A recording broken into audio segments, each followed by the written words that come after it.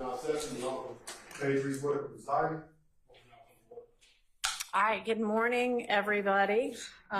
We are in session for this ongoing criminal trial. We're doing motions today and possibly for the next several days.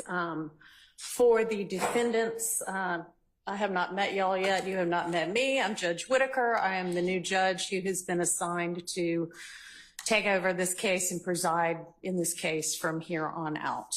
As I said to the attorneys about 10 days ago when we had a scheduling meeting, I am going to encourage the parties to engage or re-engage in any kind of plea negotiations that might be fruitful. I suspect that for both sides of this case, there is a good bit of uncertainty and a good bit of risk with continuing with this trial, with potential appeals, you name it. So just bear that in mind, and we will go ahead and get started with the various motions. So the first motion that we have is, well, they're not in any particular order, but I've tried to put them in order that I think makes sense. And the first motion that I am going to deal with is the motion filed by the state, essentially for a gag order on the defense. And with regard to all of these motions, I've read the motions, I've read the responses. If a response was filed, I have read any replies that got filed. So we don't need to take up court time rehashing what's in the motions. They're all well pled. If you have something that you want to add that was not in your written submissions, I'll listen to that. But with regard to the state's motion, which they didn't title for a gag order, but what it essentially is there anything further from the state that you would like the court to consider? Adrian Love, Your Honor. For the state, Judge, we will rest on the authority that we have presented to the court and point out to the court that since the time of this filing, other instances similar to in nature to the ones that we pointed out to the court have occurred, and we would just simply ask the court to afford the relief requested in the state's motion. All right, thank you. And anybody from the defense who needs to add anything to what's been filed in writing? Good morning, Your Honor. Good morning. Doug Weinstein for Diamante Kendrick. We will stand on our response. The only other thing I'd like to add is to point the court to the case of WXIA TV v. State 303 Georgia 428, which discusses the presumptive unconstitutionality and issues with gag orders as prior restraint. That case is with respect to the news media, but there is some analogous language in that, and I'd just like to point the court to that. Thank you. All right, thank you. All right, with regard to this motion, you know, I know that there were some things in it that suggested that certain of the defense lawyers might be running afoul of bar rules, and if they choose to take action that might put them in that kind of a situation, that's kind of up to them. And if there is a complaint filed, then they will have to deal with it. But I think that in regard to the propriety of doing that in this case at this time, I'm going to deny the state's motion. Obviously, if facts change and the state or the defense at any future time believes that it would be appropriate to consider this issue again, please raise it again. But at this point in time, we are going to move forward without instituting any kind of a restrictive order for speaking with the press in the case. With regard to the media, I'm just going to remind any of the media actors that are recording this case that the Rule 22s, they're in effect in Rule 22 period, only permits recording when the judge is on the bench. not during any recesses, and not during any bench conferences. So let's make sure that we abide by that from here on out. I was having to reference some prior live stream that was in some of the motions that were filed and some of the responses, and notice that there were definitely times, at least in what I was seeing, that proceedings were being recorded when court was not in session, and Rule 22 does not allow that. So let's make sure that we stay within the bounds of Rule 22. All right. So the next motion that I would like for us to consider is Mr. Williams' motion, and I'm just calling him by who filed it. I know that everybody has joined in on everybody else's motions, but to essentially revisit Judge Krause's factual findings in her recusal order. Mr. Steele, is there anything you want to add to what's in the written filing?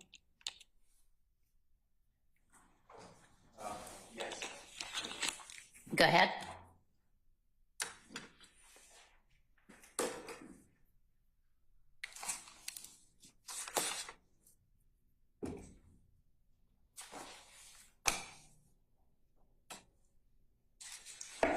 Good morning, Your Honor. Good morning.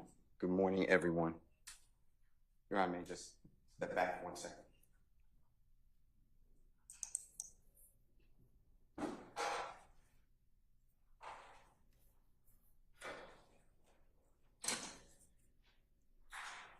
Good morning, Madam Court Reporter. I am Brian, B-R-I-A-N, Steele, S-T-E-E-L. And along with the Honorable Keith Adams, represent Mr. Williams. Your Honor, what the Honorable Judge Krause found in her result, we don't take offense to, or we agree with, actually, but when she made some comments which were that this ex parte meeting might have been, I'm not looking at her order, might have been okay if it was done in open court. I strongly, and Mr. Adams, Honorable Mr. Adams, strongly disagree with. And the reasons are in the joint affidavit of Mr. Adams and myself, dated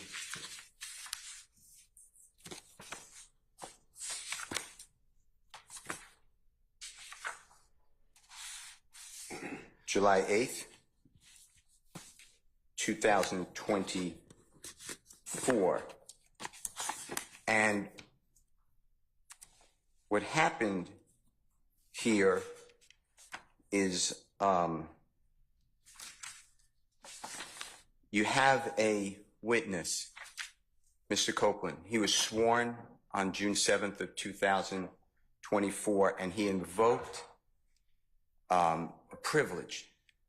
To my understanding, Your Honor, he did not have a privilege to invoke. The state, and we didn't have notice of it at the time, but the state ordered, or maybe we did have notice. I didn't have the motion, but I had the order, I believe. The state asked the Honorable Recused Court for an use immunity. So nothing that Mr. Copeland can use could be then turned around and prosecuted. So the way I understand the law is that protected anything that Mr. Copeland said was like an umbrella over him, so that anybody, federal courts, they could not use this testimony, but he could still be prosecuted.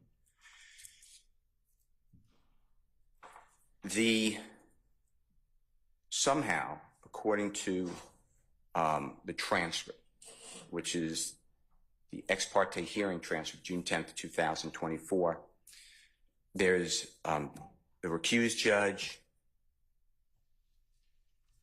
Miss Love, Miss Bumpkus, B-U-M-P-U-S. All right, and let me interrupt you for just a second. I've read the entirety of that ex parte transcript, so I'm familiar with what happened in that. So my position is nothing there was good. Everything was wrong. And I believe, as stated in the affidavit and the motion, that there was intimidation put upon the witness to change his statement. He made it very clear, send me back to the DeKalb County Jail. I'm not testifying. I have a case for the court. And based upon what you just said, if I could just get that case, Okay. and I'll be right back.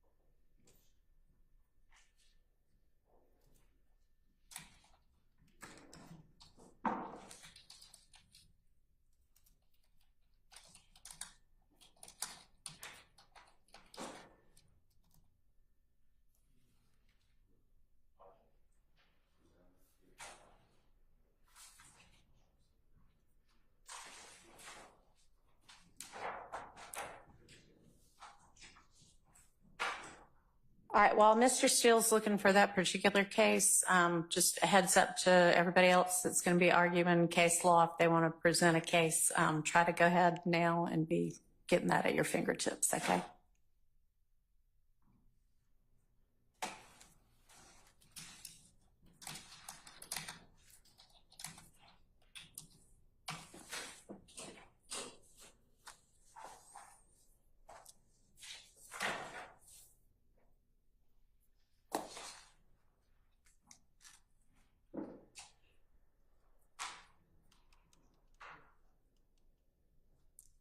Is this a case that's not cited in your? Yes. Okay.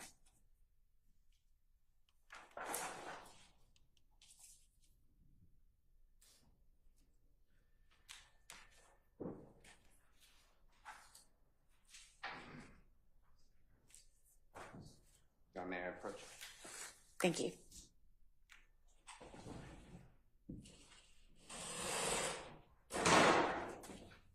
Thanks.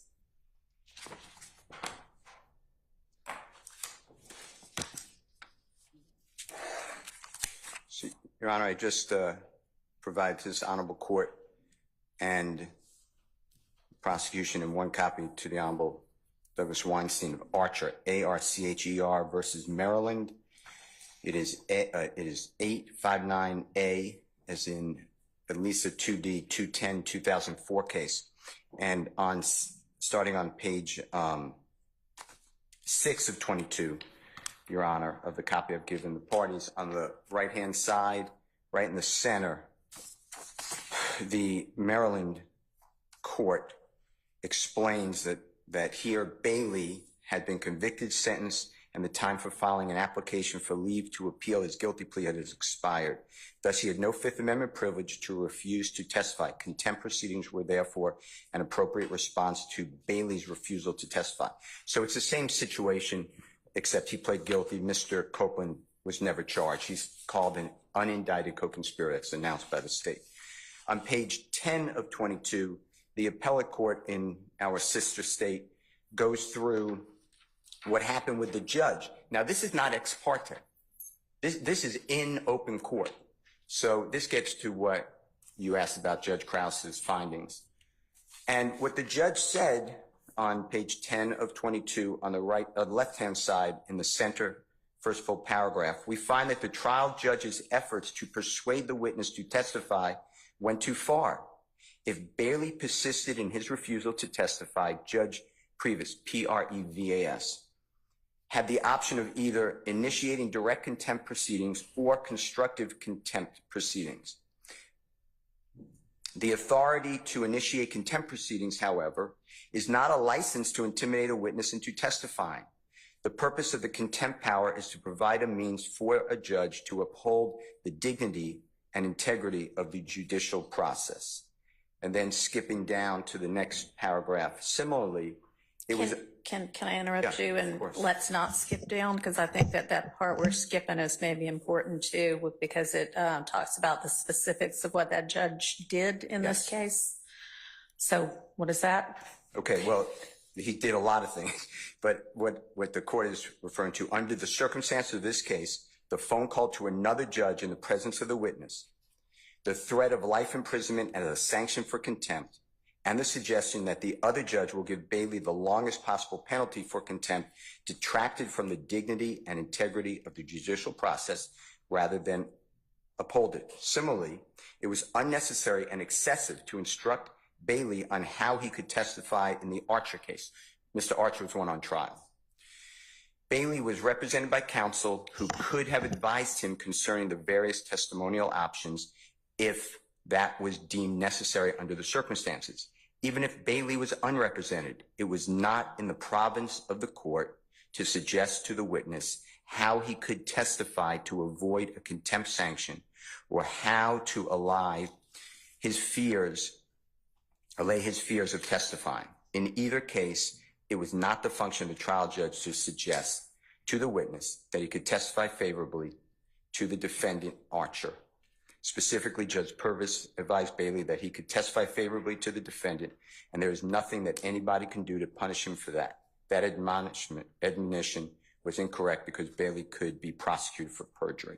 So it goes on. I mean, there's great language. And the reason I use it, I understand it's not binding precedent, is it's hard to find a case like ours, but I searched and I found this. And what happened here, as the court is aware, just to highlight, because I heard what you said, the witness said, can I have 2 weeks to go home on house arrest instead of in a county jail? His child was having a birthday. That was a big deal to him. And then I'll make a decision whether to testify or not. I want to think about it. That answer should be from the court, because the court can do anything in contempt. It can give a fine. It can give weekends. It can give house arrest. It could do nothing. It could say you satisfy your contempt. That answer to that question was done by Ms. Hilton in front of the judge. Ms. Hilton said, no, you cannot. You have to go to jail. I find that offensive. This is my words. And that's why I'm disagreeing with Judge Krause. Number two, Mr. Copeland said in that meeting, everything I said was a lie.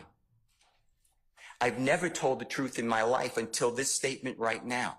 That is like bullseye of Brady. It was hidden from us. It came out later, but it was attempted to be hidden. All right, so that's in the context of another motion of yours, right? So let's focus on this motion for now. My point is, nothing was done appropriate. I mean, and I don't want to get into, and the state actually filed a motion later saying the Honorable Judge Krause already ruled on this. I didn't know that they would do that, but I already said, I'm not accepting those factual findings, respectfully, because they're wrong, A, and B, they weren't even needed for the finding. Another issue that came up is Mr. Copeland was told how to testify. I don't know how this happened because I don't have the questions. But Judge Glanville told the state in front of Mr. Copeland and his lawyer, didn't you give Mr. Copeland the state's questions that they're going to ask him? I don't have those questions. The judge said to Mr. Copeland, remember what Miss Love told you. Unless you tell a big whopper of a lie, these are not quotes, you're not going to get in trouble. That's not in the transcript. So something happened outside the transcript. Those are just a few issues. There are more. They're all in our affidavit. But those are a few issues that when Judge Krause said everything that was done, if it was done in open court, was appropriate, everything that was done is intimidating a witness. And it changes the complexity of the case. Because what you will find out is Kenneth Copeland, these are my words, made misstatements to law enforcement. He made 6 statements. They're all audio, video recorded, except for 2. They track over 16 hours. The judge told him, and Miss Hilton told him, and Mr. Copeland said, you previously told me, meaning Miss Hilton, I could just say I don't remember. I don't recall. And the judge said, yeah, you won't get in trouble for that. Well, what that does as under Georgia law is that triggers a prior inconsistent statement, which is all that the state wants him. Mr. Copeland is just here for his prior consistent or inconsistent statements. And that's what happened in the Archer case. That's why they're saying the judge said to Mr. Bailey, you can even testify for Mr. Archer. You won't get in trouble. because, and it explains in the Maryland case, because that would trigger and open the door to prior statements, which is all the state wanted. So to me, as found by the Maryland court, this is intimidation. There was nothing appropriate, and the Honorable Judge Krause, I'm confident, did not have this case, but I respectfully disagree, and that's why I wrote that motion. All right. Anybody else? And I know that there is another, or there are a couple more motions for mistrial based on the ex parte that talk about coercion and things like that. And I'd rather take those up in the context of those motions. So if that's what you want to argue, hold off. Otherwise, come on up.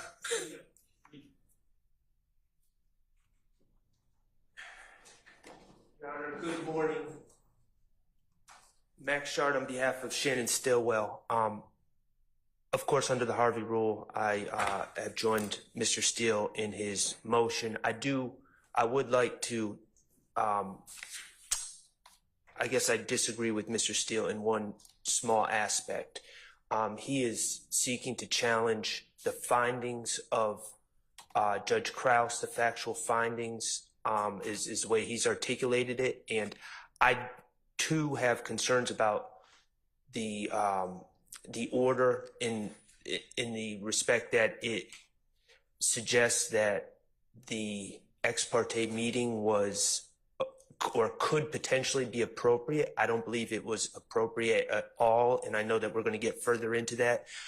But Your Honor, I would my disagreement in where I want to veer off from what Mr. Steele was saying is that I don't believe that they're factual findings. They're not necessary for her ruling.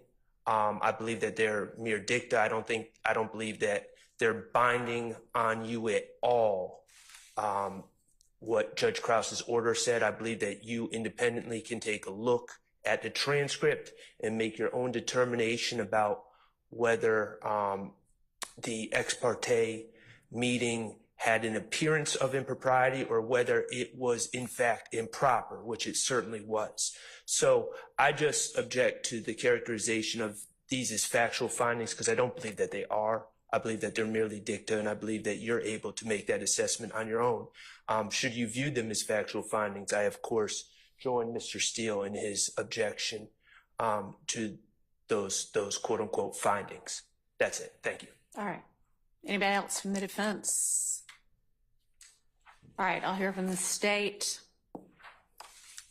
And I know you haven't had a chance to see and absorb the Arnold rule, I think Arnold, the case that Mr. Steele just, Archer, shared with us before now, but.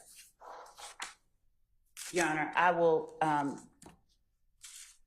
use it as he has presented and just point out the most obvious omissions and distinctions that I see present with the Archer case. Mr. Steele stated to the court that Mr. Copeland had no privilege to invoke. He spoke about what did or did not happen during the meeting, during the hearing in chambers. I would ask that the court, as the court has already read the transcript, that the court take note of the differences between what occurred in the hearing and what Mr. Steele has represented to the court.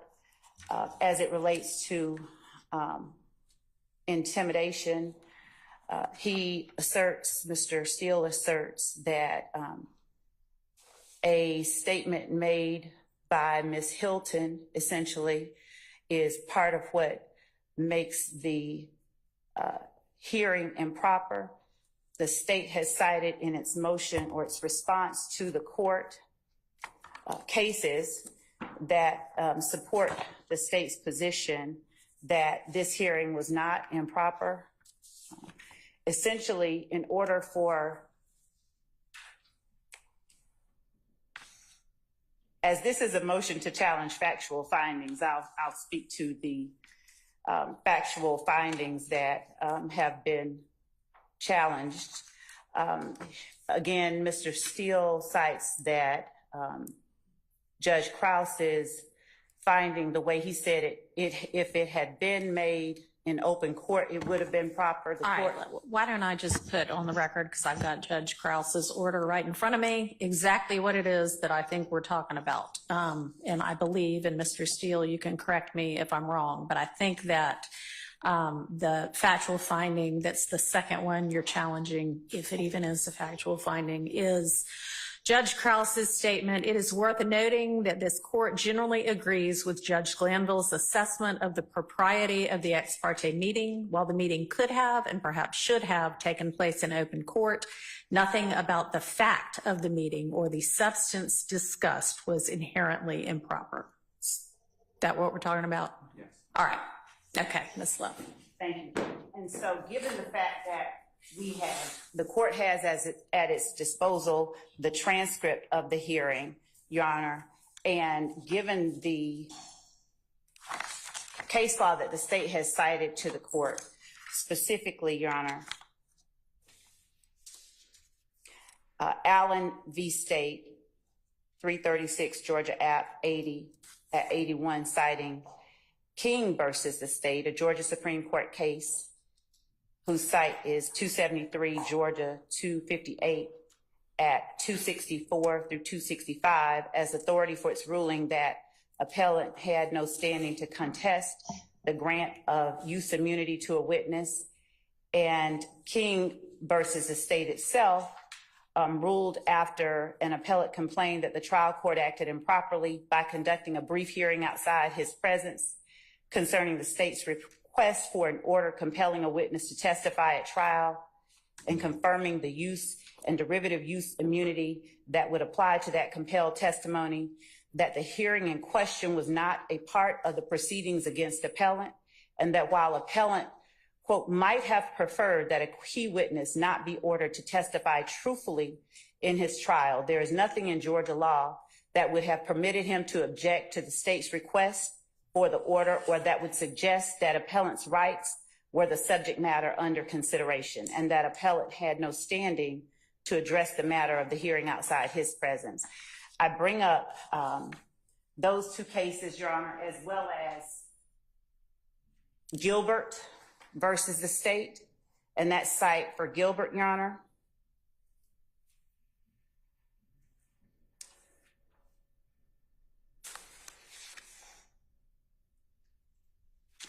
is 306 Georgia App 776 at 777.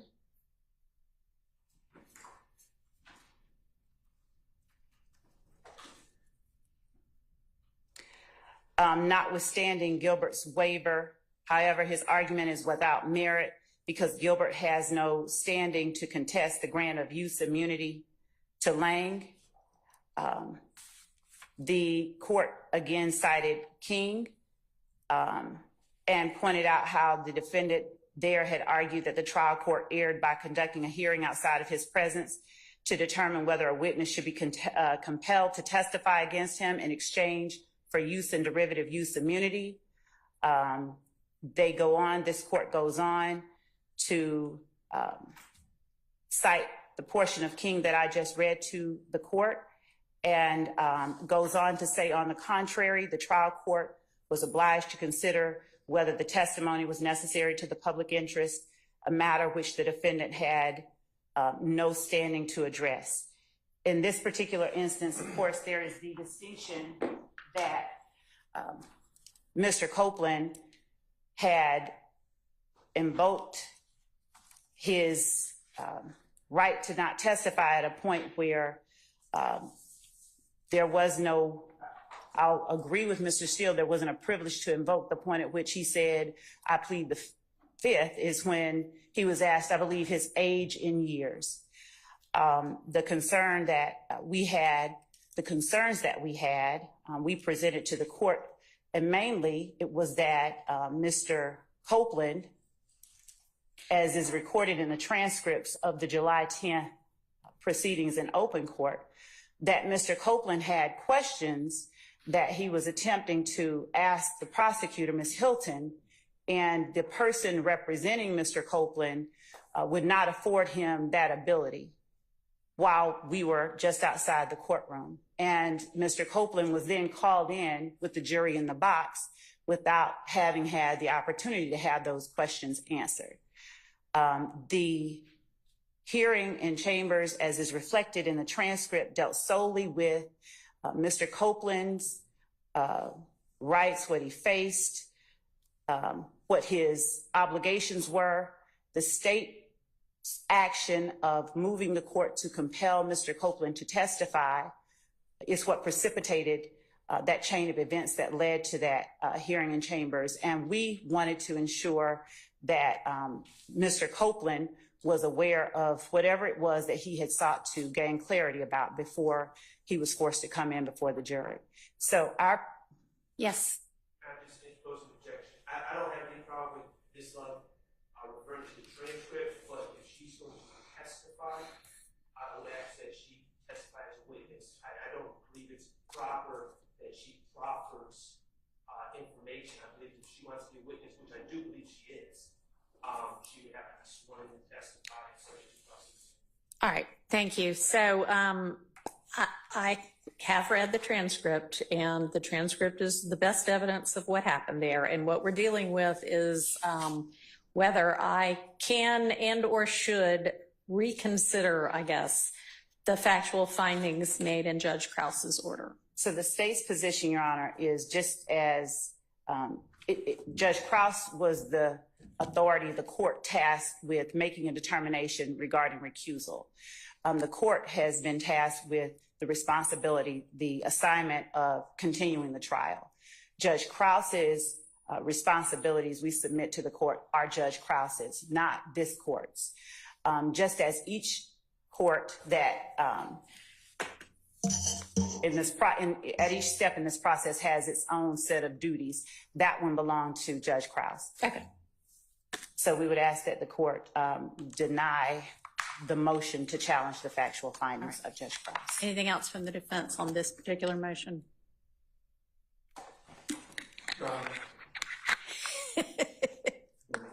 Has there ever been an attorney invited to talk who didn't take the opportunity? I took a pass a couple of times, Your Honor. Doug Weinstein for Mr. Kendrick. The only thing I want to add is that the King case and the Gilbert case are about a different circumstance than we are objecting to and complaining about here. That is a hearing about the issue of whether the immunity should be granted by the court. Presumably that was done in this case sometime prior to Mr. Copeland's testimony on the 7th. What we are concerned about, object to, believe violate our client's rights, is the ex parte meeting that took place in chambers on the 10th, far after that immunity decision was made, at least just speaking with respect to my client, Mr. Kendrick. Okay, thank you. Anybody else? All right, with regard to just this particular motion, which is styled a motion to challenge essentially Judge Krause's factual findings in her recusal order. It appears to me to ask this court to almost sit as a reviewing court and find certain factual findings to be erroneous. And this court doesn't have an ability to do that. The time to have filed or sought a certificate of immediate review has passed. I can't really sit as a reviewing court over a fellow superior court's order. To the extent that it is a motion to reconsider that court's order, that's a little bit closer to something that I might be able to do, but I can't really do that either. That, as Ms. Love correctly pointed out, was a motion to recuse Judge Glanville. It was before Judge Krause, not this judge, and she granted the relief that the defense sought. I understand that the defense does not like some of what might be factual findings in there. There are other motions before this court right now for mistrial based on that, and I think it is more appropriate that I consider them in the context of that than going back and essentially undoing potential factual findings made by Judge Krause.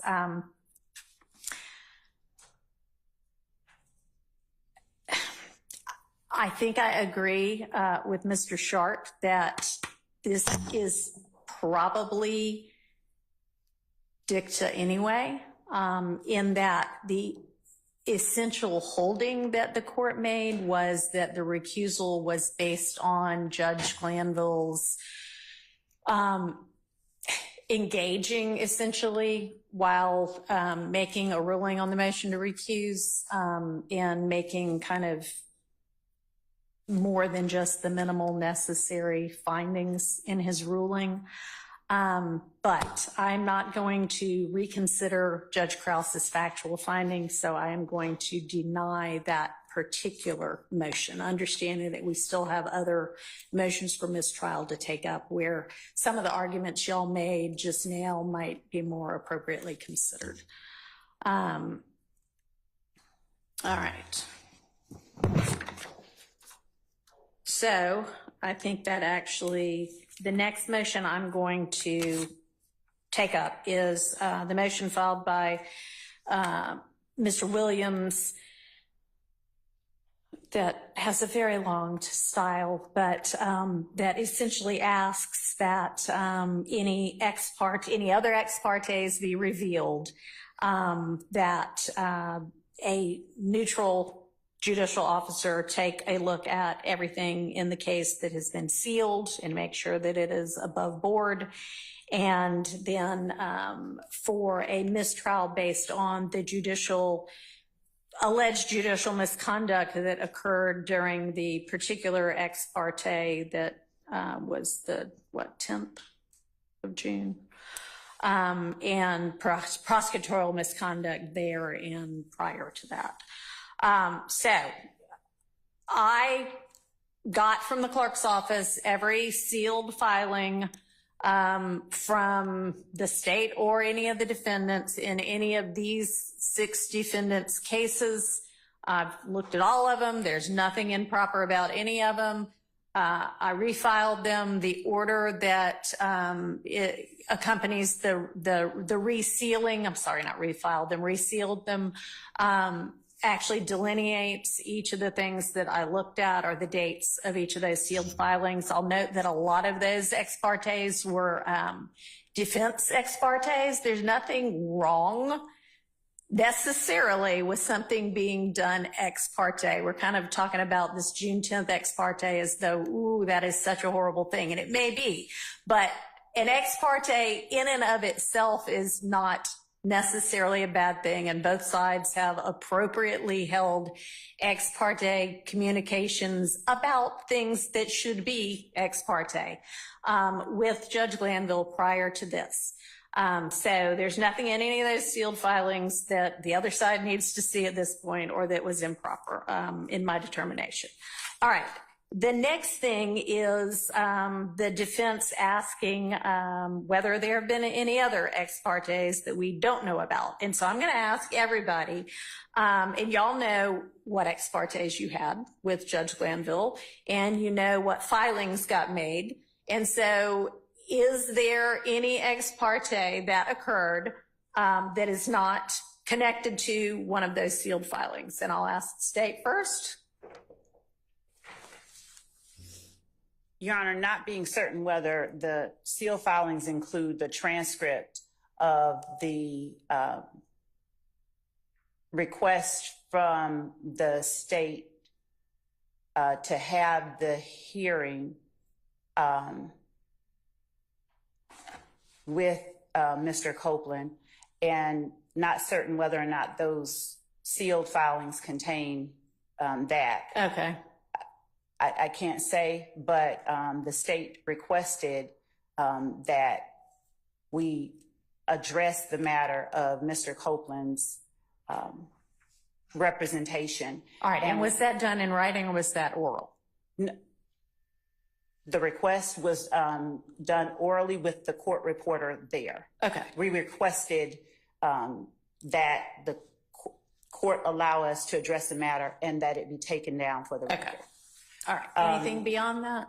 Yes, there was also the state's request for a material witness warrant for one of the.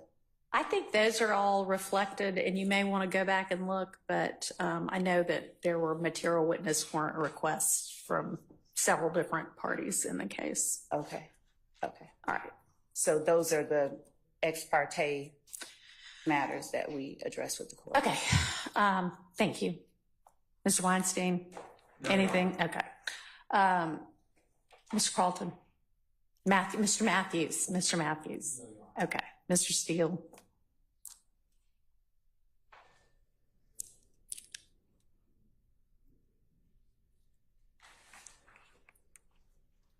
To my best memory, which I believe is accurate, there were 2 meetings with recused Judge Glanville.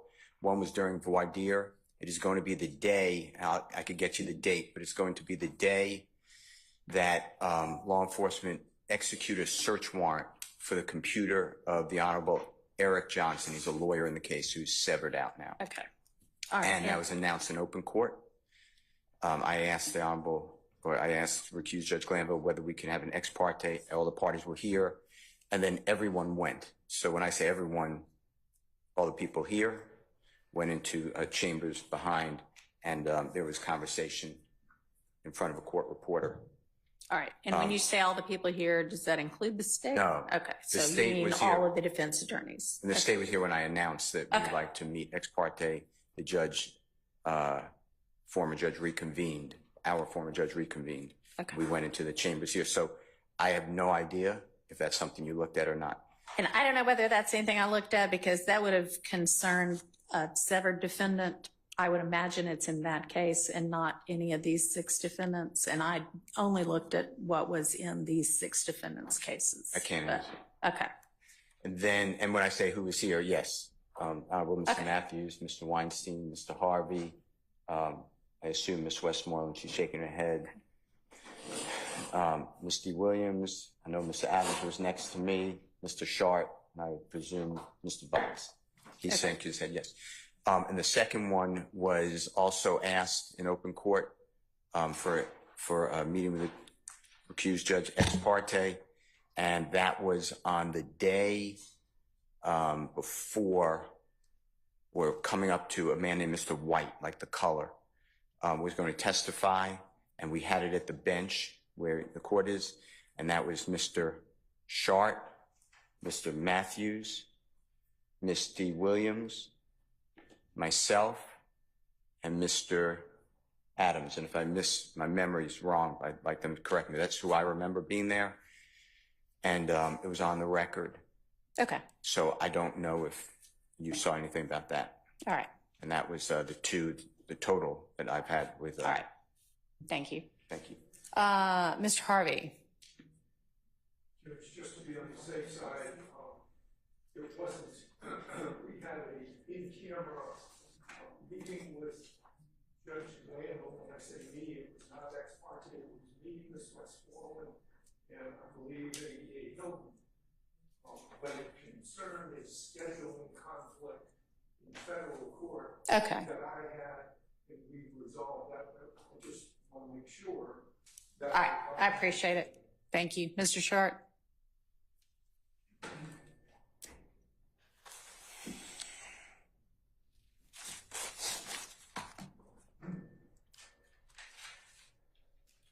Your Honor, to the best of my recollection, I recall being with Mr. Steele in the announced ex parte regarding that gentleman, Mr. White.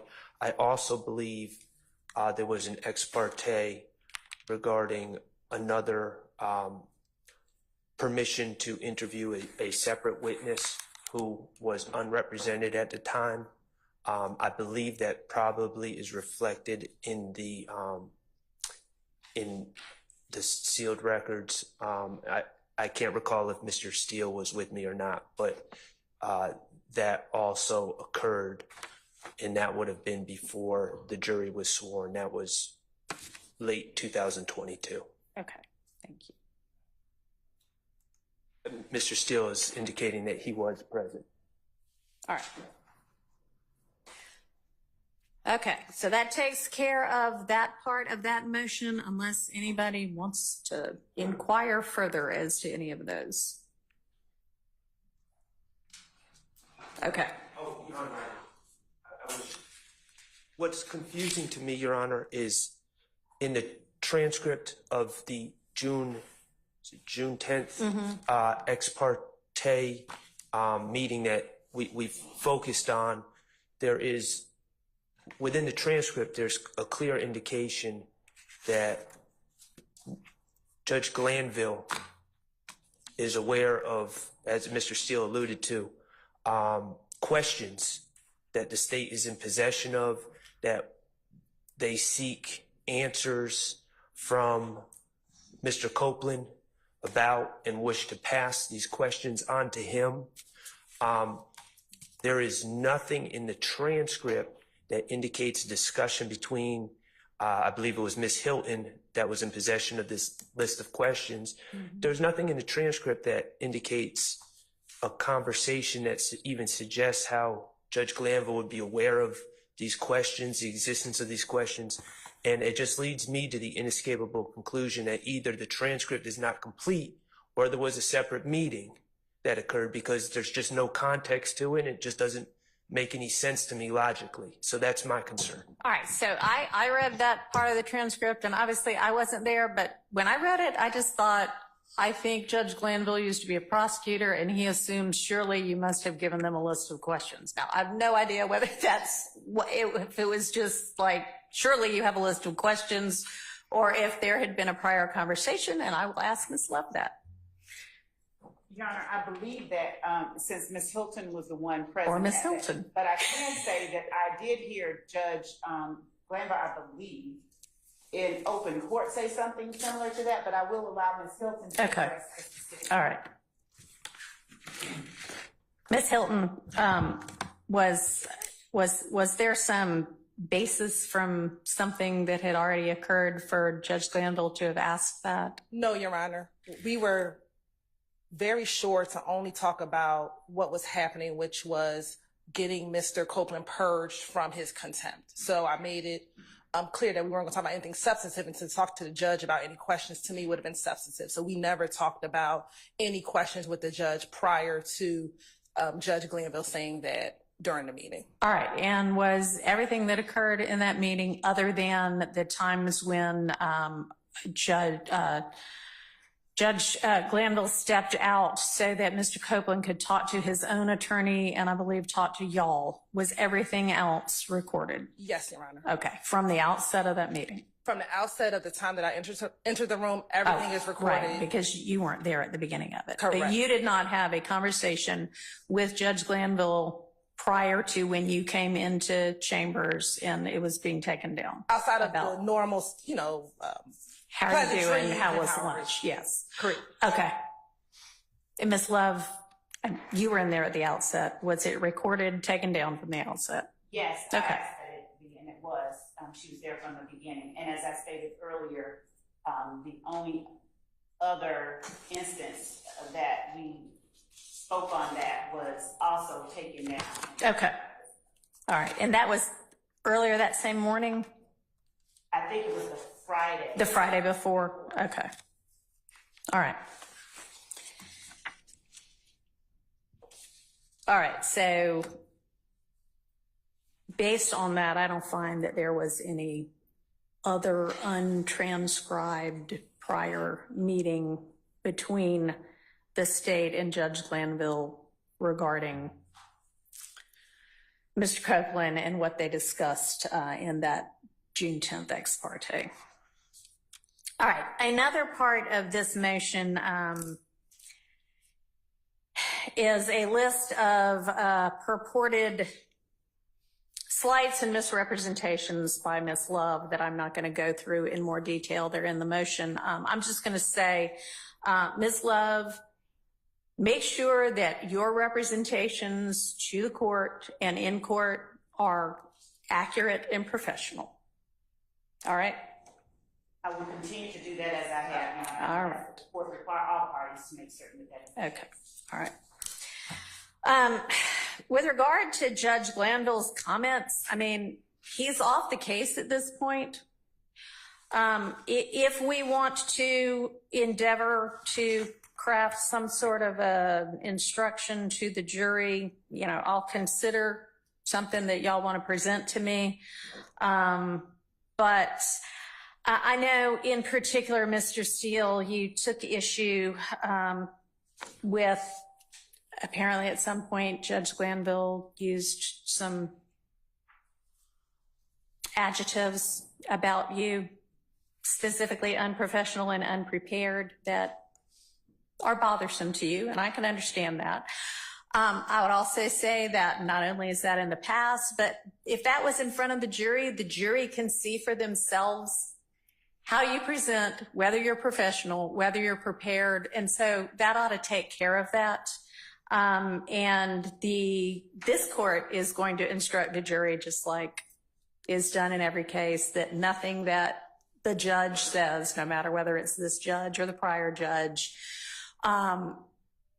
is evidence. It's not supposed to indicate any kind of a bias one way or another. And so I'll give those those instructions anyway. And if you want something additionally curative wise, I'm willing to entertain that as well. Okay.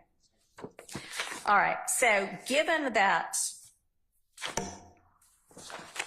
Judge Glanville is now recused from this case anyway, and I have instructed Ms. Love to conduct herself with professionalism, I am going to deny the motion for mistrial as it is sought and on the bases on which it is sought in this motion. Your Honor. Yes. I just asked for clarification whether the court is finding that there were any unprofessional or... I am not making any such finding. Thank you. Yes. I think we just, maybe I was lost for a second. I think we switched to a place where I didn't believe we were at, or I didn't understand the discussing regarding a mistrial. I didn't really understand us to be at that point in the motions yet. And I just wanted to be clear for the record, to the extent that a mistrial was denied. Mr. Stillwell, it has been we never requested a mistrial. Okay. And to the extent that a mistrial's been denied, I just want to be clear that Mr. Stillwell has not requested a mistrial. And when we were going to move on to Mr. Harvey's specific request for a mistrial, yeah, I hadn't gotten to that one yet. Okay. All right. I appreciate that. I just want to make that clear for the record. Okay. Thank you.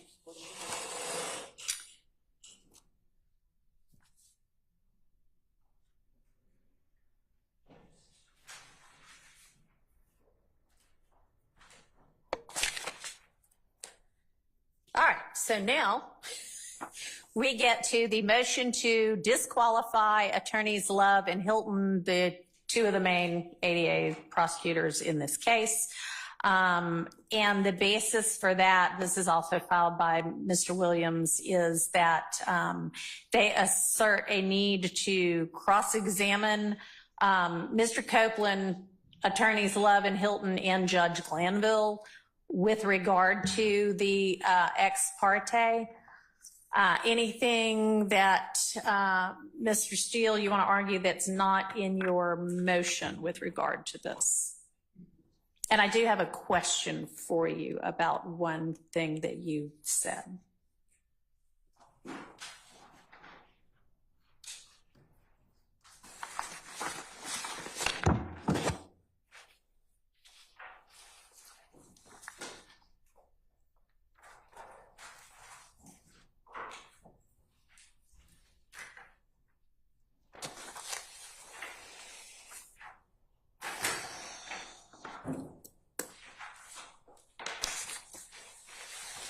Yes, Your Honor.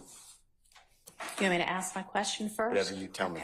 So in your paragraph 3, you assert that Judge Glanville provided legally incorrect information to Mr. Copeland. I just want to make sure I'm clear as to what you assert that legally incorrect information is.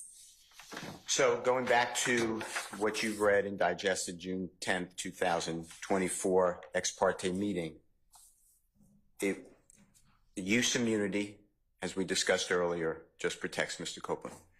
What Prosecutor Hilton and what Judge Glanville were telling Mr. Copeland was, you can say lies, as long as they're not big lies, and you will not be prosecuted.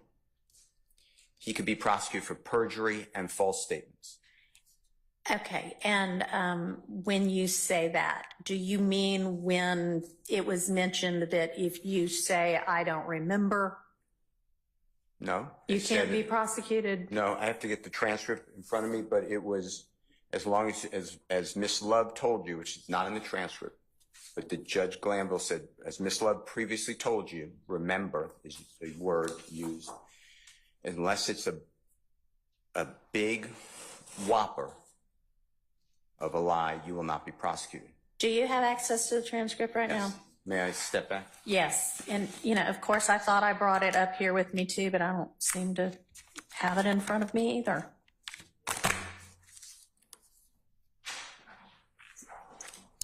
Can you go see if it's on my desk somewhere? I don't know how it couldn't be here, but thanks.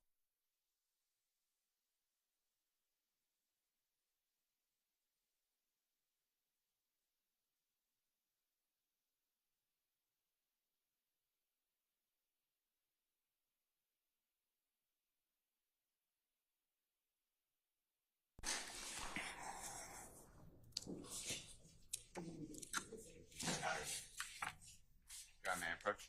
You may. And I'll give that back to you. I've got a copy somewhere. Just given that we're using a borrowed bench in courtroom, I don't have everything at my fingertips. All right.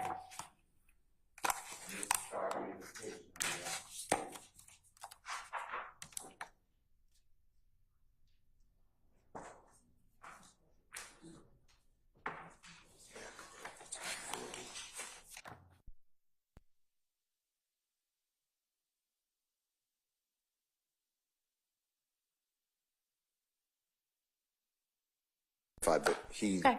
handed me from the transfer of the ex parte hearing June 10th, 2024. He directed me to page 40. It's Judge Glanville speaking, line 20. What will get you in trouble is you not, is you just invoking your Fifth Amendment privilege because you have been given immunity.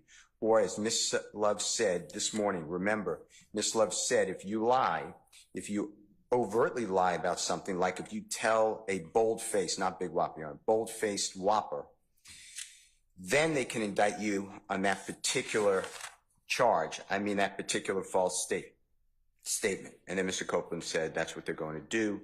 Then there's conversation by Ms. Bunkus. That is what I was saying. You will be right back here. Then Ms. Hilton said on page 41, line 5, but if you say something that you know that you did not do, like you admit to something you know you did not do, whether you, and then Mr. Copeland said, like murder, don't have, like, no statute of limitations, right? Ms. Hilton said on line 10, but if you didn't do it, I can't charge you with something you didn't do because I don't have any other evidence but you saying it. Mr. Copeland saying, but y'all don't like ... His lawyer said, you could charge him with false statements and he will be back in jail. That's what I'm trying to say. And then Ms. Hilton on line 17 said, but if I know that you're lying about that, I do not intend to do that. If I know right now he's lying, I know he's lying, I'm not going to charge you because I don't know your reason for doing that. But I'm not going to charge you when I know you didn't do what you were trying to say you did now. And that can be part of this. I know you didn't do it. And the judge is there. So I hope that's answered your question. There's another space that I can find. I just need a second. But it's the judge saying you won't get in trouble. He says that throughout. You can say, you don't recall, you won't get in trouble.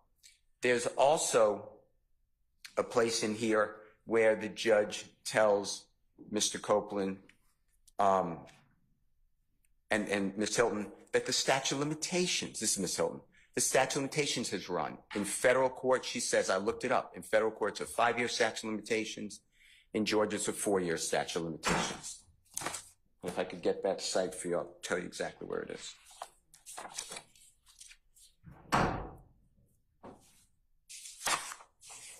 What page? I'm being told 24, Your Honor, but let me check. Mr. Adams said 24 going into 25. Your Honor.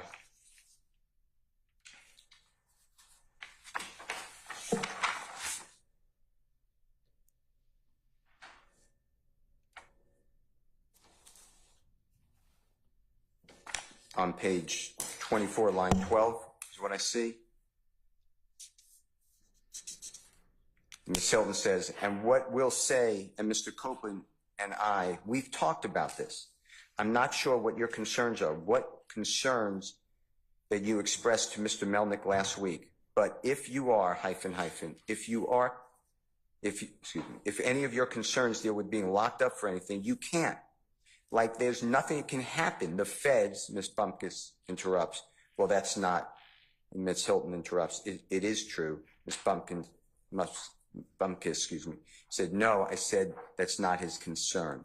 Ms. Hilton said, if it's his concern for his safety, we need to know that. Like that's not expressed. So we don't know what the concern is that we can try to resolve the concern. This is what I'm saying, Mr. Copeland and I have had conversations before going to page 25, Your Honor, and here it is. I understand some of his concerns is potential criminal liability, hence why we gave you immunity. The federal statute of limitations done. The state statute of limitations done. So there is nothing, like I researched it this weekend again, both those statute of limitations for what you and I talked about, which is a 2015 or before done. You cannot be prosecuted for anything you testify federally or statewide, immune, period. So if that's a concern, there is none because you cannot be prosecuted. The federal statute of limitations is 5 years. So anything 2015, 5 years would have been 2020. Anything statewide is 4 years. It would have been 2019 finished. Your Honor, that's just not true. He's an unindicted co-conspirator in this case. It sounds to me like they're talking about some kind of particular crime he might or might not have committed that he might be testifying about, and whether it obviously wouldn't be murder because, as he recognized, murder has no statute of limitations. But that sounded like it was a really particular crime. You can't tell a person, I wouldn't tell a person, how about that? You can't be prosecuted because statute of limitations ran when you know he could be prosecuted in our indictment. The state is saying— Agreed. Yeah. That appears to me to be talking about something very particular that they've had, like a particular crime they had conversations about, and not overall broadly, you can't be prosecuted for anything. I don't know. Okay. I don't read it like that. All so on the next page, page 26, it's again, Ms. Hilton, line 2, you will not. This order, I don't know if— Can I interrupt you for just a second, Sure. too? And I'm sorry, and I do want to hear, but is there anything else that Judge Glanville said that you believe is legally incorrect information? Yes. Okay, because I want you to address that. We need you to testify. Why do we need you to testify? That Mr. Copeland had to stay in custody till all 26 criminally accused have their case disposed of? That's not true. Okay. That's wrong. Yeah. And that is on— that's on page 36 of the transcript, lines 3 through, the discussion's kind of lines 3 through 9. At some point, civil contempt becomes punitive. Civil contempt is supposed to make the person do the act. If the person's not doing the act, at some point, it's just not effective. So it has to be then given a date certain. You can't just hold a human being in custody until all 26 people, some of them don't have lawyers forever. Yeah. That's what Judge Glanville said. That's the problem. So I'm just being transparent. We're going to have a situation where Mr. Copeland's testifying. At some point, I'm going to be able to ask questions. I'm going to ask him, was there a time on June 10th, 2015 that you found yourself in an office with a judge? Was this person who I'm pointing at there? He'll say, I believe no. But the transcript says, exactly, you spoke with Ms. Love earlier. If we get to that, that may be something that you are able to examine him about. And I do think that, you have the transcript, and I know everybody has said, oh, there was Brady in there. Y'all got it all now, so it's not Brady anymore. If it even was before, y'all have it. You can use it at trial. I think you can appropriately examine Mr. Copeland if he decides to testify on some, maybe all of the things that happen in there. That may be something we have to hash out a little bit more. But let's not get ahead of ourselves. So with regard to legally incorrect information that the judge gave to Mr. Copeland, the two, page 4041, 2425, and then the one that I cited that you mentioned about all of, you may have to stay in jail till all of the co-defendants trials on page 36. Anything else? We need you to testify. Nobody needs him to testify. I mean, he could do whatever, it's America. He could do whatever he wants. He could sit in a jail. Okay. He has to pay penalty of perjury, but that's what judge. And they also tell him how to testify. Judge Glanville tells the lawyer first. If you remember, I could get you the transcript. You remember, you're shaking your head. Judge Glanville tells the lawyer. Yeah, if you've got a transcript cite, I think the more clear we are, the better. Okay. It's at the beginning when Ms. Love was there. Hold on one second.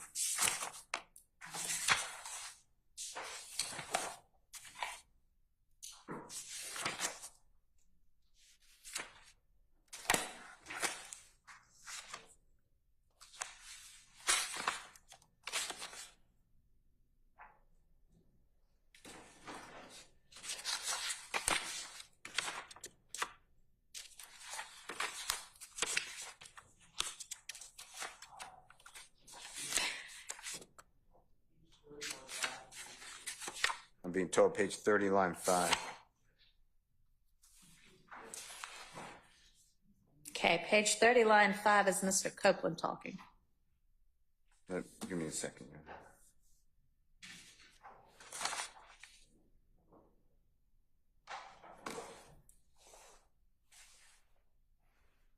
Okay, so I start with page 8. Page 8, Mr. Copeland's not there. Mr. Copeland doesn't arrive until page 23. Right, and you asked where the former judge was asking questions that I'd like No, to know. where he gave legally incorrect information to Mr. Copeland. Okay. Which is what you put in your motion. Well, okay, and page 8, though, if you take in consideration, starting on line 9, the former recused Judge Glanville is telling the lawyer for Mr. Copeland, now, to be fair, I think Ms. Bumpkus, as an advocate or anybody, has got to tell him, meaning her client, he's going to face some pretty significant cross-examination. And then Ms. Bumpkus says yes, or excuse me. Was that legally incorrect? I would think, given this defense team that's been accumulated, that's probably accurate, even though it wasn't said to Mr. Copeland. The judge, though, and the motion is, calling the judge and the prosecutors and disqualifying prosecutors. The judge has stepped out of his role as a judge. What judge tells a lawyer, tell your client, whatever the words are, you make decisions, obviously, but this is how I read it. Tell your client he's going to face significant cross-examination. And you know what else? The judge goes further. The judge starts telling him that the client, he's telling Mr. Copeland that the clients are guilty. Mr. Copeland's not here at this point in time. This is his attorney, Ms. Bumpus. All right, let me get that for you.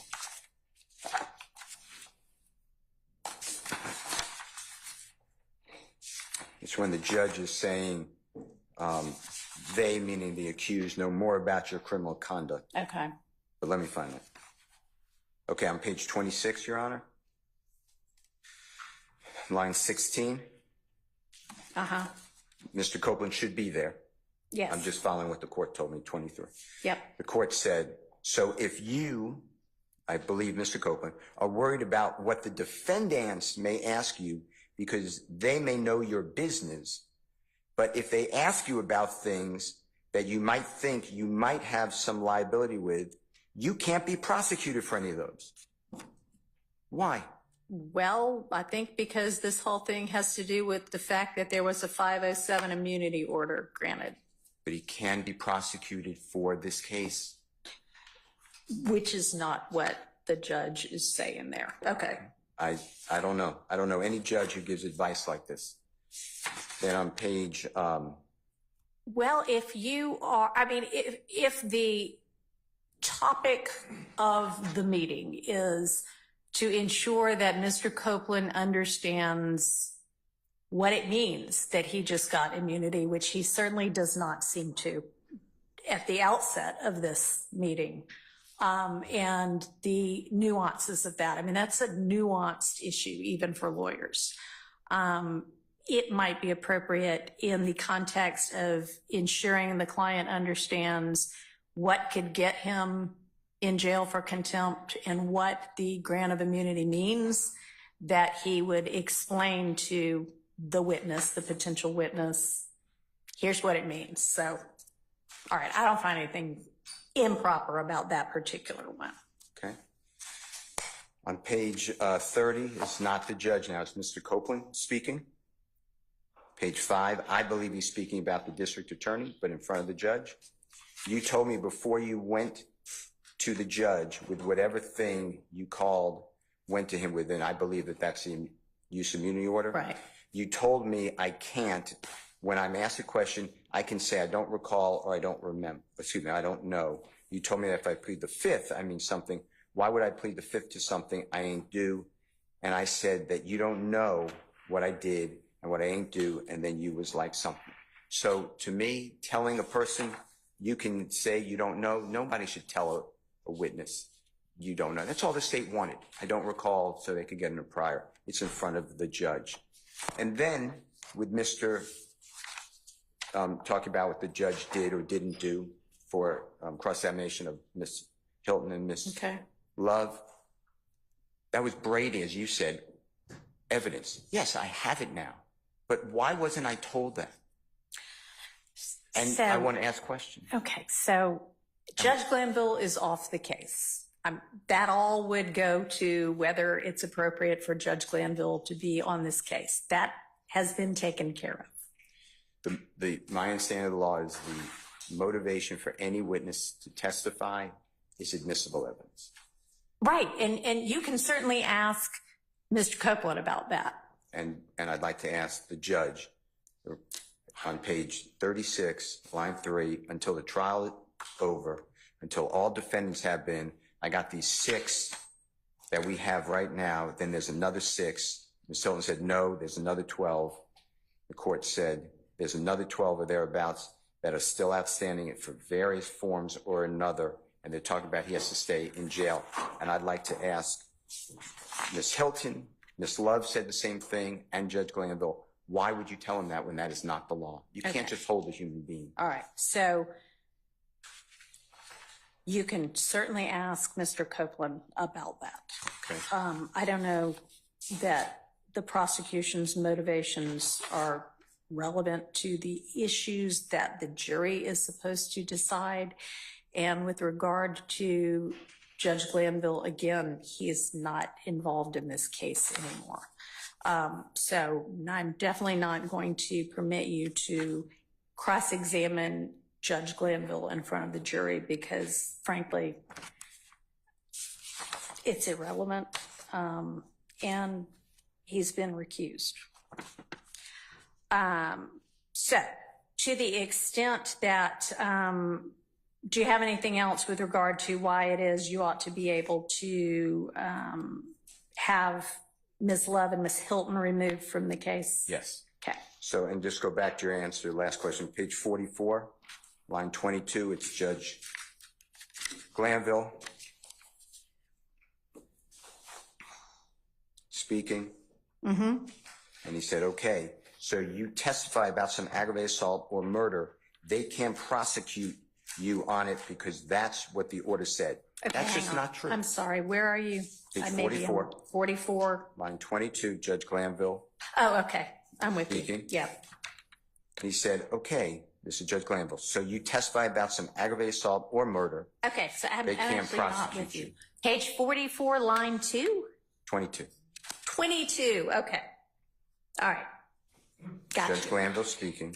Okay, so you testify about some aggravated assault or murder. They can't prosecute you on it because that is what it says on the order. And that's not true. They can prosecute and they can't use his word. Okay. All right. I will take all of that into consideration. I don't think that I'm going to make a ruling on this particular motion today. I want to take a full look at all of it in context, because I do think we have to consider it in context, but I will note that one down as well. So let me then answer your question directly. So what's going to happen in my mind's eye is I'm asking all these questions to Mr. Copeland. He's answering however he answers. I am pointing fingers at the two prosecutors. That mandates that the jurors have to rate their conduct that happened outside the jurors' purview. I am saying that he being Mr. Copeland, was given erroneous legal information. He was encouraged by the holding of hands of Judge Glanville, Miss Love, and Miss Hilton, that they all intimidated, coerced, directed, encouraged, whatever the right word is, Mr. Copeland to do what they wanted him to do. It's in the transcript. We need you to testify, Judge Glanville said. Mr. Copeland will say, I don't know what he was going to say. But yes, I felt that. I felt that they were not going to let me out of jail. I can't then have, nobody should have, then lawyers stand up when the jurors now need to rank what they are doing in the case. Their conduct is at issue. I'm not making them witnesses. I'd rather they stay on, to be quite frank with you. They made themselves witnesses. And the reason is because they injected themselves in such a, my opinion, inappropriate communication with a court and a sworn witness who did not ask any questions. The gentleman was represented by known counsel. He says, and it's in here, I could give you the page, but there's no reason. Take me back to the jail. Judge Glanville said, do you want to talk with your lawyer, me, or the state? Why would a judge say speak with the state and go around the lawyer, even in front of the lawyer? So all of this to me is very at the heart of that gentleman's testimony, his credibility, and it invokes and puts into effect the testimony and credibility of Miss Love, Miss Hilton. I can't ask anyone on the earth. I have a transcript, but I can't ask Mr. Copeland, why did Miss Love tell you? Or tell your lawyer, if your lawyer told you. And I'm not going to, I understand I have to stay away from attorney-client privilege, but did you ever find out this statement? And if his answer is yes, because Judge Glanville said, remember, Miss Love told you. We just read that. I want to talk about that. And then at some point, I want to ask Miss Love, why would you tell a human being that he's going to just rot, in my words, rot in jail until 26 people are gone, which is not the law? And Miss Hilton, why would you tell him that if he lies, and you know he lies, you're not going to charge him? Why? Okay, And those promises were not given to us. They were hidden from us. And Judge, this did come out. Your Honor, this did come out. I got it now. I understand that. But if you look back at June 10th, 2024, about 11 o'clock in the morning, not the ex parte hearing. Recused Judge Glanville comes on the bench.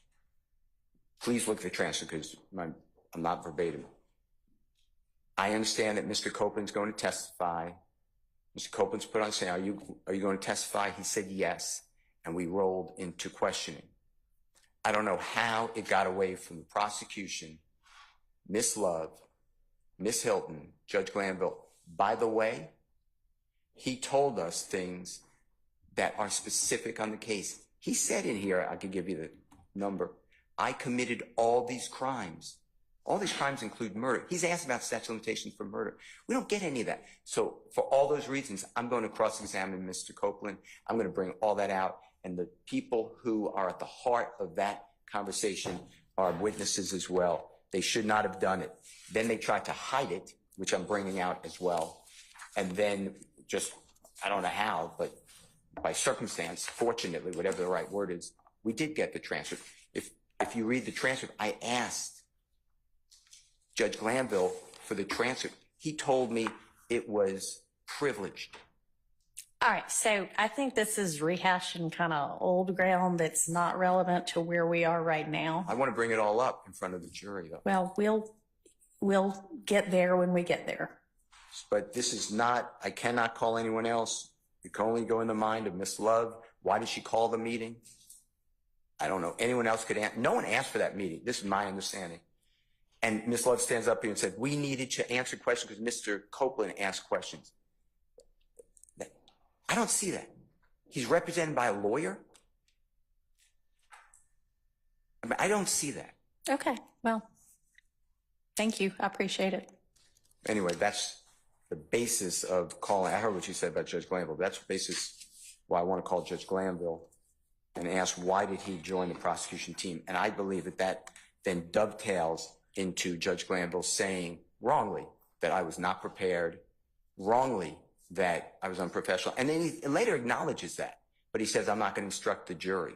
So the jury's never heard that. And I heard what you said, that you'll instruct the jury, but I'm going to argue that that instruction, that the judge has no role in the case except, it's not verbatim, but except to make sure that the parties, every party has a fair trial. I'm going to tell the jurors that didn't happen. Okay, well, we'll see whether that's going to be something that is permitted argument or not if we get to that.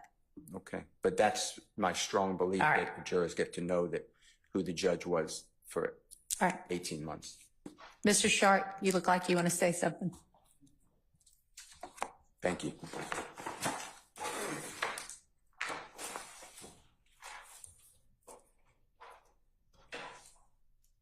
And I'm trying not to focus on things that we're likely to discuss. Okay, and yeah, remember that this is the motion to disqualify Ms. Love and Ms. Hilton. Right. I would just like to stress one point that, Your Honor, I know that you have joined us and weren't there on June 10th. I think it's important to remember when we're talking about the potential to call the prosecutors as witnesses. My understanding, I know I didn't call an ex parte meeting. My understanding is that Kenneth Copeland did not request an ex parte meeting. My understanding is Caleb Bumpus nor John Melnick, who served as counsel for Kenneth Copeland, did not call for an ex parte meeting. They did not express any concerns. The state called for an ex parte meeting. And in the beginning of that ex parte meeting, with Judge Glanville explaining the need for the ex parte meeting, the state made statements to Judge Glanville that accused Attorney Melnick of violating his oath and of not fulfilling his professional responsibilities and representing Mr. Copeland. They strongly insinuated that myself and Mr. Steele were somehow in cahoots with John Melnick and were somehow, I guess, obstructing justice, tampering with a witness, intimidating a witness. They presented the judge. And mind you, this is an ex parte meeting where I was not allowed to respond. Mr. Steele was not allowed to respond. Ms. Love stated to the judge, well, Mr. Melnick sent Mr. Steele and Mr. Shard an email, and he may have inadvertently included us, possibly by mistake, and was communicating with them that Mr. Copeland would not be testifying. And we don't know what they have going on between them, and I guess we were just lucky to be inadvertently included, CC'd. Judge, I have the email. I believe it's in the record. I can show you the email. The state's not CC'd on the email. It's to the state. Okay. So that was a misstatement. Convenient. There's absolutely the reality is the state was meeting with Mr. Copeland behind the back of his attorney. The reality is the defense was pristine in their duties in dealing with an attorney and not with a represented individual. And somehow the state in this ex parte meeting where we were not allowed to respond or even to hear the accusations, they suggested that the purpose of this meeting was based on this behavior by defense attorneys and Mr. Melnick, which was completely fabricated and offensive. And again, we weren't there. That's the problem with these ex parte All right, meetings. well, I'm going to get a transcript. I have just typed a note to Judge Glanville's court reporter requesting the transcript of the request for the ex parte itself. So I'll find out what it said and I'll share it with everybody. Okay, well, that's in the beginning of the transcript that you have. It's in the first 6 pages, I believe. In fact, page 3 to 4. Okay. Page 3 to 4, they talk about this email, and we have the email. Oh, no. I know the email. Okay. I'm talking about, I'll get the transcript of the Friday request as well. But yeah, I've seen the email. It's made an exhibit, I think, to the ex parte transcript. And just so we're clear, and the reason I say that's important, because again, why are they doing this? What was the purpose of the meeting? Because that couldn't have been the purpose, because their stated purpose was completely inaccurate. And I would invite the court, I believe it's in the record, but we can certainly provide a copy of said emails.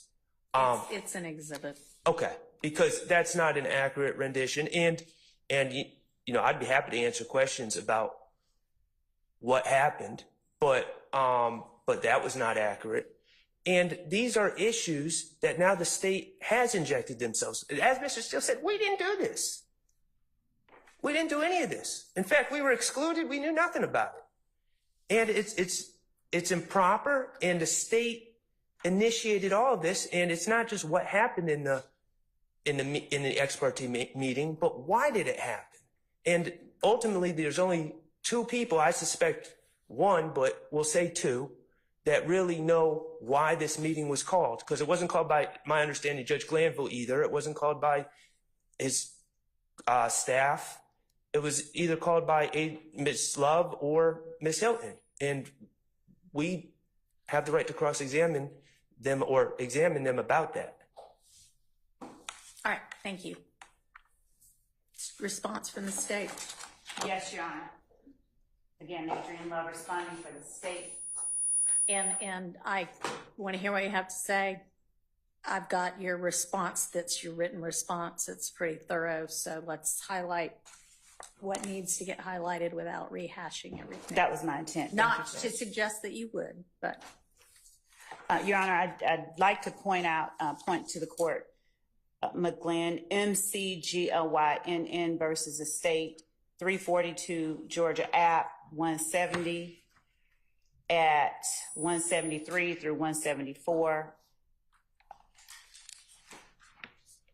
In McGlynn, the court notes, while Webb dealt specifically with statements made by a trial judge, this court has previously noted that either judicial or prosecutorial intimidation that dissuades a potential defense witness from testifying, or the defense can, under certain circumstances, violate the defendant's right to present a defense. However, such analysis must be undertaken on a case-by-case basis. Here, we note, as did the trial court, that nothing in the record suggests that the statements made by the ADA to the witness were legally inaccurate or misleading. In fact, the ADA's comments seem to have been confirmed by the witness's own attorney, who, unlike the ADA, is charged with acting on the witness's behalf and protecting his rights and interests. As we observed in Terry, the potential for unconstitutional coercion by a government actor diminishes when a defendant's witness has consulted with an independent attorney. That these statements by the ADA were later perceived by the witness as threatening is wholly irrelevant to our consideration of this matter. The court has held that the state is duty-bound to inform the witness of the possible consequences of admitting under oath facts that could place the witness in legal jeopardy, including notifying the witness that the criminal law would be enforced to the full extent against those who violate it. And that's the court citing Murray versus the state, 157 Georgia App, 596 at 598. As of course the court has noted, we have included in our response the applicable case law that we believe is most relevant to the court's consideration of the motion to disqualify. In this particular instance, Your Honor, I would assert that the why of any particular proceeding is not a material issue, is not something that is relevant to the juror's determination of the guilt or innocence of either defendant in this case. It's not in any way. It's, if anything, it would be the effect of anything said on the witness themselves, and the witness himself could testify about that.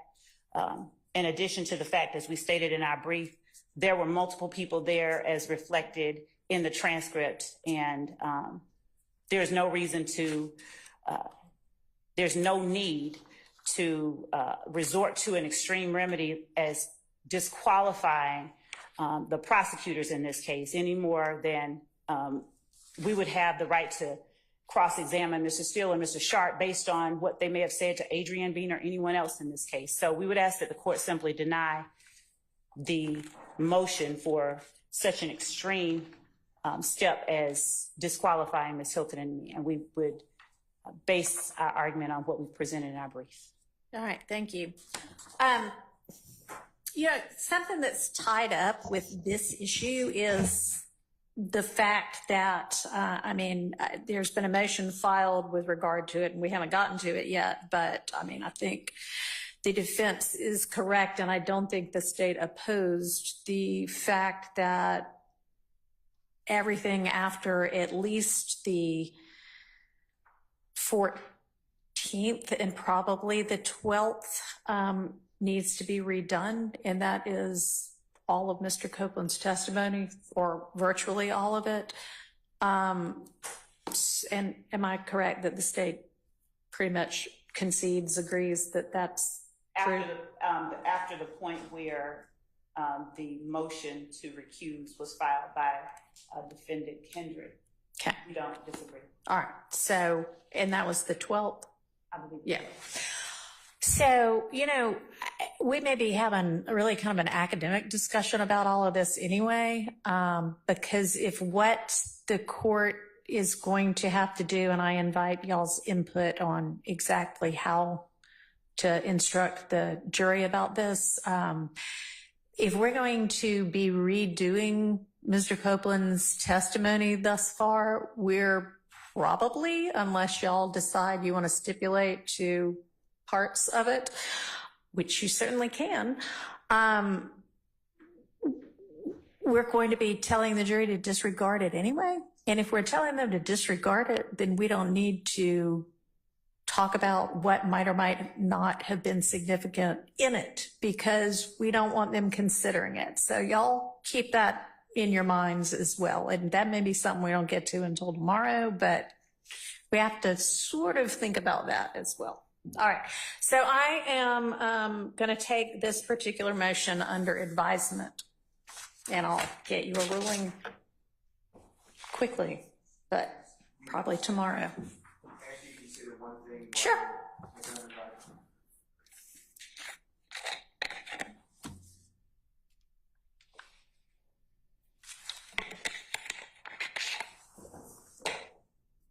Mr. Copeland testified hardly at all on the 7th of June 2024, but then did testify the 10th, 11th, Right. and then the 12th is what Right. you referred to. And I understand we'll take up that motion tomorrow, but there was a lot of exculpatory information. I'm not going to agree to strike all that testimony. Okay, well, want you to be what aware. I mean that we'll get to tomorrow is how to, and I'd love for y'all to get together on whether there are any parts of his testimony that occurred before, the testimony that occurred before can stay. Okay, I misunderstood what The you said. testimony that occurred after the motion was filed, if there are parts of that testimony that y'all can agree to, then that will be great because it'll save us time and we'll have better contours about what we're dealing with. So I want y'all to get together about that and we'll think about that probably tomorrow, maybe the next day, I don't know, but not today. But y'all after court today can think about that together with each other, okay? The reason I stood up, though, Yes. I just want to make that introduction. The reason I stood up is the following. The state elicited testimony. Now, Mr. Copeland denied it, and they've done it with many witnesses before the Honorable Court took over the case. You've never had to testify in front of Mr. Williams, Mr. Huey, Mr. Kendrick, et al., Right. and you're intimidated, and that's why you're not testifying. Mm-hmm. I would need to show the jury that it's the state, and I have evidence now, and the judge that has been the person to intimidate a witness. So that's another issue when you're resolving this. Can the Judge Glanville, I heard what you said, but can Judge Glanville be a witness? Can the two lawyers representing the state of Georgia be witnesses? I need that in the case. Okay, let me ask you this though. Why can't you use the transcript to get that point across? I mean, it's right there in the transcript. What it is that you assert to be intimidation is in black and white in the transcript. Because I'm intending to cross-examine or examine Lawyer Hilton and Lawyer Love. I know you're On how intending they- to, but what I'm asking you, and I don't mean to interrupt you, but I want you to answer the question that I asked you, which is why can't you use the transcript to do that? Because Mr. Copeland can't discuss. Why are you asking these other witnesses this? And what other witnesses, how'd you treat other witnesses? There's another witness named Miss Bennett who said basically the same thing. She was intimidated by the state. My point is, I can't ask Mr. Copeland what But the happened with these other issue, witnesses. as I understand what you're saying to me, is that you want to get before the jury that the state and the court intimidated Mr. Copeland Right. into testifying, essentially. What you say is the intimidation is reflected in the transcript. Ms. Love's motivation for doing it, if she in fact tried to do that, is not the relevant issue. But I have evidence of other witnesses who were treated not similarly, because I don't have any other evidence that there was some meeting between the judge and the prosecutors like there was in this, but that the prosecutors are doing the same thing with other witnesses. Okay. They are intimidating other witnesses, All right. and Mr. Copeland can't answer those questions. Okay, but And that you can argue because you will have, look, we see that it happened here. We've already heard that it happened from the mouth of XYZ witness. Imagine it's every witness. I mean, that's the topic of argument. So I think that I'm going to look at all of it again, but I don't think that's a persuasive argument for why they need to be kicked out of this case. I think the transcript is what you need and what you have, but we'll take that up later and I will think about that. Thank you. Okay. Excuse me, Your Honor. Yes, sir. May I just briefly address something you said earlier?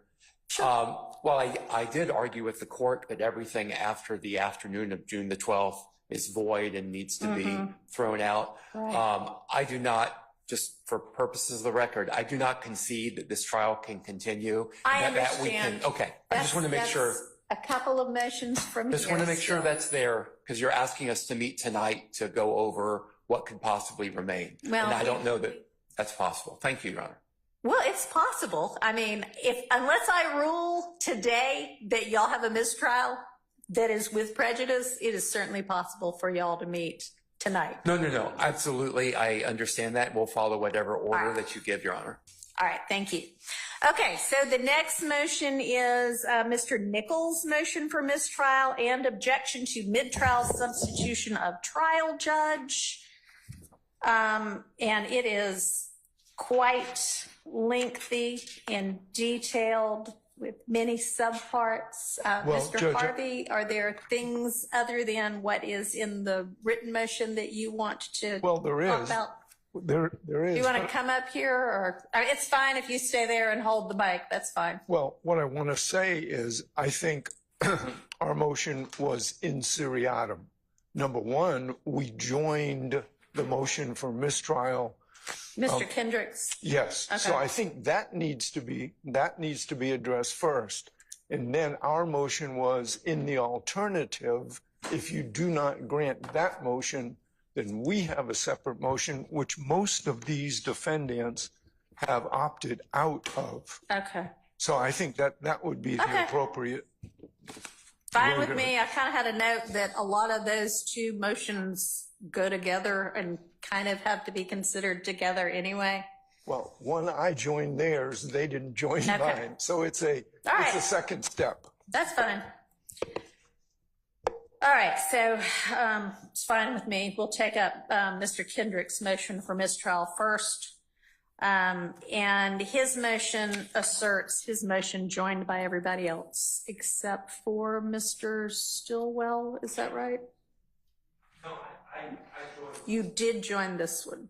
Mr. Kendrick's motion If we're speaking about Mr. Kendrick's motion, for mistrial filed July 23rd. so I am, may I make my stance clear? Yes.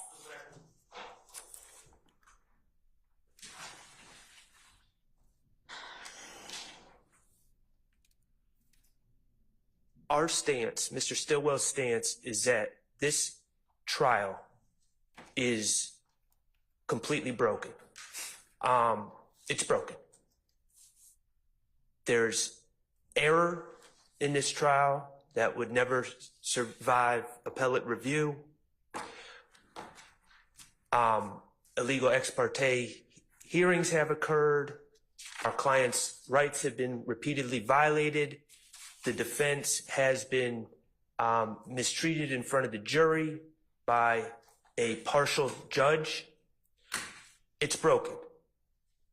We are also winning this case. We are put in an impossible position right now because our rights have been violated, but we do not wish to move for a mistrial. We are merely pointing out that this case is broken, and I filed a motion about that, and I will get into the reasons when it's my turn. But I am trying to be very careful to make it clear that I am not moving for a mistrial, but I have extreme doubts about the ability for this case to continue, and I am absolutely certain that my client's rights have been violated throughout this process. Of course, Your Honor, I'm just going to put on the record, this is your first day here, so I'm not insinuating anything about your performance here today. All right. Thank you. Thank you. Okay. And, you know, it may or may not survive appellate review if it continues and if there is a conviction. That's not for me to say. Okay, so Mr. Kendrick's motion for mistrial, joined by everybody other than Mr. Stillwell, essentially asks for a mistrial with prejudice because the assertion is that the state wanted this mistrial, goaded the defense into it, and under those circumstances, if a mistrial is granted, and those are the actual facts, that any mistrial would be with prejudice without the ability to try the case over again.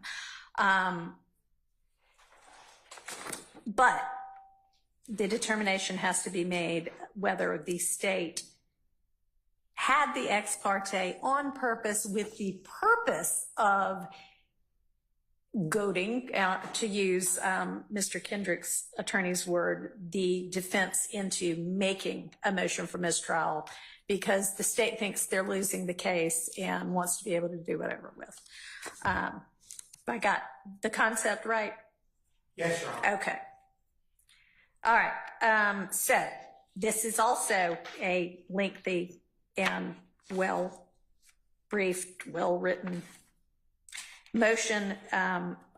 I will hear what you want to add that's not already in your written motion, if anything. Thank you, Your Honor. I have nothing to add to that motion. Okay.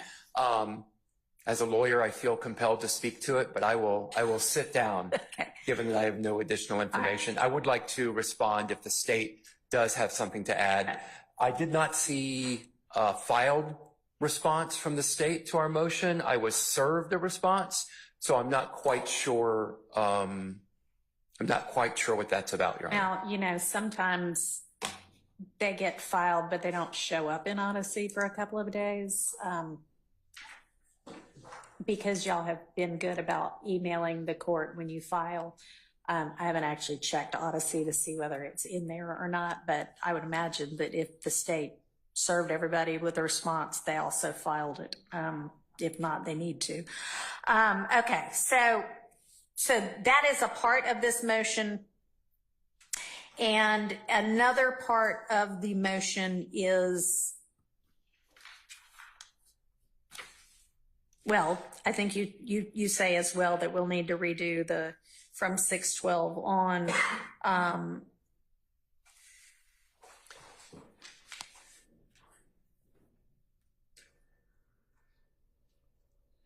That's a part of this motion. That is a part of this motion, Your Honor, yes, that there is a requirement that everything after 612 is void. Okay. And in that motion, we argue what I stated earlier, that I don't believe it's possible That it's to not erase possible. that information from the jury. Okay.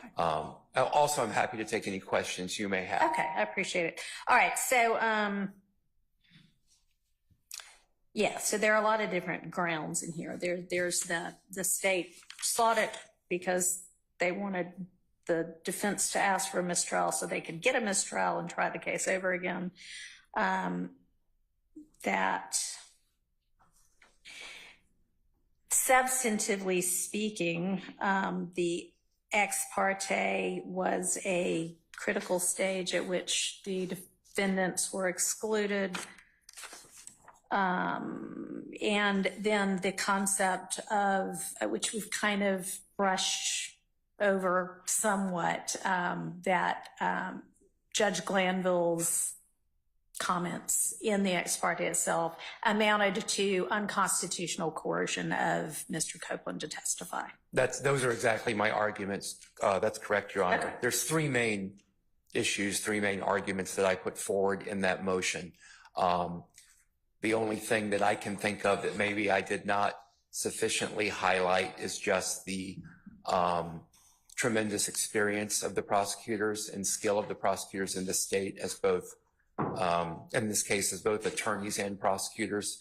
So I cannot believe that they would not have asked for this ex parte, conducted the ex parte in the fashion that they did it, unless they knew that they would be forcing us into a position to request a mistrial. As Mr. Shart has said, we are winning this case.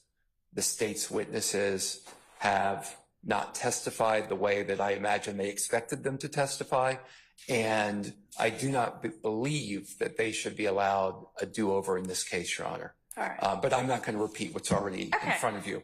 Okay, Thank thank you. you. Again, if you have questions, I'm happy to All right. answer any. And then also sort of in this motion and asserted in a lot of the defense motions are what we've again touched on, that Brady material arose from this ex parte and y'all have it now, so it's not a Brady violation anymore. And that, there was. and that's not a real requirement Okay. in order to grant our motion, Your Honor.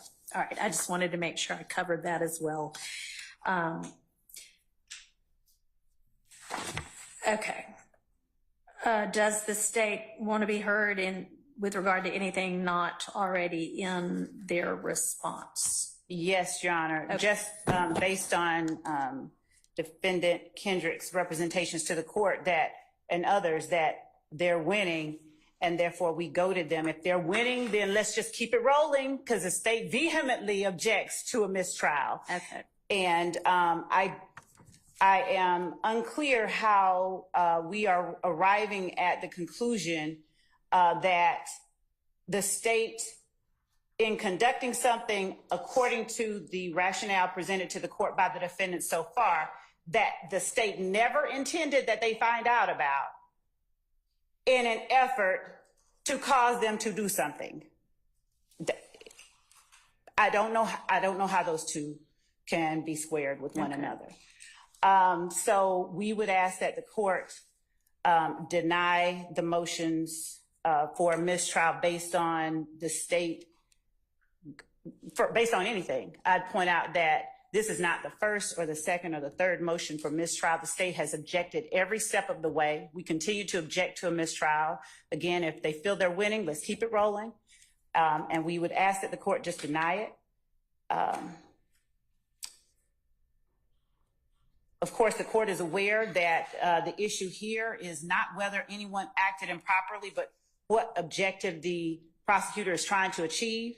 It does not make sense to assert on the one hand that we want you to not ever learn about it, and on the other that we are intending that you be goaded into an act by our doing it. Okay. So, thank you.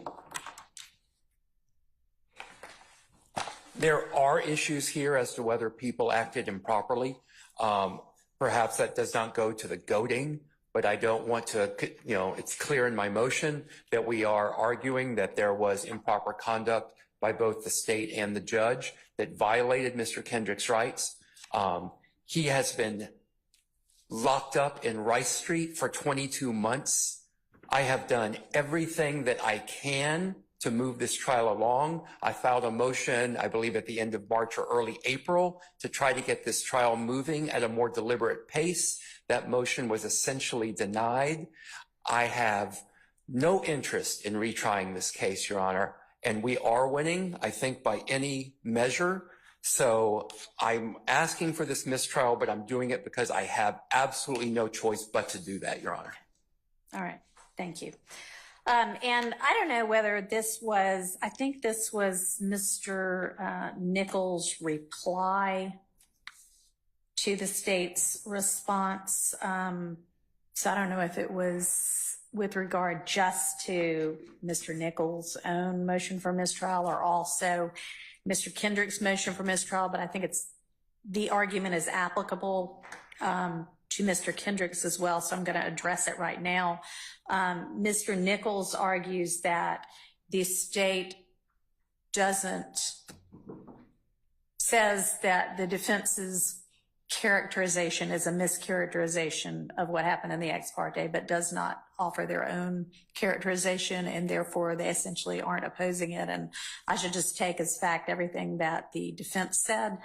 And I do find that the prosecution did, in fact, oppose the characterization made by the defense and posit their own characterization. In their response, they say, quote, the hearing in chambers was proper, unquote, and then quote case law. So that to me is not the state saying, yeah, your characterization is right. That is them saying, no, we were not trying to get a mistrial here. We didn't do anything improper. So with regard to that issue, I'm not finding with Mr. Nichols. Now, I am going to, in the context of taking under advisement the other motion that we talked about before, take under advisement the concept of whether what occurred in chambers was coercive, and if so, was coercive to the extent that under the cases like, I think, Wynn and Webb, it requires a mistrial. Because I think the concept generally was before Judge Krause, but not in the kind of detail that it is right now. So I do think that that is something that I can take into consideration and will take into consideration, and y'all both briefed it, and so I'll get the ruling to you. as with regard to the propriety of the ex parte itself, we've kind of already talked about, I don't think that was the actual basis of Judge Krause's order on the recusal, so I will endeavor to make a substantive ruling on that as well. So that's another one that I'll probably give you my ruling tomorrow. Okay. So, making myself a note. All right, now to Mr. Nichols' motion for mistrial, which, in addition to everything else that's in Mr. Kendrick's, essentially says that there are reasons why the mid-trial substitution of another judge makes this impossible. And Mr. Harvey, I know. I apologize. Can I interrupt you again? Yes. Thank you. I do that with, a smile and a request for permission. Okay. Again, I think there are several other mistrials with prejudice that have not been heard by you, and that would include Mr. Williams filed on July 10th of 2024, entitled in part, Motion for Mistrial Based Upon Judicial and Prosecutorial Misconduct and thus bar retrial. Mr. Shart, on behalf of Mr. Jackson, also has a mistrial with prejudice pending that I don't believe the court has heard. And again, I think in seriatim, if you decide on all of those, then I'll come behind these brilliant lawyers. All right, I appreciate it. Follow up. So with regard to Mr. Williams earlier, prior to the, July 9th,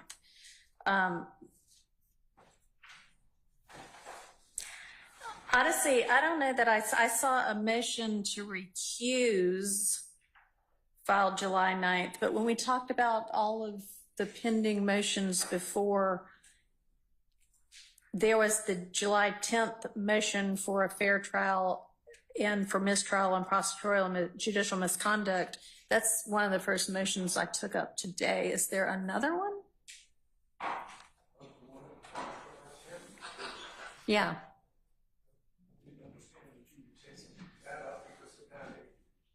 Well, I did.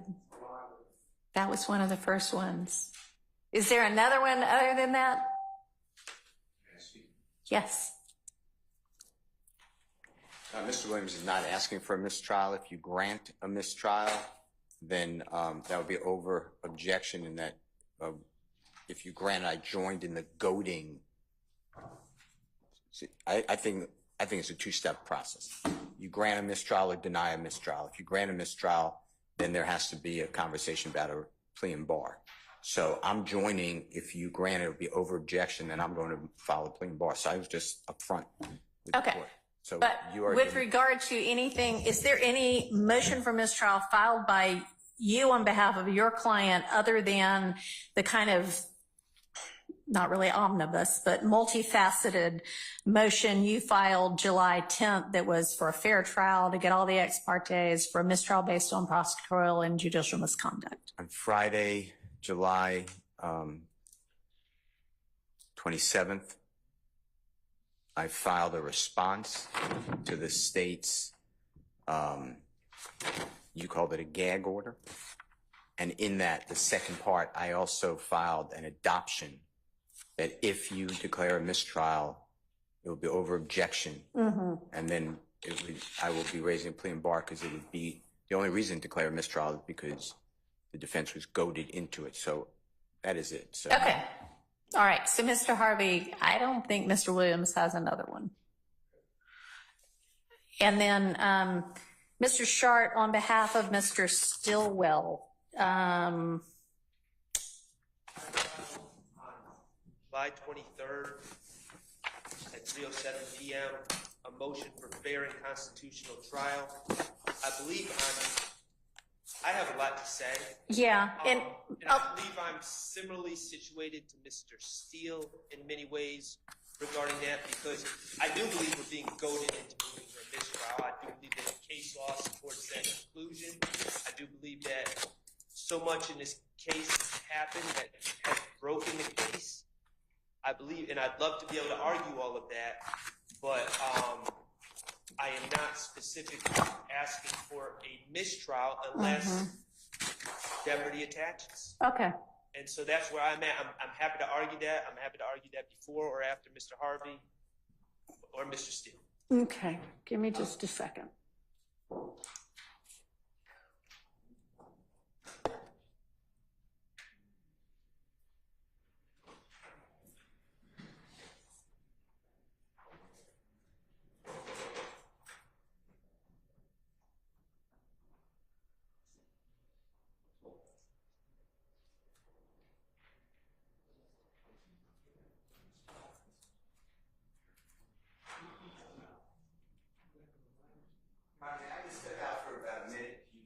Sure. You know what? I need to find the motion that was just referenced by Mr. Shard. Anyway, why don't we've been going for a couple of hours. Why don't we take a 5 to 10 minute convenience break?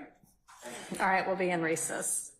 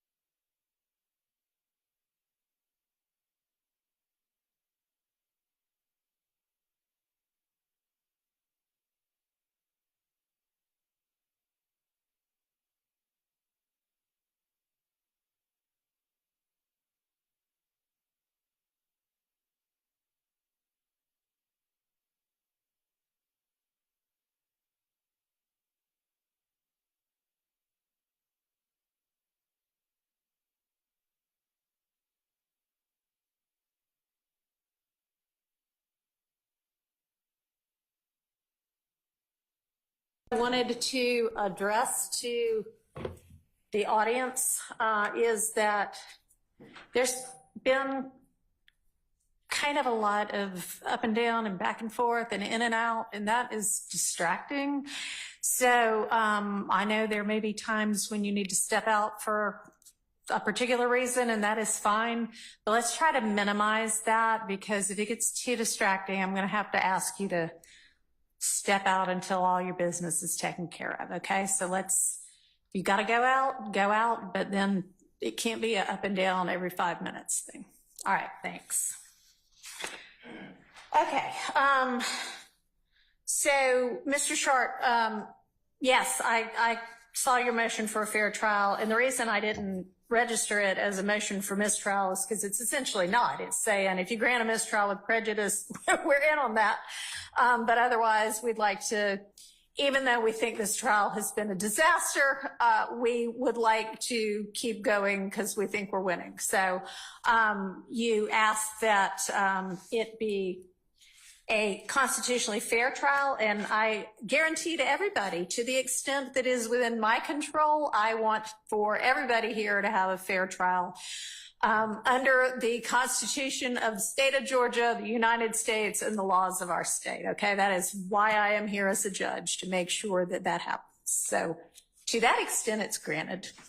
I appreciate that. I guess my concern is that all this is not under your control, because you're taking and I can hear you fine, but I don't know whether my co-reporter can or not. You can either come up or you can pick up your mic if you're just a long way away.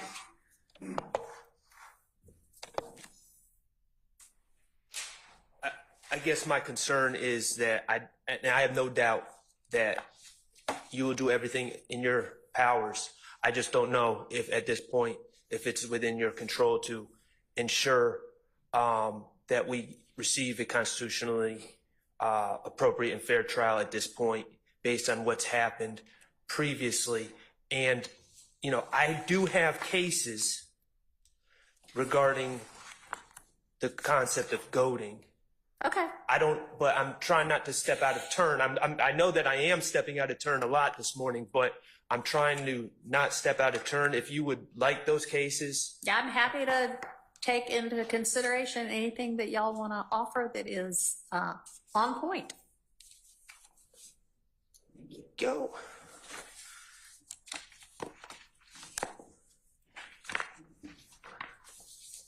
May I approach? Yes. Can't really get to me, but you can get to my staff who can hand it to me. Thank you. Oh yeah, I've seen web-cited, and I'll take a look at Jackson and Wilson. Jackson. Oh, did I not give you Anderson? No. Oh, I'm sorry. Thank you. Okay. And Your Honor, I believe that those cases stand for the general proposition combined. Each of them are a little factually different. Okay. But they stand for the proposition that the trier of fact can consider certain factors. Of course, the difficulty in determining if someone's goaded someone else comes down to intent. Typically, a district attorney or a prosecutor is not going to take the stand and say, I intentionally goaded someone. So you look at objective facts. And these cases stand for the proposition that you look at how basic the rule that was violated is, the experience of the prosecutor. In this particular case, you know, this is a big county. The prosecutors involved in this case are a chief deputy with the district attorney's office and a deputy with the district attorney's office are the two prosecutors that were involved in the ex parte meeting. You look at the evidence of the case, and I know that this is another area where you're hamstrung a bit because you haven't been sitting to hear the evidence. But I concur that the whole purpose of Mr. Copeland taking the stand was to impeach him. Mr. Copeland's testimony was not, well, at the time of this ex parte hearing, it's our stance that he was pleading the fifth, and the state was in a position that their key witness, and without him, the alleged murder of Donovan Thomas, without his past statements, goes away. And they were in a situation where their key witness was not taking a stand and was not going to allow himself to be impeached with prior statements. And our stance is that they panicked and they needed a mistrial. The trial was not going well. The previous witnesses that have testified, it's been again, I know you haven't been here, but we've had witnesses testify. I don't remember anything that happened in 2013. It's just been a parade of impeachment by inconsistent statements and contradictions. So, and that's another factor that those cases look at is the how the trial's gone so far and the motivations for goading a mistrial. So I believe that those cases provide some insight and some guidance for the court to consider certain factors when we get to that goading question. And that's why I wanted to bring those to the court's attention. All right, I appreciate it. Thank you. All right, so Mr. Harvey, you're up. I don't think there are any other motions for mistrial preceding yours that we have not discussed. And I am going to address a few of your issues really, well, I guess one I'm definitely going to address before you start your presentation, and that is that you assert in your motion that this court, meaning me taking over this case, has indicated it does not intend on familiarizing itself with the trial proceedings, and I have no idea where you got that from, because I certainly never said that.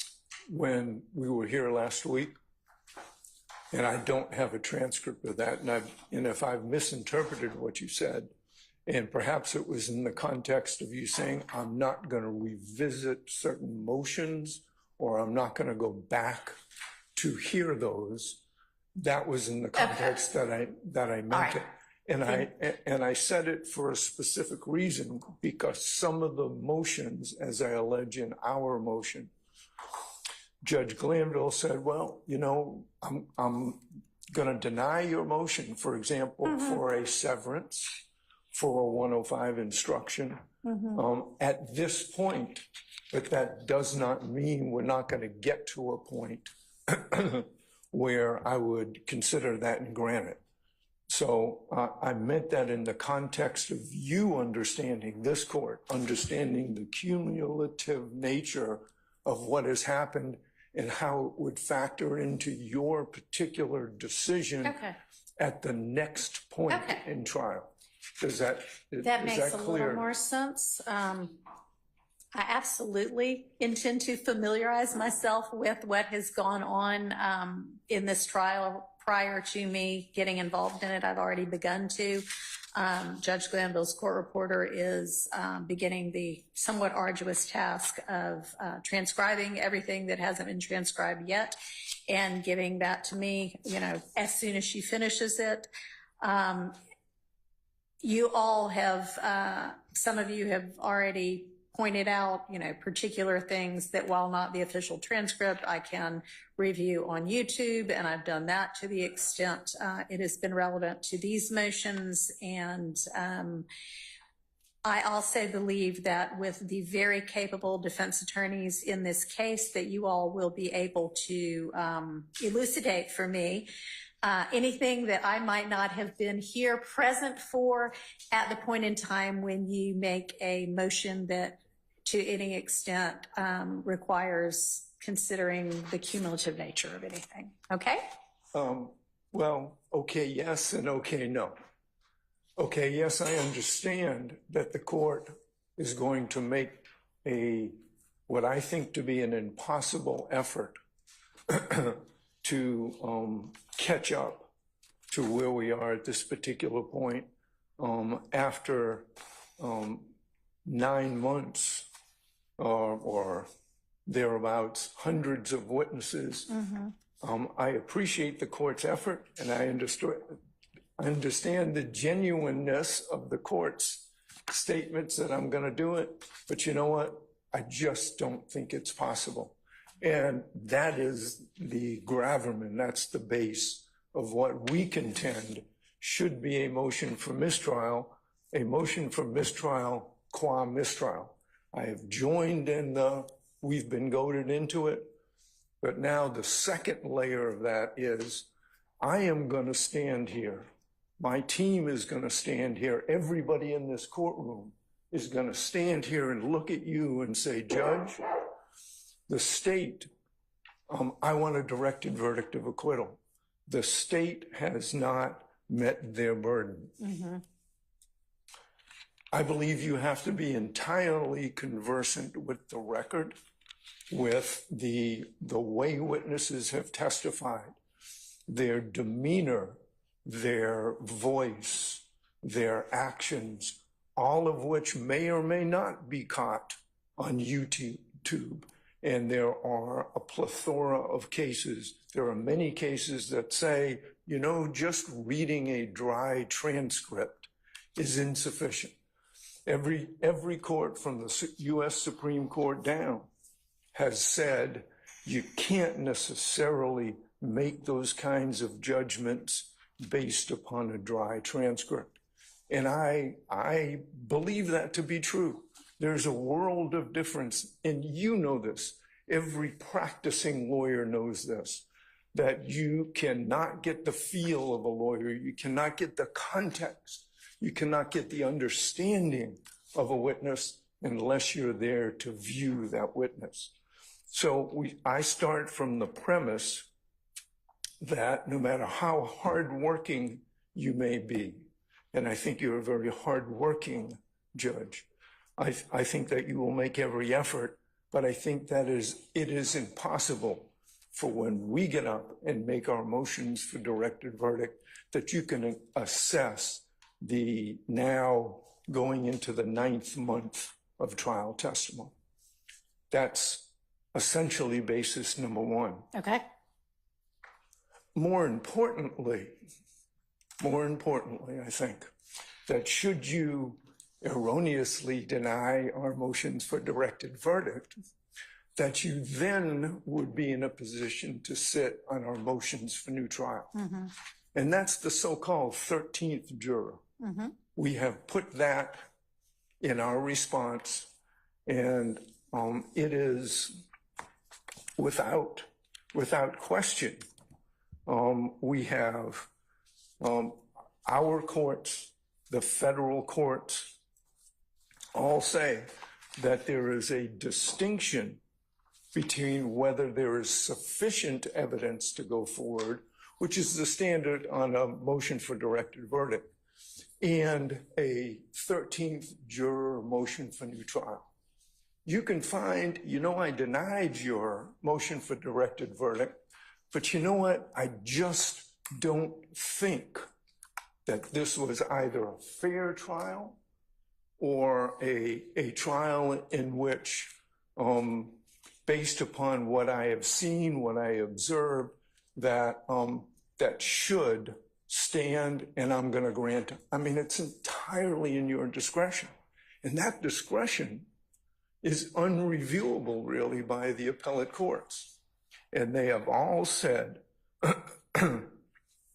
as we said and quoted in Wilkerson, that the discretion, the trial court must consider some of the things that she cannot when assessing the legal sufficiency of the evidence, including any conflicts in the evidence, the credibility of the witnesses, the weight of the evidence, meaning that the trial judge may grant a new trial on the general grounds, even when the evidence is legally sufficient to sustain a conviction.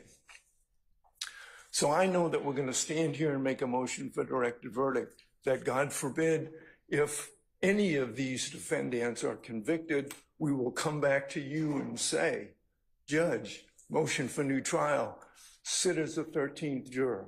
Don't think you can possibly catch up to that extent.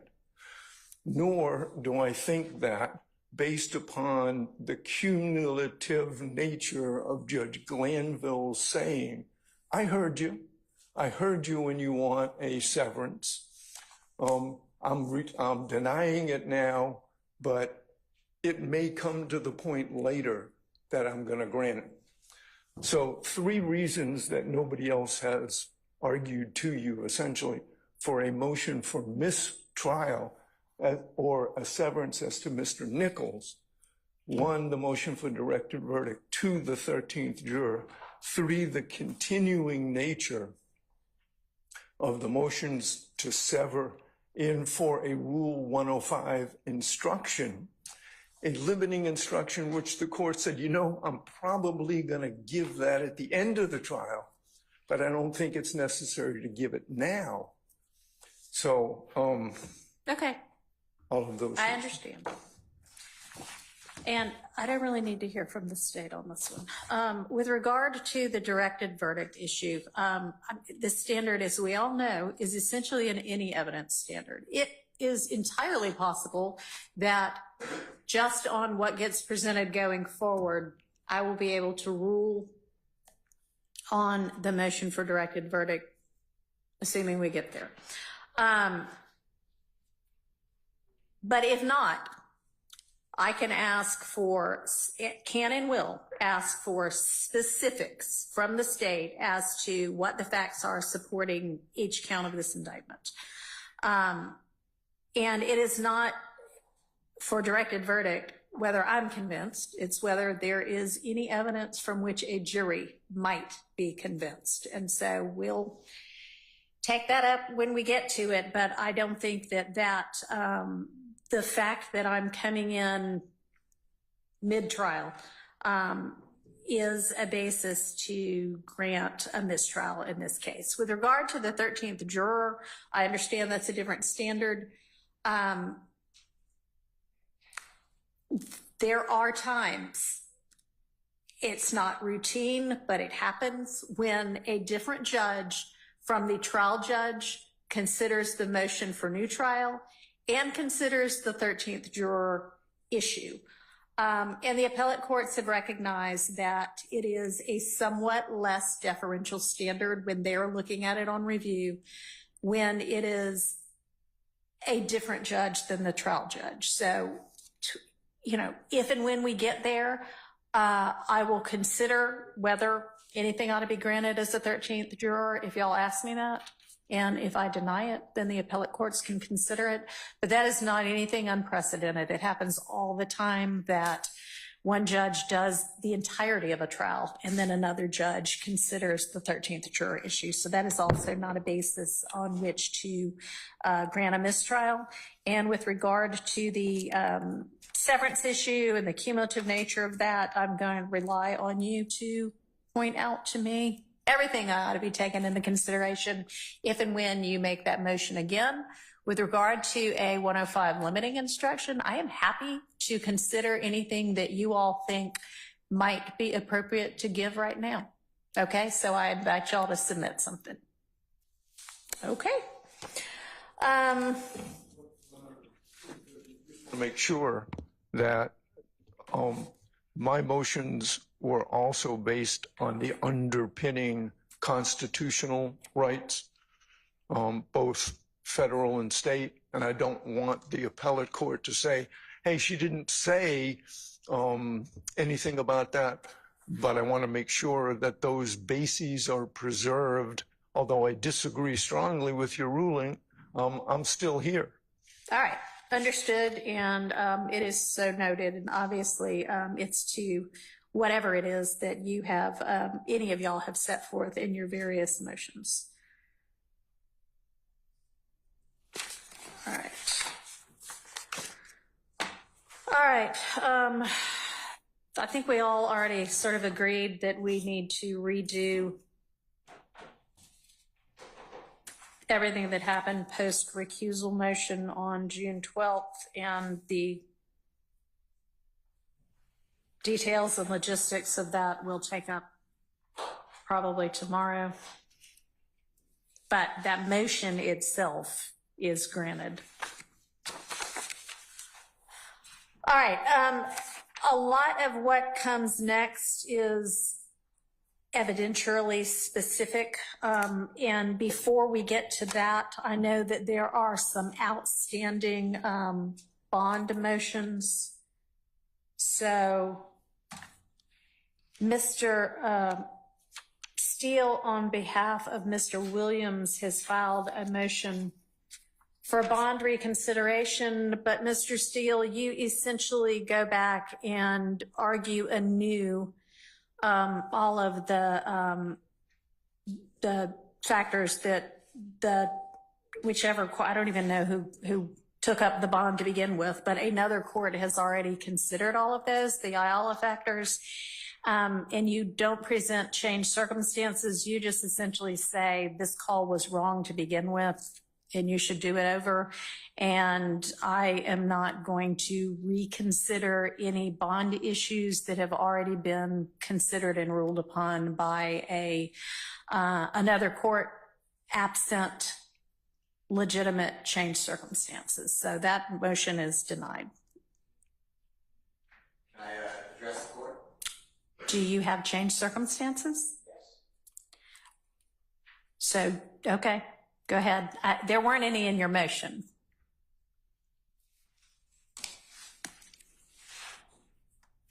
Mr. Williams has been in custody since the 9th day of May of 2022. This is in my motion. Or it should be in my motion. He has sat through unnecessary jury selection for months, bringing in over 2,000 people when the jurors were chosen from the first 511. That should not be on him. This is excess. He's now sat here for a month while the antics of Judge Glanville and Lawyer Love and Lawyer Hilton caused him to just wander and squalor in a jail. The case is, God forbid there's a conviction, going to be reversed potentially because these are serious issues, and I've raised them. I've put them to the court. There are issues of confrontation clause violations, prosecutorial misconduct, judicial misconduct, not being present at a critical stage of proceedings. There is no reason to believe that Mr. Williams is fleeing. He would be crazy, because if he flees, the case goes on because it's mid-trial and he waives his appellate rights. He has the strongest ties to the community and the backing of wonderful people, both near and far, who are willing to come. Those are my changed circumstances. All right. Thank you. I do not, they are changed circumstances from, yes, things happened after the bond was decided to begin with. I don't know how I would have decided the bond originally. That's not before me. Those are not the kind of changed circumstances that speak to the Ayala factors, and so I'm not going to reconsider the bond. Well, let me ask one more then. There is a judge who joined the prosecution team. He said, we need a witness's testimony. He encouraged the witness, more than encouraged, to testify against Mr. Williams. I think that should come anew to the court. All right. Well, that may or may not be a substantive error in these trial proceedings. I've got that under advisement right now, but that also would not be an Ayala type change circumstance. Okay. So I appreciate you presenting this to me, but I'm not going to reconsider bond. Okay. Even though potentially it was not done by a fair tribunal. I don't, all right. There is nothing, and I'll make a determination with regard to that substantively, but I will note that Judge Krause, who had a lot of these issues before her in the motion to recuse, her finding, while I think dicta, was that there was nothing improper. She said, you know, maybe I'd have done it differently, but that there was nothing improper substantively with what occurred. So at this point, we don't have, and the basis of her recusal was not that Judge Glanville is biased. It was that he engaged too vociferously in setting forth facts and information when he denied the motion to recuse, and that was not what the rules require, and so recusal was necessary. But she even, I think, went on to say, but even with that, I don't, I think he could have continued on unbiased. It's dicta, but right now, that is your position in the litigation. It's not a factual finding. It's substantively before me. And if that is the case, then there will be a different ruling made that will impact this trial, that may result in a mistrial, that may result in a mistrial with prejudice, but that would not impact a reconsideration of bond. Now, if there's a mistrial without prejudice, then bond maybe could be considered then. That might be a changed circumstance, but right now we don't have that. Then I'd like you to address just one last thing then. Judge and district attorneys come out after the ex parte hearing and not a syllable about Brady evidence. It all should have been spilled right then. That's an ongoing concern. So my point is, you have the same judge denying bond, the same judge hiding Brady evidence. So I'd like you to consider that. All right, thank you. I understand. It's not an appropriate consideration. I understand what you mean. All right, Mr. Huey has a motion for reconsideration of bond with asserted changed circumstances of the ex parte being a critical part of the trial that he was excluded from, and having been held longer than he otherwise would have because of the delay resulting from that. Do you have anything to add to that, Mr. Matthews? Yes, Your Honor. Good day to this honorable court. Carrington Matthews for Mr. Marquavius Huey. I cite for the court Wimbush versus the state, 345 Georgia App 54, which is cited in my motion. When a court has previously heard a motion for bond, its ruling is not subject to change unless the court finds that the movement has presented new information, testimony, or evidence that indicates a change in circumstances.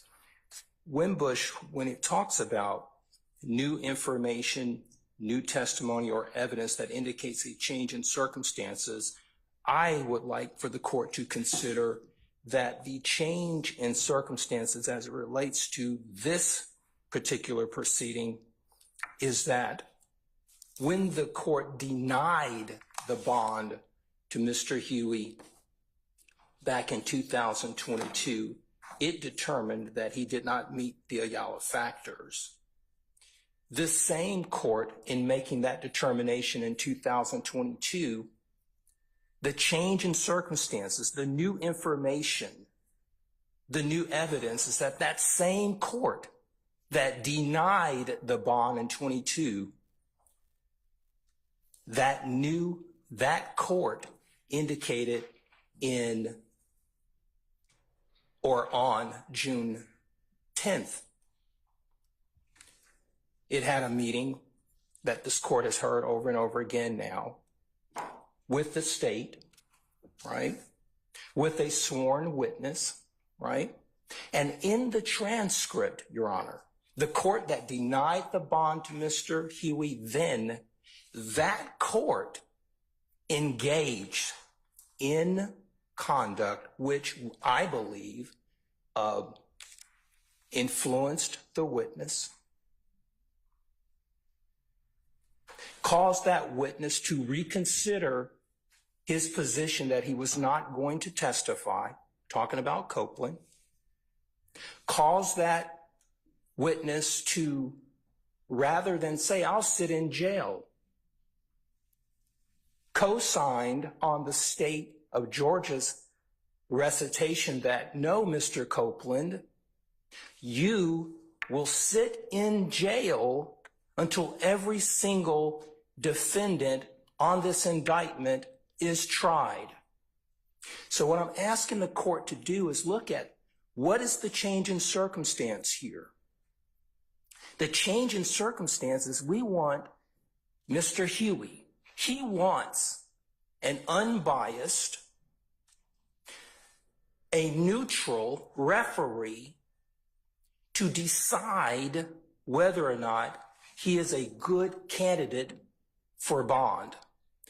I would assert to this court that that has been clouded because a neutral judge, a neutral referee would not have engaged in the conduct on June 10th, which essentially is why he has been recused. So I'm asking the court to say, hey, look, there has been new information, because that was not information that existed when the court decided that Mr. Huey was not a good bond candidate. That was not evidence when the court decided that he was not a good candidate. And we're looking at a judgment call here. The court has to be comfortable. The court has to be confident that when a request for a bond is made, that the candidate, based upon the change in circumstances, would be a good candidate for a bond. Now, Mr. Huey has been in custody since December 14th, 2021. It's a long time.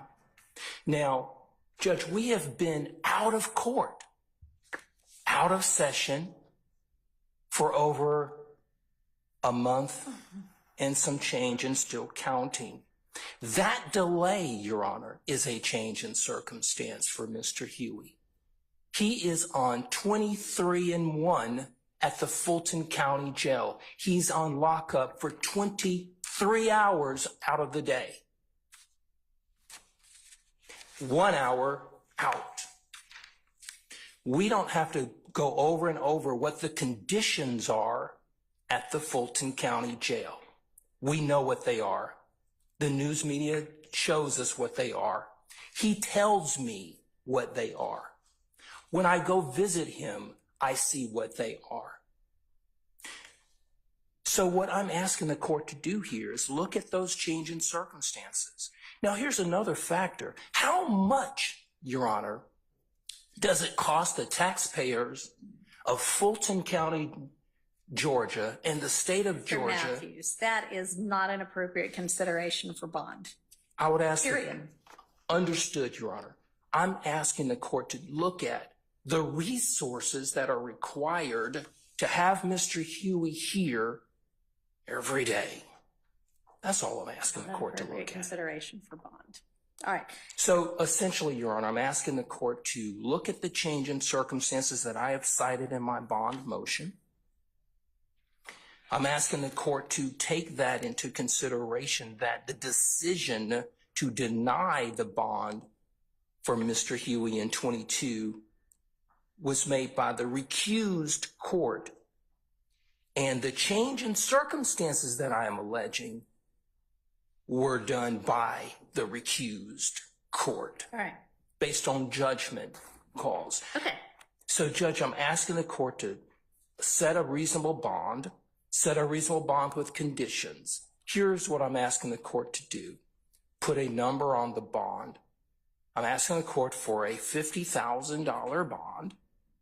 I'm asking the court that Mr. Huey be required to live at a certain residence here in Fulton County, that he be required to have 24-hour house arrest on a monitor, right? He be required to only come to court and only meet with his attorney for the duration or the rest of the proceedings of this trial, if it gets that far. Obviously, to have no contact with any other co-defendants in the case, and for any other reasonable conditions that this court believe would be meet and proper based upon our request. We believe in 2022 that the Ayala factors were met. The court has indicated, obviously, that the other court made that decision, and then this court wants to hear about the change in circumstances. I think I've efficiently been able to lay those out in our motion, support it with proper case law, and also I would, just for the record, I would address the case that I cited with respect to the ex parte meeting, and that's Scudder versus the state, 298 Georgia 438, a 2016 case. What was that site? Is it in your motion? It was in my motion, Your Honor. Okay. And the Scudder court determined that a criminal defendant has the right to be present and to see and hear all critical parts of his trial. Okay. So forth and so on. That's with regard to that substantive issue. Yes, Your Honor. Okay. Which we are alleging is a change Okay. in circumstances, a change brought about by the court and not by Mr. Huey. And we believe that that month-and-a-half delay where he's had to sit in the jail, we're asking the court to not only be a court of law, but to be a court of equity, which this court is. And we believe that equity and fairness dictate that a reasonable bond be set in this case. Otherwise, any other change in circumstances that are not brought about by Mr. Huey has to suffer the consequence. And that's what he's doing. He's suffering the consequence, Your Honor. Okay. Respectfully. Thank you. Thank you, Judge. All right. So that the record is clear, the basis for the recusal of Judge Glanville was not that he is biased, was not that the ex parte itself was improper. It was that Judge Glanville engaged in an exposition on the facts in making his rulings on the motions to recuse. I understand the argument that the court who undertook the original bond consideration, in the defense's view, has become biased, but that in the same way that I said to Mr. Steele with regard to Mr. Williams, if I substantively end up determining that, then it may be appropriate at that time to take up bond again. Right now, it is not. And it is unfortunate that this case has lasted as long as it has. It is unfortunate that there have been delays in the case, but those do not, in this court's mind, amount to the kind of changed circumstances that make it appropriate to reconsider bonds. I am not going to reconsider or grant bond in Mr. Huey's case either. Mr. Kendrick also has a motion to reconsider bond. He asserts changed circumstances that essentially this case has taken way too long, which Your Honor, don't necessarily disagree with, but. I would ask you for Mr. Kendrick's bond motion, if you could defer ruling on that until after you rule on the mistrial. All right, I will do that. I think that would be more appropriate. Thank you. Okay.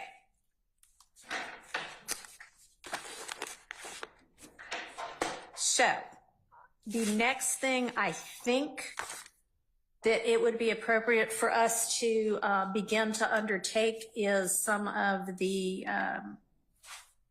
specific evidentiary motions. Mr. Stillwell has a motion for, it's entitled for reconsideration regarding certain hearsay statements, but given that we've all acknowledged we're redoing Mr. Copeland's testimony, it's not even really reconsideration, it's consider it anew as we go forward. So I'll hear you on that.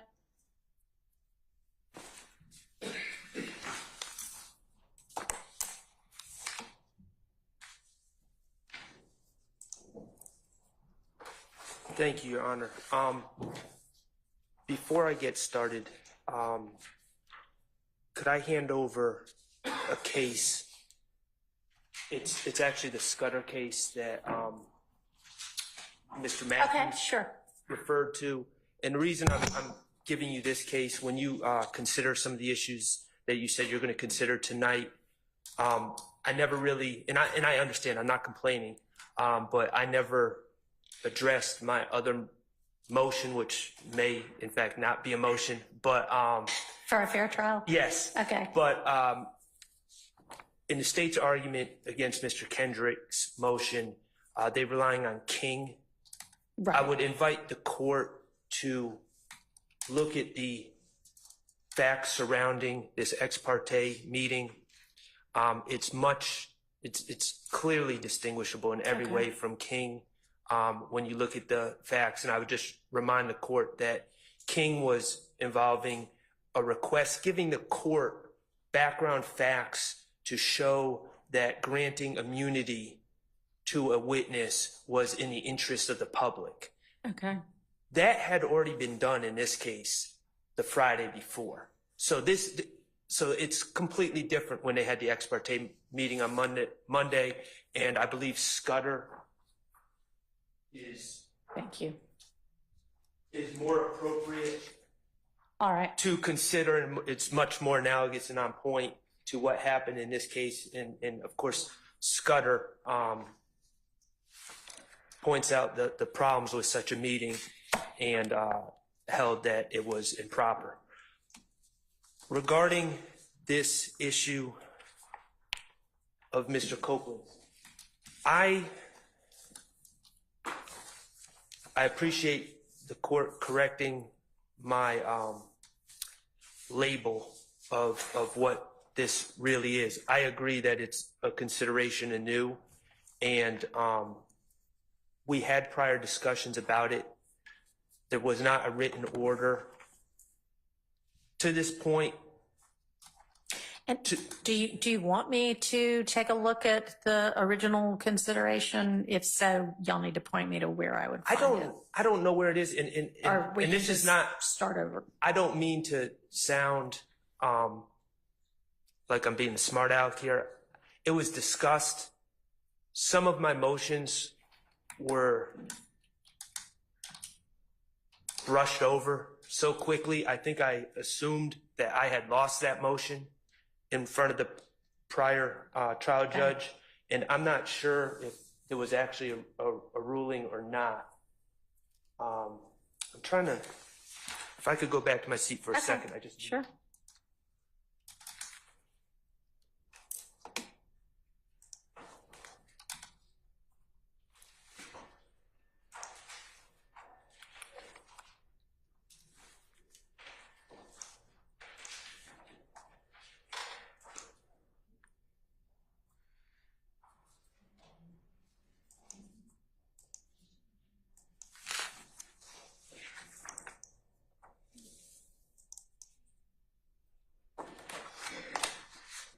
I'm gonna read you something else as well.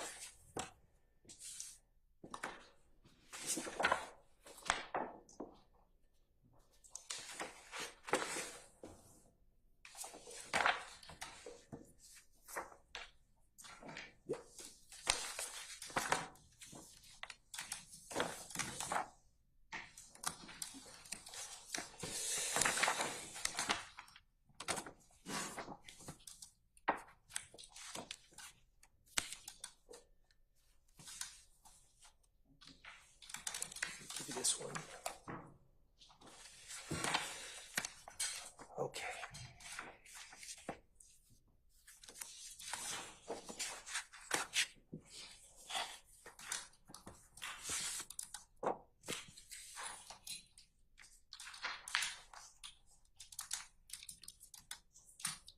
I'm handing 5 cases to the court, and I've also provided copies to the state. Okay. Factually, what this is about, Your Honor, is based on statements made by Kenneth Copeland, out-of-court statements. I think the understanding where we are and the understanding of the facts as we know it, or the alleged facts as we know it, is that Mr. Copeland claims that he was in Mechanicsville on January 10th, 2015. This involves the alleged murder of Donovan Thomas, for which Mr. Stillwell and Mr. Kendrick are charged, and is part of this RICO indictment as well. He alleges he wakes up in the middle of the afternoon, is in Mechanicsville, maybe 300 yards from the scene of where Mr. Thomas was shot, at the Green Store, off of McDaniel Street, at the corner, I believe, of McDaniel and Glen Street. And Mr.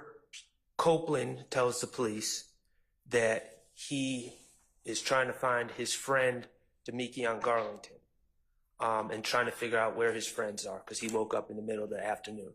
And he allegedly calls Mr. Garlington and travels down to a McDonald's on Cleveland Avenue. In these pretrial statements, he claims that Mr. Garlington was pulling into the McDonald's as he was pulling in, and essentially in pretrial statements he says Mr. Garlington and a gentleman named Mr. Demise McMullen, who's also known as Nard and is also charged with the murder of Donovan Thomas, approached the car. Mr. Garlington gets in first, and quickly indicates to Mr. Copeland, before outside of the earshot of Mr. McMullen, they killed Nutt, essentially, and allegedly points to another car that is a white small SUV type car that contains, according to the story, Mr. Stillwell, Mr. Kendrick, I believe, Mr. Williams, Mr. McMullen was at one point in the car, and another gentleman. The point is, it's a quick statement, and it's they, and he points to this car, according to Mr. Copeland, out of court. And this was June 10th, 2015, when Mr. Copeland said that. Yeah, I have listened to and read the transcript of that interview. Okay, So I'm familiar with it. And just to add context, there were several interviews with Mr. Copeland prior, Right. and he never made mention This of was this. the fifth one. So, and also to add context, Mr. Garlington is called in to an interview. He's subsequently interviewed. He denies making those statements. Also to add context, Mr.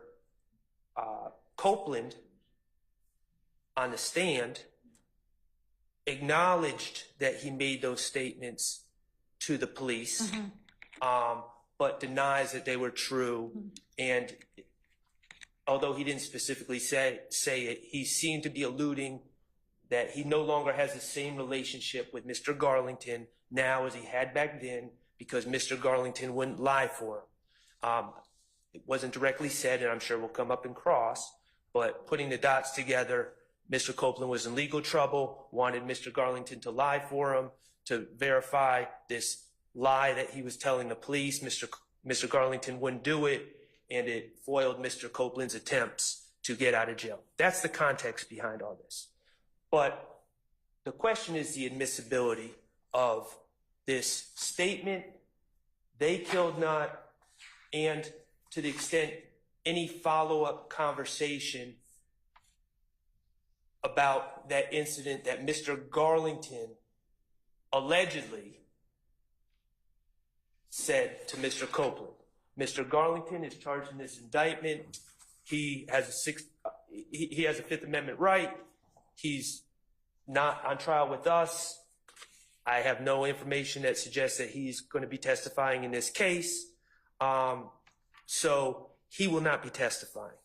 So the state is attempting essentially to ask Mr. Copeland about statements he made to the police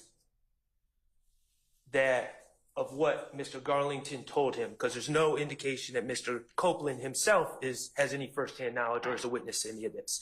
Now, I have a separate concern about the way they're not laying the foundation for a prior inconsistent statement to play the videos, because Mr. Copeland is in fact acknowledging that he told the police. He's not denying making that statement. He's just denying the veracity of that statement. That being said, the statements themselves, how are they admissible? Because they're clearly hearsay. Garlington to Copeland. Copeland without firsthand knowledge. So the state has always taken a position, as I understand it, that these are statements by a co-conspirator. Thank you. They've always taken a statement that they're statements by a co-conspirator. In their filings recently, and I don't want to misstate this, they may have made this claim before, so I'm not going to say it was the first time to make this claim, but I noticed in their filings, they argued in the alternative that they're statements against penal interest as well. And they've provided cases, and I have just handed up my cases. Regarding co-conspirator statements, of course, and we're talking about hearsay and the confrontation clause. It seems to me their main reliance is on the Kemp case, where the Kemp case, as they want it to be understood, is that idle chatter or narrative of past events do not further a conspiracy, but narrative of past events are admissible if they serve some present purpose of the conspiracy, including statements made to solicit membership or participate in the conspiracy or to promote cohesiveness among or provide reassurance to other conspirators. And the reason I filed this motion is because in all prior discussions, the trial court completely glazed over the furtherance. I'm focusing on whether these statements furthered the conspiracy. Okay. The state's cases do not apply to this situation. The difference, and I'm referring to the Kemp case, United States v. Flores, which the state relies, United States v. Santiago, and U.S. v. Holt, all in their filings. There's absolutely no indication in the record in these statements that the alleged declarant Garlington was attempting to solicit the membership of Copeland in the conspiracy in any way. And I understand the states, in the case law, some of the cases indicate this, that, you know, you have a conspiracy, you got a small conspiracy and a large conspiracy, and statements in furtherance of a conspiracy could be furthering the large conspiracy. Okay, but soliciting membership, there's been no allegations whatsoever by the state. In fact, we've been talking about this ex parte motion ex parte hearing where they're saying that Mr. Copeland clearly had nothing to do with the murder of Donovan Thomas.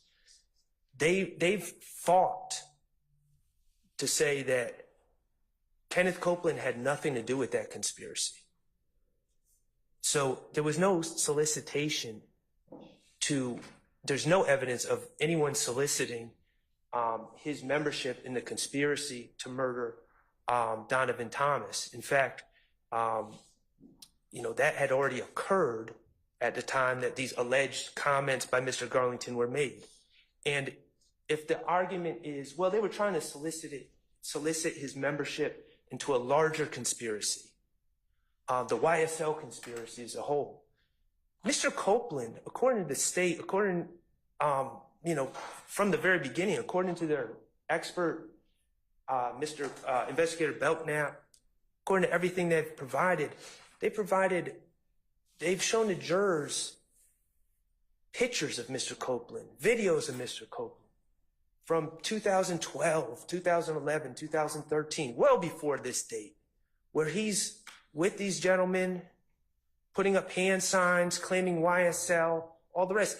If the argument is, well, they were soliciting him into the larger conspiracy, he was already part of the larger conspiracy according to the state. Okay, let me ask you this. So a part of the cases that the state cited, I mean, it may be that part of it was one way you can find this as a co-conspirator exception is soliciting membership, but another concept was to further the purposes of cohesion amongst, and I think they have gang cases, so a gang. Right. So can you address that? Well, they have the burden of proof by preponderance of evidence to show that this has been furthered. There's been no evidence. Again, we're seeing pictures from over the years. There appears to be complete cohesion. There's been no evidence that this was done, if it happened at all, which my sense is it didn't happen, but assuming that the statement was made by Mr. Garlington to Mr. Copeland, this brief statement, I think we're really stretching where the exception is essentially swallowing the rule. If we just say, well, a statement about past events with absolutely no indication that someone said, hey, this is what we need to do. We need to be quiet. We need to do this. We need to do that. There's no indication that Mr. Copeland was instructed to do anything. Mr. Copeland just drove where he wanted to go afterwards. Now, I will say, and I'm sure the state's going to point this out, that people on the street apparently thought Mr. Copeland was involved and began allegedly shooting up houses that he was associated with, but that has nothing to do with the purpose of the statement that allegedly Mr. Garlington made to Mr. Copeland. So there's absolutely, I mean, the record is just completely devoid of any evidence that supports that other than the statement themselves and just reading into the statement and just assuming, well, it must have been done for cohesion. But again, if we can just assume with nothing else, then what's the point of the rule to begin with? Mr. Copeland has never testified that anyone allegedly involved in the murder of Donovan Thomas has ever asked him to do anything. You know, the story that comes out through past statements are Mr. Treadwell takes a car somewhere to get rid of a car, to get rid of guns. You know, again, I'm not saying these are true statements, but that's what comes out in the discovery, and that's what comes out in other people's statements. Mr. Copeland has, it's completely devoid of anything that Mr. Copeland was asked to do. As far as also fostering cohesiveness, Mr. Copeland himself said that Mr. Garlington at the time was his best friend. So I'm not sure. In the United States v. Flores case, they talked about cohesiveness and cohesion within the group. And that was a situation where one individual, the declarant, was talking to another individual that didn't know. So you got the declarant, who ends up, and then another individual who ends up being the witness. We'll call him the third party. And then you have the defendant, and the declarant is telling the witness, hey, let me tell you about the defendant. He's a solid guy because this is what he did, and we're all one cohesive group. But the witness and the defendant were not close. They didn't really know each other. So the middleman, who ends up was the declarant, is kind of informing one person about the other and saying, oh, he's solid. We can be cohesive. In this case, Mr. Garlington and Mr. Copeland and Mr. Stillwell all knew each other very well. And that's come out in testimony. That they're, according to Mr. Copeland, they were the three best friends. So I don't understand how that falls under fostering cohesiveness, because there was already extreme cohesion between that group. So I think it's distinguishable in that aspect as well. US v. Holt, I'll just point out also, with all my other arguments, there's no indication in that case. It talks about keeping a co-conspirator abreast of the situation. There's no indication that Mr. Copeland needed to be kept up abreast of the developments at the time. Mr. Copeland was not summoned to do anything by the group. Mr. Copeland called Mr. Garlington wanting to find out where he was. So it wasn't a situation where the group, assuming these statements were made, called Mr. Copeland to bring him in. Oh, can you pick us up? Can you do this? Mr. Copeland reached out to them. And also I'll point out that U.S. v. Holt was argued under or decided under the plain error standard because the trial attorney did not object appropriately. I have the 4 cases I handed up: U.S. v. Blakey. Well, I'm sure the court will read the cases, but State v. Wilkins I thought was particularly informative. It's a Georgia Supreme Court case.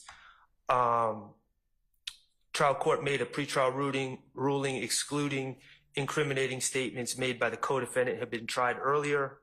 Trial court held that while statements were made by a co-conspirator, they did not further the conspiracy, and the trial court did not abuse its discretion.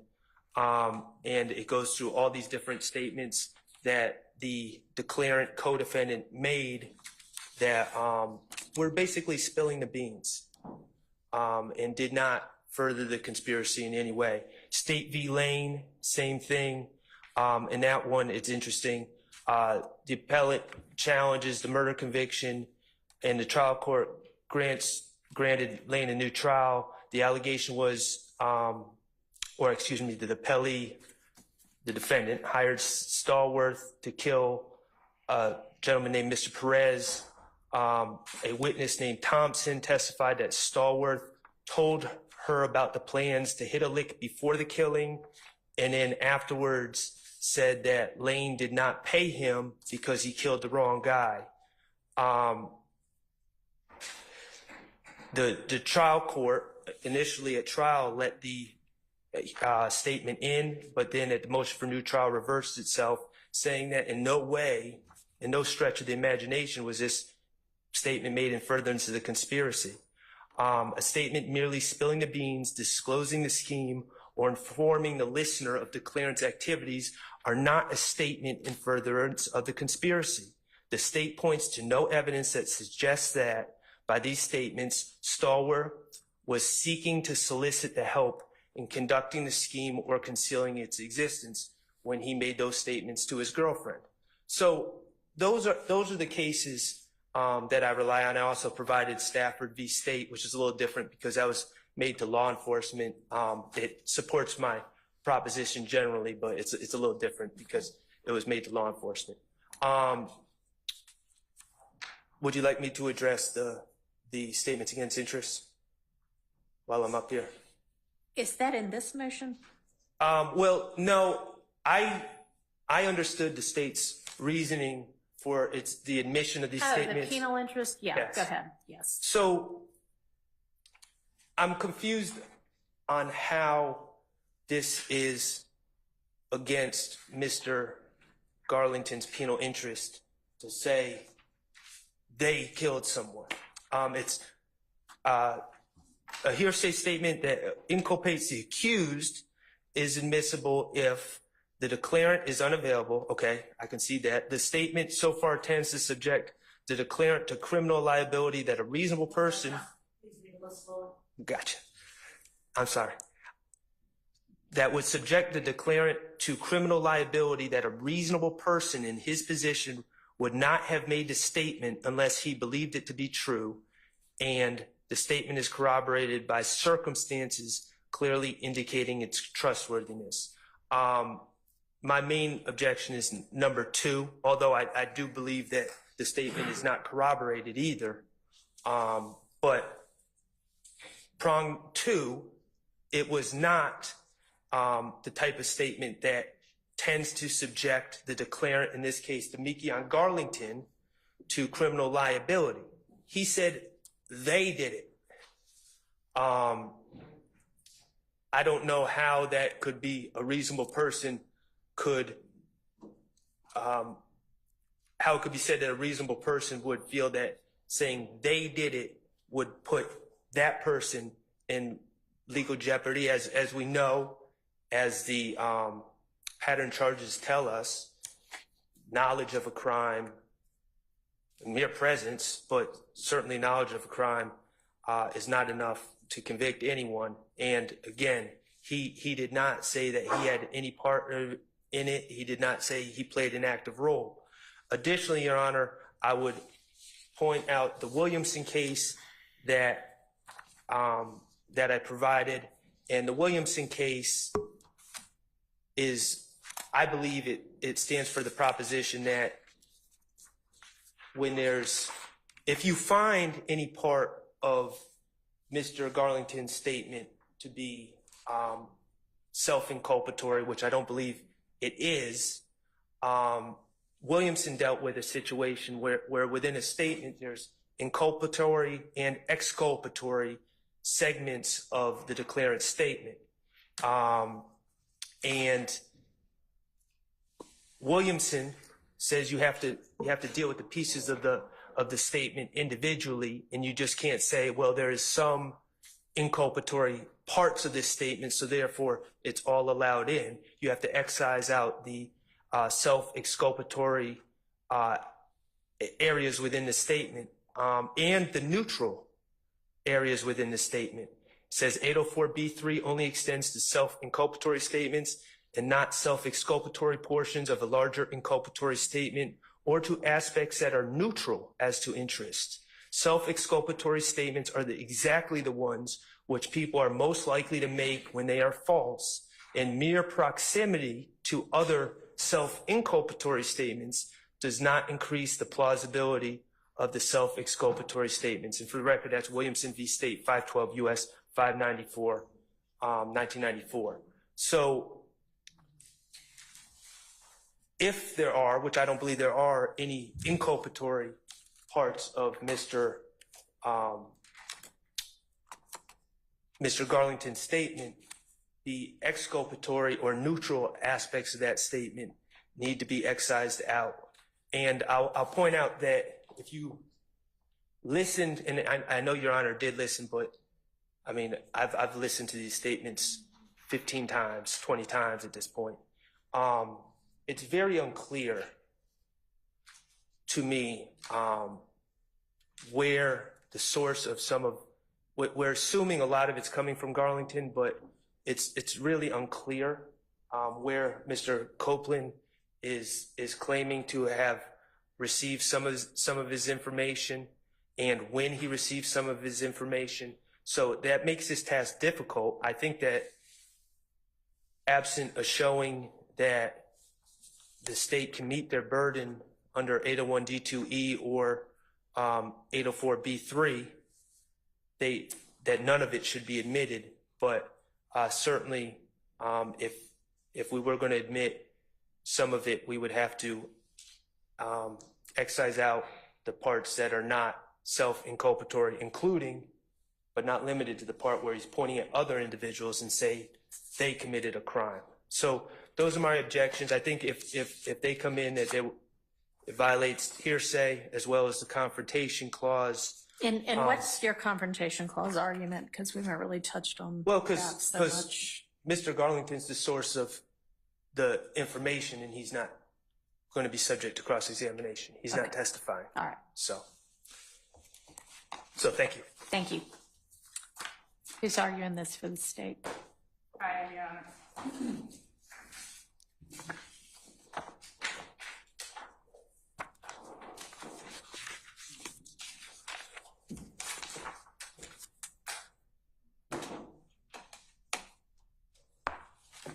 Judge, I will, of course, stand on, not stand only on, but stand on the response that we have filed.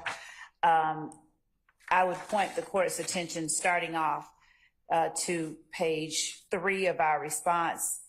and the second full paragraph on that page, Your Honor, where we are giving some facts of the case wherein it's already been shown at trial that a few days before the murder of Mr. Thomas, Mr. Copeland said that he was with Defendant Williams when Defendant Williams rented an Infiniti from a rental facility at the Atlanta airport. That same Infiniti, we allege, was utilized in the murder. Evidence at trial has already proven that Defendant Williams did in fact rent an Infiniti Q50 on January the 7th and returned it on January the 11th. Testimony at trial has already revealed Mr. Thomas's participation in Mr. Thomas's standing as a high-ranking rival Inglewood family blood gang member to the YSL criminal street gang. The week before, as Mr. Thomas was murdered, Mr. Copeland was physically assaulted at Club Crucial by Mr. Thomas's brother, Kelvin Watts. And in the early morning hours after the murder, multiple YSL gang members, including Mr. Copeland. Slow down. I apologize. Including. And y'all start reading instead of talking. Speed up. All right, go ahead. So in the early morning hours after the murder of Mr. Thomas, multiple YSL gang members, including Mr. Copeland, Defendant Williams, Mr. McMullen, Demekion Garlington, Diamante Kendricks, and Shannon Stillwell fled to Miami, Florida. And after these members of YSL returned to Atlanta, there were a number of retaliatory shootings between YSL and IF gang members. So just to sort of encapsulate that, all of that, when Demekion Garlington alerted Kenneth Copeland that they just killed Nutt, he was alerting Kenneth Copeland to the fact that a rival, a high-ranking rival gang member, has just been killed by our guys. And it's important for us to now prepare, protect ourselves, and flee to Miami. I apologize. yes, sir. A lot of this is not, and I put in writing, I'm objecting to any proffer of Ms. Love. A lot of this is her theory. It is not what the evidence has shown or will show. Okay. So you, Ms. Love, are presenting this as what the evidence has already shown.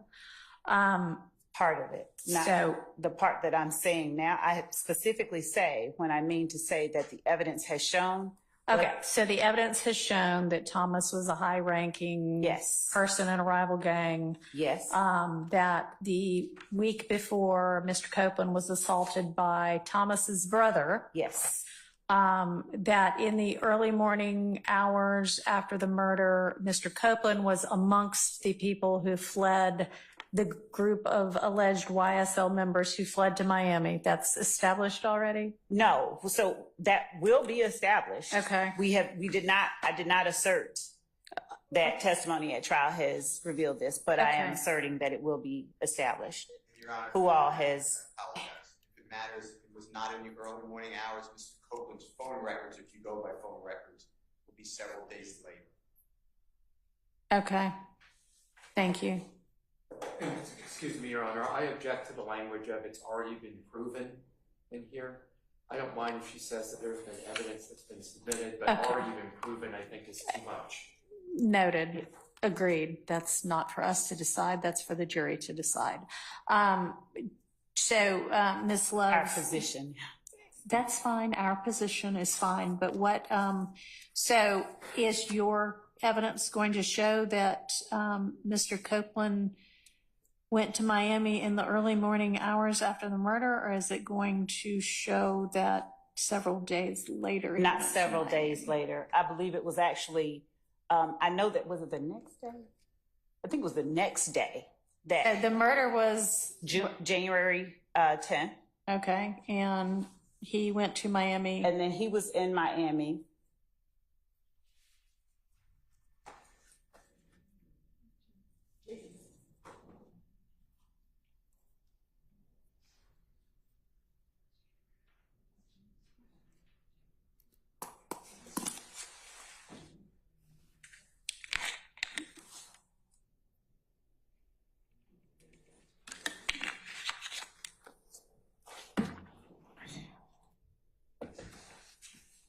While the state's doing it, if you really care, is Your Honor, if I January may. 6th is the alleged beatdown. Okay. Mr. Copeland, it wasn't a week earlier. January 10th, it's going to be January 6th. It's at the club Okay. compound. Thank you. Crucial. It's a compound, not crucial. It was the Sunday before, Your Honor. Okay.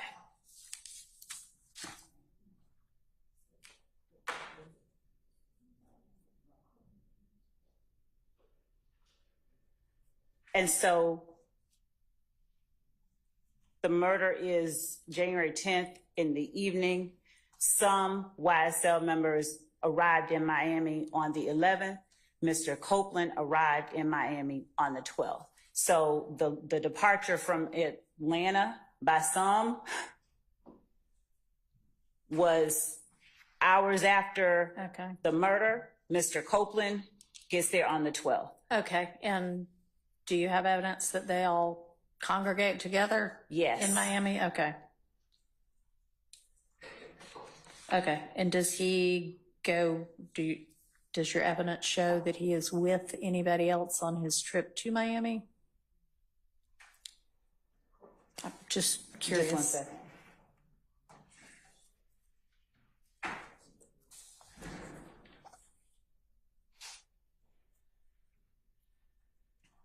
Mm-hmm. Testified to answer your question. I believe that Mr. Copeland testified after the recusal motion, that he traveled to Miami with his girlfriend or the mother of his child Okay. and his baby. All right. Thanks. And also, my understanding, and I believe it was testified to, it may not have been, was just to, when we're using the word fled, is that Mr. Williams had a show in Miami. Okay.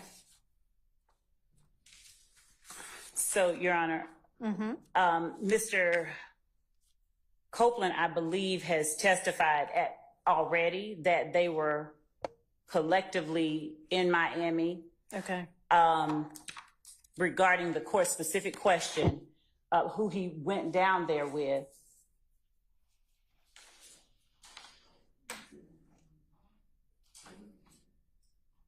We don't That's assert okay. who he They were specifically went down there. Together once down there.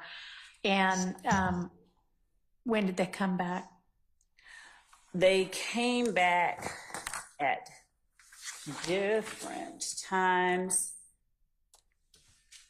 Our phone records, I'd have to look at. Couple of days later? I mean, just give me a ballpark. Some, they came back at different times. Okay. Different times. All right. And was there a show for Mr. Williams down there? Some kind of a music show, I assume?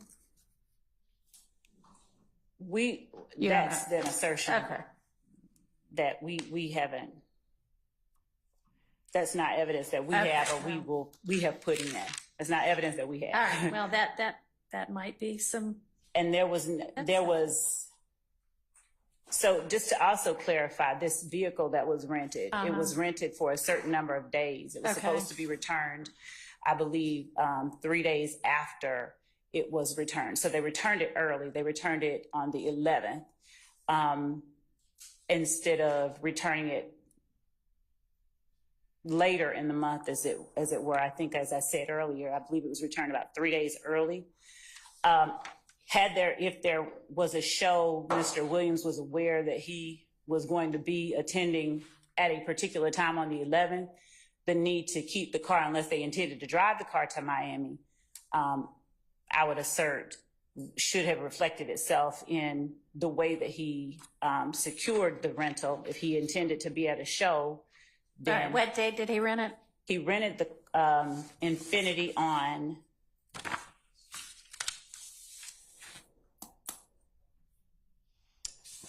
January the 7th, I believe it was.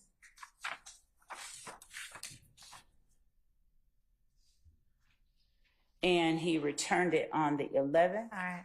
And the already admitted at trial is the rental agreement that shows that it was due to be returned later after the 11th. So it was probably a week rental? Actually, Judge, Maybe. Okay. Whatever. You said a few days early, which, okay. All right. So back in the Atlanta area, there is a series of retaliatory shootings. Is that in evidence, or is it going to be in that evidence? has been already put in evidence Okay. and additional information regarding those. And is there any evidence that Mr. Copeland was involved in any of those shootings? Yes. Back and forth. Okay. Between YSL and whatever the gang is It's that gang. Mr. Thomas. IF. Okay. Yes. All right. Specifically, if I may, there were instances that were testified about regarding a particular shooting. So right after the murder of Mr. Thomas, there were a number of shootings that Mr. Copeland was very concerned about and spoke about when he spoke to police in the early morning hours of the 11th, when he himself went down there. He essentially said to them, and I believe that the court has the recording of Mr. Copeland's first interview, they're shooting at me. They think I did it. They being Ifke, they think I did it. And so his girlfriend's father's house was shot up. His brother's house was shot up.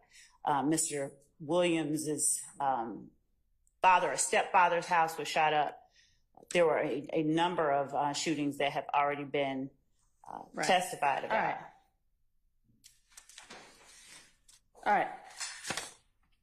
So just to start with the assertion regarding cohesiveness, that it's not so much a situation where we're asserting that someone is trying to bring Mr. Copeland in to the fold. He's already a part of it.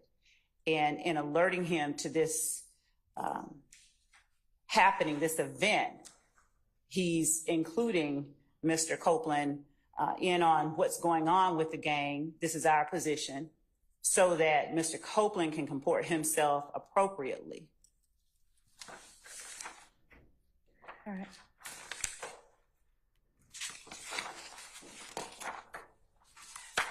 We have noted in our response that when we are talking about a conspiracy, it's not just the conspiracy, it's not regarding the conspiracy of the murder of Donovan Thomas only. The conspiracy is the wider, broader participation in YSL, and the criminal conspiracy is alleged in count 1. And Ms. Love, is it correct that Mr. Copeland also said to police that after the first revelation that they shot Nutt by Mr. Garlington, that, and that was in the McDonald's parking lot, that either they did or they were then instructed to follow They did follow them. the car that had apparently been involved or allegedly been involved, follow that car to Condo. another place where they all spent the night, Hold on just one second. and that he did so?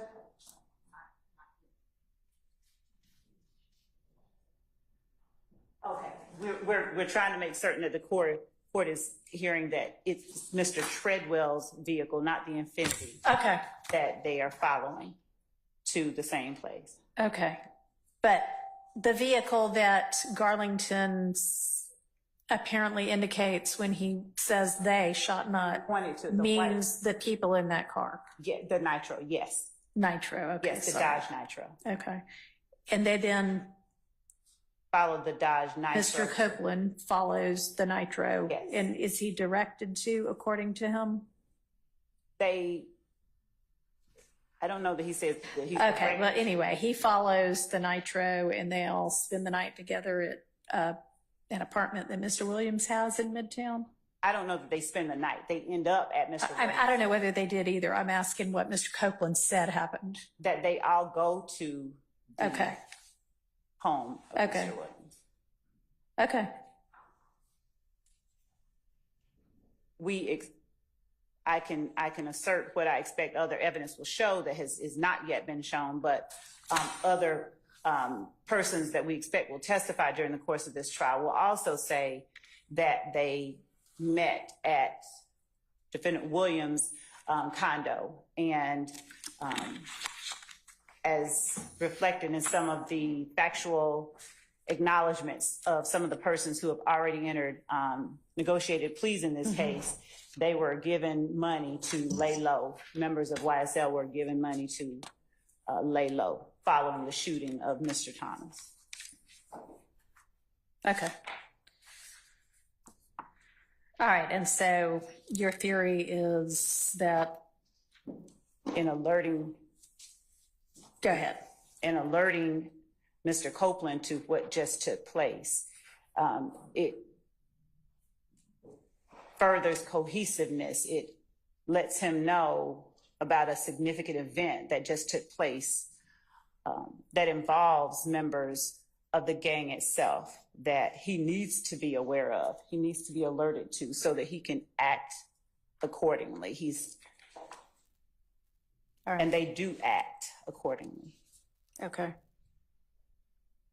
All right. What about your statement against penal interest argument? I mean, I think that Mr. Sharp raises kind of a good point that how can it be against Mr. Garlington's penal interest to say somebody else did the shooting? It wasn't just the shooting. He also, Mr. Copeland, that he has also talked about Mr. Garlington's words to him regarding his presence and his knowledge of who it was that participated in the Little Wayne bus shooting as well. Okay, so this is an entirely different shooting. There were two, yes. Right. So let's focus right now on what he said, the hearsay about the Thomas shooting. Okay. How is that against Mr. Garlington's penal interest? It's Mr. Garlington, as we said, is providing information about we argue, a gang-motivated crime committed by members of the same gang that he is a member of. So in saying what he did, he is talking about actions committed by, I would argue, co-conspirators. He's a member of the same criminal conspiracy as those that he's called murderers and shooters in the Little Wayne incident. He is, given the context of his relationship, his being Garlington's relationship with Stillwell and the other YSL associates that he names as having killed Mr. Thomas, he had no reason to lie about the murder or the shooting. He would not be privy to the information that they just killed Nutt had he not been a part of that same gang that these persons that he alleged have just killed Nutt are also parts of. All right, so is your theory then that when he says this, it reveals that he's a part of this same gang and therefore he can be charged under a gang count? No, he has because of his involvement.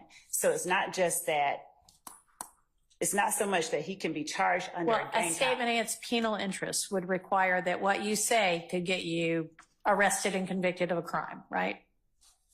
Correct. So how is what he said going to do that? It is evidence of his membership in a criminal conspiracy that is YSL. The act that they have committed is evidence that this enterprise commits criminal acts. It subjects him to punishment under count 1 in our indictment.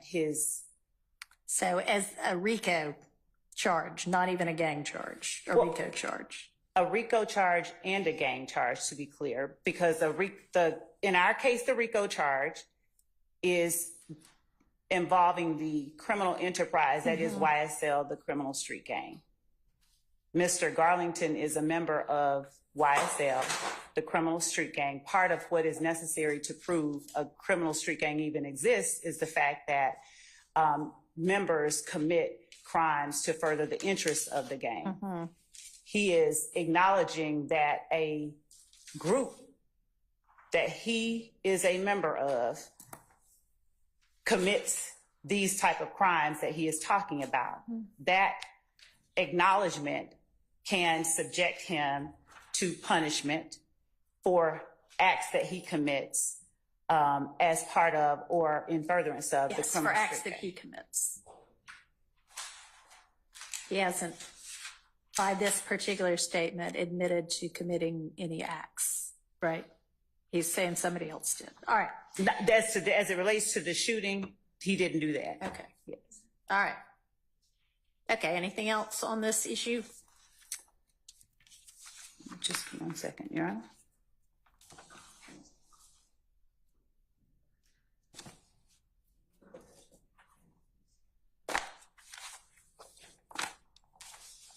And Your Honor, the fact that Mr. Garlington is alleged to have been, according to the statement, with them when they drove by and saw Mr. Thomas before the murder. Okay. Also reflects his involvement in the gang itself. Okay. All right. Sure. And Judge, if I Hang may, on, before she might Mr. not be done. Go ahead. Apologize. That's okay. I would cite the court to United States versus Padilla, P-A-D. Is this a new case that's not in your response? It's Okay. not. Okay. All right. USB Padilla. Yes. What's the site? It is 2000 US APP Lexus 1843 at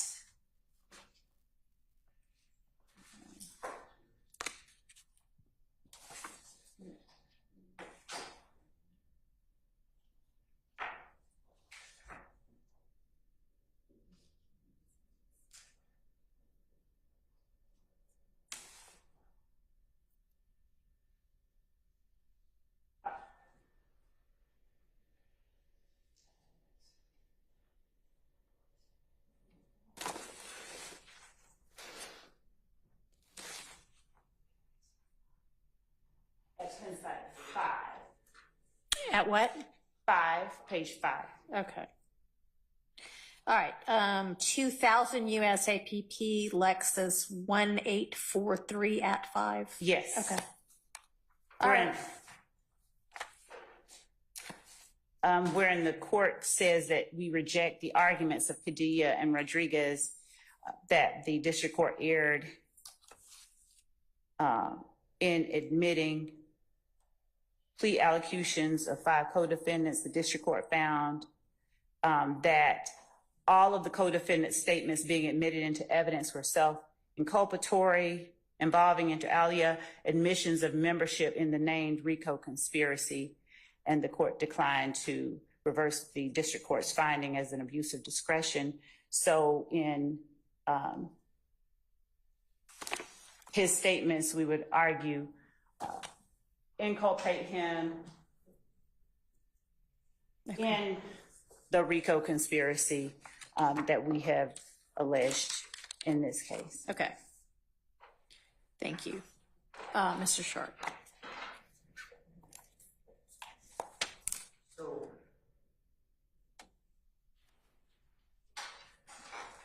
John, I think it's clear that this is not a statement against penal interest. It's what a reasonable person would believe. And to come up with these theories about RICO conspiracies when you haven't done anything wrong, I just don't see that as falling under that exception to the hearsay rule. Regarding the statements, whether they're in furtherance, you asked, was he directed? The answer is no. He called Mr. Garlington. Mr. Garlington said, hey, and this is before making any statements about the alleged murder. Apparently he said, you know, can you come pick me up? Sure. He went down there. A statement, we say it was never made. Mr. Copeland now says it was never made. But regardless, the statement, if it was made once Mr. Copeland gets down there. He's never directed to do anything. He just goes and follows people that he knows. The state is arguing that narrative events given so someone can comport themselves appropriately makes a statement in furtherance of conspiracy. And if we just logically think about that, that would mean that any time there's a declarant and someone else and a witness who are allegedly involved in the same conspiracy or in the same gang or anything else, anytime a statement of narrative events is made from declarant to witness and they're linked together in any sort of alleged gang or conspiracy, by definition, it would fall under this exception. And that's just not the case. The state is saying so he could comport himself appropriately. They have no evidence of that at all. That's just their theory, and it's just a blanket statement to say that it fits under these cases, but it's not backed up by anything. And you know, if we were to just allow those spilling the beans statements in under that just imagined alleged basis, then the rule really doesn't even need to exist, and the exception would swallow the rule. So it doesn't fall under either of the exceptions asserted by the state. All right, thank you. Your Honor, may I add one thing briefly? Yes.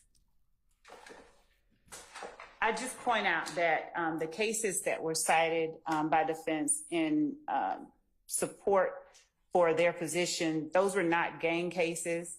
Ours specifically, the cases that we cite are gang cases. We cite a plethora of gang cases. And in doing so, we express how here there is a distinction between the case that we have and the cases that they are citing, and that we are specifically talking about the criminal conspiracy of the YSL street gang. The argument that any statement made for a narrative purpose would be admissible is inapplicable here, where the statement that was made was not just any statement for a narrative purpose. It was a statement about a criminal act committed by a co-gang member, a co-YSL member or members of the enterprise that this young man, Damikion Garlington, is alleged by the state and we believe can be proven to also be a member of. Additionally, we will be at trial later on presenting evidence from other sources of what took place at that condo, which further show what we are arguing here. All right. Let's break for lunch. We're probably a little bit on the late side for breaking for lunch, but it is 12:35. Let's come back at 1:45.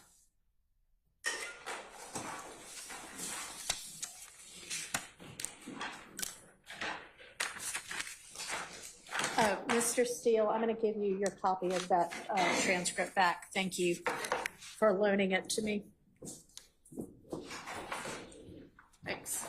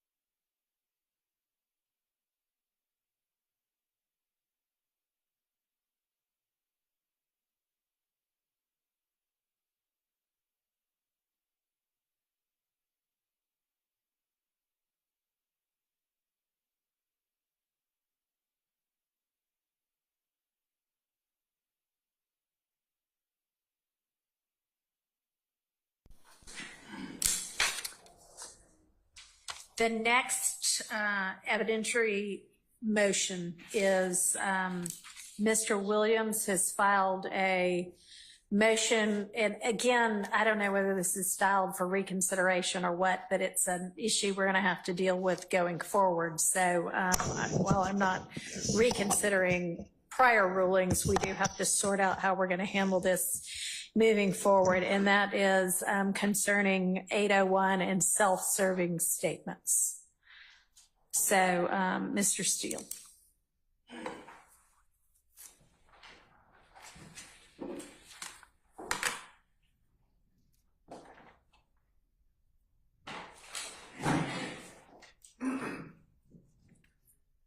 There's been a lot of objections. Can't change the past. I've objected to it all. Over objection, I've been prevented from trying the case and putting on evidence based upon this so-called self-serving statement. My understanding, Your Honor, is that that changed with the new evidence code, and I cited for the court in my motion that I filed on, Attorney Adams, and I filed on July 10, 2024, some cases, and I might have attached the cases actually to the motion. I can't remember now.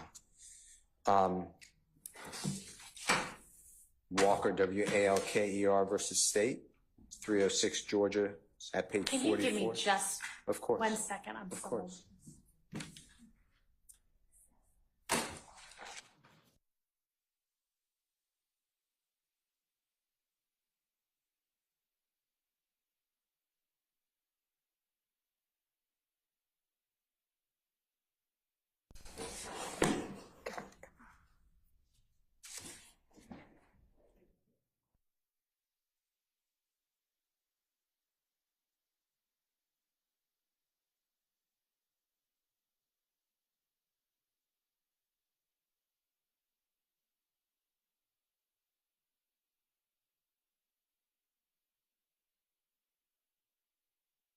Okay. No apology ever, Your Honor. So Walker is W-A-L-K-E-R versus State, and it's 306 Georgia 44, specifically footnote 3, 829 Southeast 2D 121 2019 case, where our highest court wrote that and I'm quoting now, the blanket policy against self-serving statements might not have survived the passage of the Georgia New Evidence Code. Then in Jones versus State, it's 303 Georgia, 496, it's in Division 4, 813 Southeast 2D 360 2018. That case is a pre-January 1, 2013 trial. So the self-serving statement objection was valid. That's why I put that case in the motion. And then it's a good case of Hodges, which it's State actually versus Hodges, H-O-D-G-E-S, 291-413, footnote 6, 728 Southeast 2D 582 2012. Obviously that's before January 1, 2013. But what happened was our Supreme Court said that the new evidence code has indoctrinated or codified, I guess, OCGA section 24-8-801C, and that the new evidence code would not retain the self-serving statement rule. And instead, the court looks at relevance 401, 402, and then obviously 403 is for everything. In federal courts, United States versus Jackson, J-C-K-S-O-N, 780 F2D, 1305, it's 7th Circuit, 1986. For over 40 years, self-serving rule was not followed in federal courts. And here, what was happening is anything said by Mr. Williams that I tried to get in on cross-examination would be met with an objection that was sustained as self-serving statements. At times, the recused Judge Glanville would allow it in under the rule of completeness, so 106 and 822, or 24-1-106 and 24-1-822. There were times that he let in, but self-serving statements were excluded even though they weren't going to innocence, which under the old rule, self-serving statement has to go to innocence. That's why it's self-serving. But anyway, I'm not saying that it's ever going to come up, but it happens so frequently. I just wanted to be courteous because that's the way it was going for several months in the court. So I just wanted to raise that to your attention. That's really what it is. In paragraph 11 of that motion, Your Honor, there was not as much, but under, I think it's 24-8-801, you got, and I'm looking, it could be 2B. I'm not sure that's right, but I think it's 2B. It deals with a statement that's adopted. So Judge Glanville would allow in, well, this was sent on social media and your client didn't respond. Oh no, that's not accurate. Or there was an alleged meeting and your client was there and he didn't deny it. Or somebody else had a lyric in a musical song and your client didn't come back with the next verse and say, oh no, that doesn't apply. And that's not an adoption has to be specifically intended to adopt by your silence. Like, so anyway, those are my issues. Okay. They came up a lot. I'm not, Your Honor, I am not saying that there'll be issues going forward, but it like permeated this trial. Okay, I appreciate you bringing all of that to my attention. And I mean, this isn't really, I guess this is more bringing it to my attention than anything else. Yeah. We're not talking about anything specifically right now. And obviously, as we're moving forward, we'll take up specifics of things as, I'm going to say as we get to them, although if there's evidence that either side knows they're going to be intending to use that might have issues or objections, let's try to deal with that to the extent we can before we're in front of the jury. I think I said that already. But, you know, I looked at all your case law and I've looked at the statute and I don't know whether maybe some people were just using self-serving as sort of shorthand for something. I don't know, but I agree that there is not that's really no longer the issue. And if something is going to be excluded, it's not going to be on the basis that it's self-serving. It's going to be on the basis that it's hearsay and there's no recognized codified exception that has been met. So, I mean, that'll be my intention going forward is, you know, to look and see, is it hearsay? And then if it is, and obviously a prior statement of your client is probably going to be hearsay unless and until he testifies. So the question is going to be, does it come in under an exception? Is it a prior consistent or a prior inconsistent statement? And with regard to adoptive admissions as well, I agree. There has to be something to indicate not just I heard it and I didn't say no. It has to be I heard it and I didn't in some way dispute it when the circumstances would expect me to dispute it. So yeah, generally speaking, that's my understanding. And like I say, we'll take up the specifics as they come at us. Thank you, Your Honor. All right. That was the totality of that. Great. Thank you. This is left. Can I ask a question? Yes. There's I don't want to take something, but there's a transcript of the January 10th, 2024. That's yours? Yes. Okay, I just want to make sure. I don't know. I think I handed yours back to you before. Okay.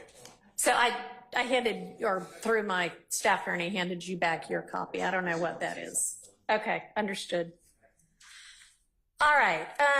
The state has a motion to exclude victim character evidence. It was filed on July 23rd, and I don't know if that's something that has been ruled on previously or what this one is really. Has that already been dealt with, or where are we on that? It has come up, Your Honor, ADA action on behalf of the state. The state wanted to file that for the court's guidance of any motions where we were going through specifically Mr. Copeland's redactions. Okay. And there was a couple times, and Judge Glanville overruled the state's objection. We wanted some what we classified as speculative homicides that the deceased victim, Mr. Thomas, was involved in, that Mr. Copeland speaks about in his interviews. Okay. And so those redaction conversations with the court were after June 12th. So the state, foreseeing and forecasting at least that specific issue and or additional questions that may come up, wanted to file this motion precluding improper victim character Okay. evidence, Your Honor. And flesh it out a little bit more for me. Yes, Your Honor. So Mr. Copeland wanted to testify to, and or you all had prior statements where he had mentioned and you wanted to get in him saying something about homicides that Mr. Thomas had been involved in perpetrating? So, Your Honor, potentially? Yes, Your Honor. And I have some, let me grab these notes right here. Okay. Oh, no. I wanted to show these examples that I had.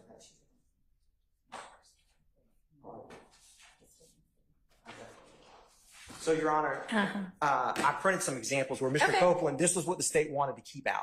So, Wanted to keep out. yes, Your Honor. Okay. And the way that the Honorable Chief Judge Glanville addressed these redactions was, state, let me know what you're not playing, and Right. then defense counsel would bring up questions they were going to ask Mr. Copeland and or play. So there was portions the state was not going to play and defense counsel said they wanted to get into where Mr. Copeland is mentioning there's a murder on Auburn Avenue. There's an individual by the name of Scooter, and it comes up kind of off the cuff of he heard that Nutt had something to do with this murder. And so the state felt that that falls under what's kind of classically a specific bad act of a victim, which can't come in under really any witness to include a deceased victim in a case. And the case law and the state's motion on that is, explains all of that, I feel like, succinctly. And so the state, knowing that we're going to have to go back over these interviews with Mr. Copeland, and some of this may depend on the questions asked and his responses, the state filed this motion. There may be other instances. Those are what came to mind because we recently addressed those. And they're in a recorded statement of Mr. Copeland that the state did not want to play, but defense counsel wanted to ask Mr. Copeland about and or play it if it was impeachment. Under what basis, if y'all had gotten that far, and maybe it's more fair to ask the defense. I was going to say that, Your Honor. But I will defer to the defense on their basis for that because I don't want to misspeak for them. All right. Somebody from the defense want to let me know what they might intend to argue with regard to this type of evidence? Couple things. First of all, regarding Mr. Thomas's character in general, the state, and I defer to the recordings. I don't have it in front of me. I'm not intentionally misspeaking. My recollection is Miss Love indicated on January 10, 2015, Mr. Thomas was just hanging out, on the street with his good friends, having a good time and, just having a friendly time. And then these mean guys did this thing to him, which was misleading. But then the state presented witnesses that said that Mr. Thomas was a gang member. This wasn't us. We didn't bring this up. That he is a gang member, that he was a gang leader. And then they brought in experts that talked about If Gang, Inglewood Family Gang, and Bird Gang. And these are the gangs that Mr. Thomas was associated with. And so all this character evidence has really come from the state's witnesses, and it's been elicited by the state. Now, regarding what Mr. Atkins just spoke of, I think we're putting the cart a little bit before the horse, because these are things that Mr. Copeland said in out-of-court statements. I am not conceding. I hope Your Honor is considering the prior argument today about whether the statements regarding what Mr. Garlington said, or Mr. Garlington's statements, alleged statements to Mr. Copeland, are even admissible. But then there's another issue. Even if they were admissible, our stance is that Mr. Copeland on the stand, and assuming he testifies consistent again, would not deny making those statements. So I don't even know why we're playing prior statements to begin with. All that being said, my recollection of the arguments were that Mr. Copeland was making references to what he knew about Mr. Thomas as, you know, a gang leader that may have been involved in other violent acts. My recollection of the litigation of that issue was that certain defendants, and it wasn't on behalf of Mr. Stillwell, but certain defendants have argued that Mr. Copeland is responsible for the death of Mr. Thomas. And the argument, as I recall it, was that if that's the defense's theory, that Mr. Copeland's belief and understanding, you got to remember in context, Mr. Copeland, aside from all the gentlemen here, was embroiled in his side controversy with Mr. Thomas's brother, Mr. Watts, Kelvin Watts. And there was a fight a couple days beforehand at Club Crucial where Mr. Copeland's face was blooded and he was robbed, essentially. Right. So he had this side disagreement going on with these individuals, and my recollection of the argument was that Mr. Copeland's knowledge and belief that Mr. Thomas had a history of violence created the motive to essentially a preemptive strike. That he knew that he was in a beef, in a disagreement with dangerous people, and that goes to his motive. Okay, he's not, Mr. Copeland. Yeah, who is not alleged to have had, by anybody, as far as I can tell from what y'all have said to me today, to have had involvement in Mr. Thomas's murder before the fact. I don't know. That's not been the state's theory, and that has not been Mr. Stillwell's theory. But that did come up. Okay, well, it may be that what Mr. Copeland thinks about Mr. Thomas's violent reputation is entirely irrelevant then. It may be irrelevant. You know, I don't want to speak for other counsel, but that's my recollection of the events. But again, I think that, in my personal opinion, the most prudent thing is to figure out which of these statements are even going to be admissible first. Yeah. But in general, Your Honor, the defense is not, you know, we haven't been bringing out evidence about Mr. Thomas. You know, the state played a video where Mr. Thomas's brother was carrying an assault weapon in a barber shop at the time of the shooting. The state's witness said that Mr. Thomas. Okay. Your Honor?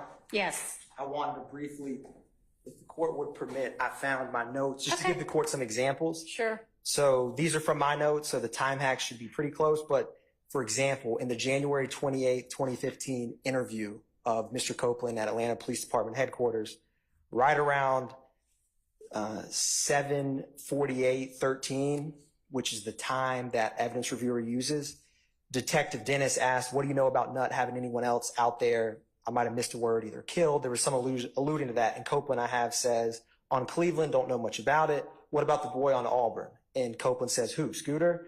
And Detective Gaither, another APD gang detective, says, "Mr. Copeland, you know, tell us more." You start smiling. And Copeland says, "I heard something, but was not much. It's just like he did get caught up. Somebody had him killed."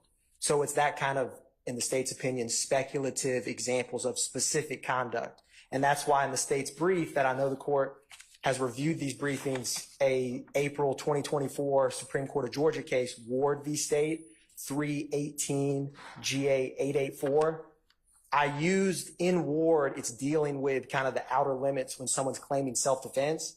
I like reading Ward, one, because it's the highest court in Georgia and it's recent, but number two, not being able to use specific acts of the victim as character evidence, and even a self-defense allegation, which no defendant in this case has alleged that they shot Mr. Thomas in self-defense, it still establishes it must be through reputation and opinion only. And so the state's kind of, it's a two-part motion specifically.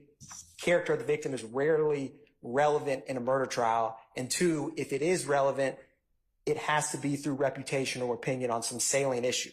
And three, what Mr. Copeland's discussing about, to the state's understanding, is quite speculative even at that.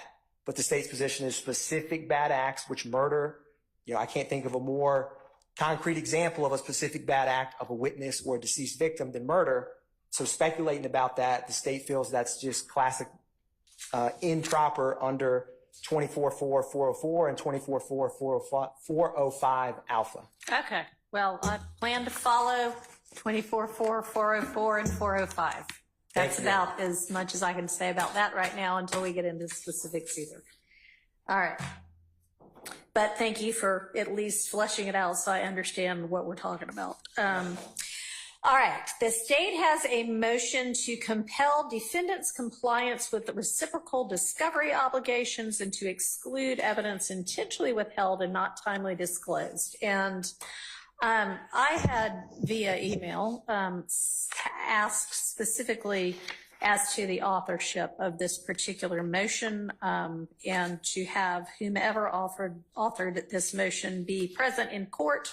The response I got back was Ms. Love saying, I will be present. Does that mean, Ms. Love, that you are the author of this motion? Yes, Judge. Okay. So I have some problems with some of the representations made in this motion. Specifically on page 3, the citation to U.S. versus Young, and then to U.S. versus Waddell, and then the statement, quote, a defendant has a duty, underlined, to disclose prior to trial and an ongoing duty to timely disclose, in bold, any evidence he intends to use as both impeachment evidence and as substantive evidence of innocence. See id, meaning see the above two cases, Waddell and Young. I've read both of those cases. Show me in either of those cases where there is a proposition that discovery and reciprocal discovery obligations of the defense applies to evidence that's going to be used solely as impeachment. I didn't say solely as impeachment. I said as both impeachment and as substantive evidence. Which implies that the use of it as impeachment evidence triggers the reciprocal discovery obligation. No, unless I wrote it inartfully. What I was saying. Well, you wrote it inartfully. I did then, because what I was saying was that it has to be both. That is the representation that all right. I made. And then when I amended it. I didn't see an amendment. I have a copy for the court. Did you fix that? What I did was. Thank you. Sort of elaborate on it, or yes, I guess you could say it was fixed. So you concede then that if evidence is going to be used solely as impeachment evidence, that there's no triggering of a reciprocal discovery obligation? Yes, that's okay. Yes, I was not saying that. I was saying. Good to know. My apologies to the court for that inartful wording. Okay. And what I said in the amendment, Your Honor, was.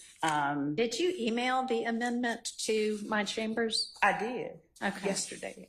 Yesterday. Okay. Yes, well, that may be why I hadn't seen it, although I've been looking at y'all's stuff nonstop. Yes. Okay. It's in front of me now, so. So what our position is, Your Honor, as I state on page 3 of the amendment, is outlining what Georgia's statutory requirements are. Of course, the court is aware of what OCGA 1716 4C1 requires. Then I go down to subsection C on that same page where I cite Aggie versus the state 311 Georgia 340 at 343 and go on to say Georgia's discovery law does not explicitly apply 1716 4C to evidence used simply for the purpose of impeachment. Okay. And then I say it unquestionably applies to that second intended purpose, use as substantive evidence. And then in section D, Your Honor, I cite two relevant similar federal laws, pointing out that federal law requires the defense to provide the government with materials that are within the defendant's possession, custody, or control. Possession, custody, or control, my apologies, where the defendant intends to use the item in the defendant's case in chief at trial. And that's Federal Rules of Criminal Procedure 16B1 alpha. All right. So it can be used in the state's case in chief and maybe be impeachment evidence, maybe be substantive evidence, maybe be both. It's not where in the trial it comes in that matters. It's whether it's used and intended for use as substantive evidence or not. That is, yes. Okay. So as long as we're all on the same page with that, and I actually do think that to the extent anybody might want to take a closer look at what those distinctions are, I think it's Waddell, yes, where the court actually says, hey, you know what, these can be tricky, these can be dicey. Here's what it means. Here's the difference between the two. So I would recommend for everybody's reading pleasure the court's exposition of that issue in the Waddell case. And in this amendment, I did correct the Waddell site. Okay. All right. So we'll follow that law as well. So, Your Honor, yeah. And so I guess I don't know if you've got specifics with regard to things that you believe have not been turned over or that exist and haven't been turned over. Well, okay. I cite, for example, in these amendment to the supplement on page 1, the first example was recordings that were held by counsel for defendant Williams of an interview conducted with state's witness Adrian Bean.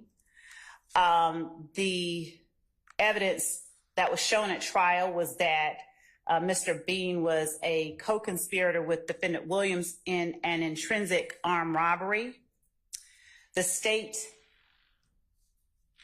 conducted days worth of direct examination of Mr. Bean, only to learn the weekend before the day cross-examination of Mr. Bean was to begin that counsel for defendant Williams had a recording of an interview he had conducted along with his investigator, which had been in counsel's possession since January of 2023.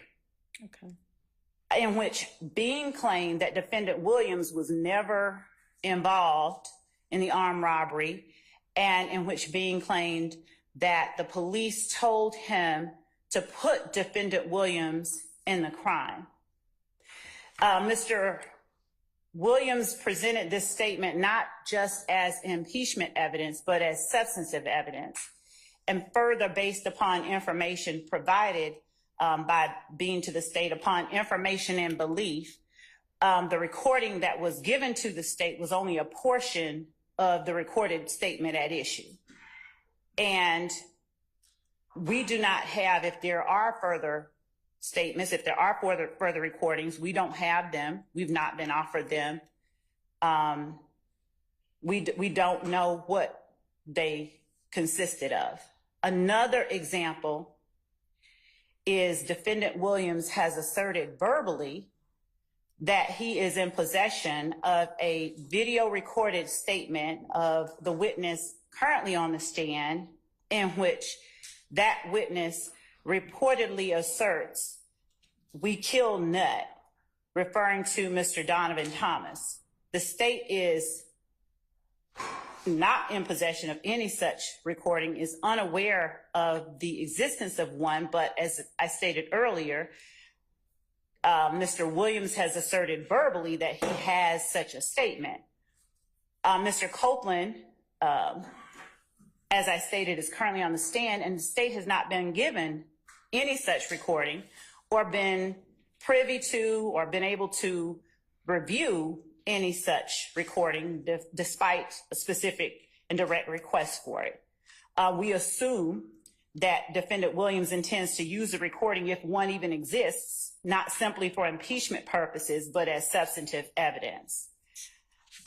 Given these explicit and deliberate decisions to withhold material specifically that we've outlined above, and I will also point the court's attention to a similar example of with intentionally holding back material.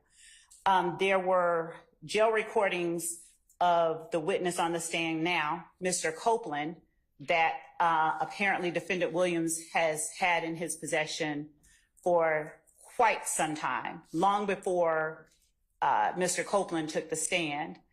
And we were only around the time that Mr. Copeland took the stand presented with these recordings. We expressed having a problem with being able to access them, and we were given another set of recordings that contained some other files that maybe were missing in the first one.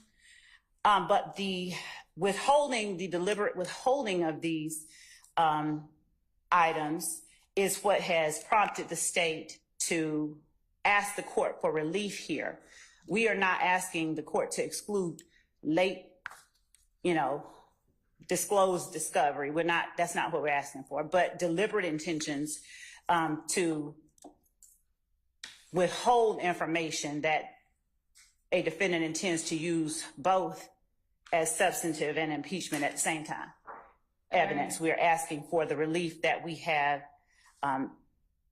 referenced in our initial motion. And if the court is not inclined, as we've stated on page 5 of our amendment and supplement to the state's motion to compel, we recognize that both Georgia and federal authority instruct that courts employ the least extreme sanction to remedy discovery violations.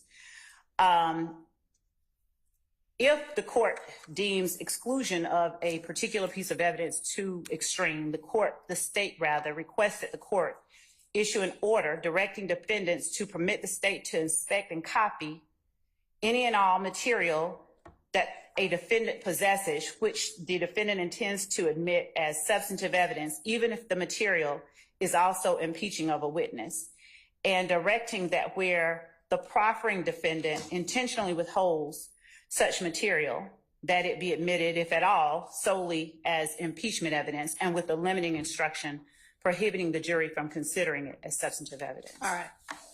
So, with regard to the three things that you outlined specifically, you now have the recordings of witness Bean. Is that true? We have one recording of witness Adrian Bean that apparently was made on an iPhone, but is, according to the information that the state received from the witness as he got off the stand, that may not reflect all of what was taken down. What do you mean by taken down? Well, there were, as the witness left the stand, he indicated that,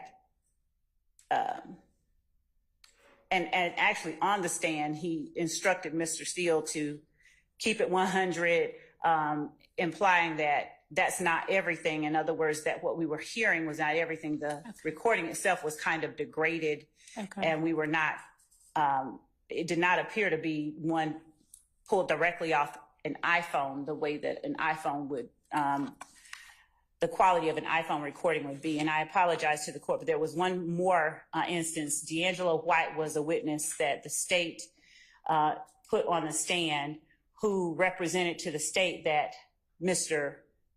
that counsel for defendant Williams recorded the interview, or appeared to be recording the interview that he conducted with D'Angelo White at the Fulton County Jail. We've never received any recording of an interview between counsel for defendant Williams or anybody else conducted at the Fulton County Jail. I believe I heard earlier reference today to, I don't know if I heard that was the subject of any ex parte hearings or meetings with the court between counsel for multiple defendants and the court. But if there were or are any interviews of D'Angelo White in anyone's possession or that were made, we would believe the state to be entitled to them. He was a witness who was examined and cross-examined on the stand. So there were 4 instances. All right, well, he already has been examined and cross-examined? Yes. Okay, and no such recording was used? Right, they didn't. Okay, then why would y'all be entitled to it? It's just an example of something that we weren't aware of. Okay, but y'all aren't entitled to be aware of every aspect of a defendant's I don't case. disagree. You are entitled to something that would have been a recording that then gets used as substantive evidence, but it sounds like that did not. The court is correct. Okay, so that one doesn't matter. Okay. So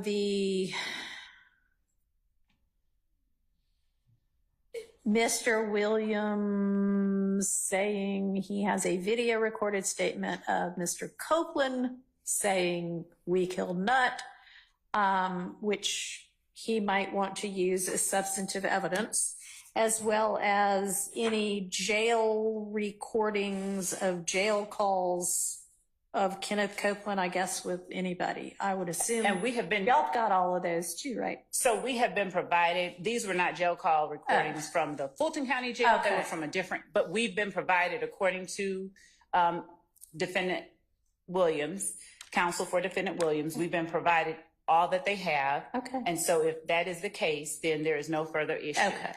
So that one's fine too. Correct. So,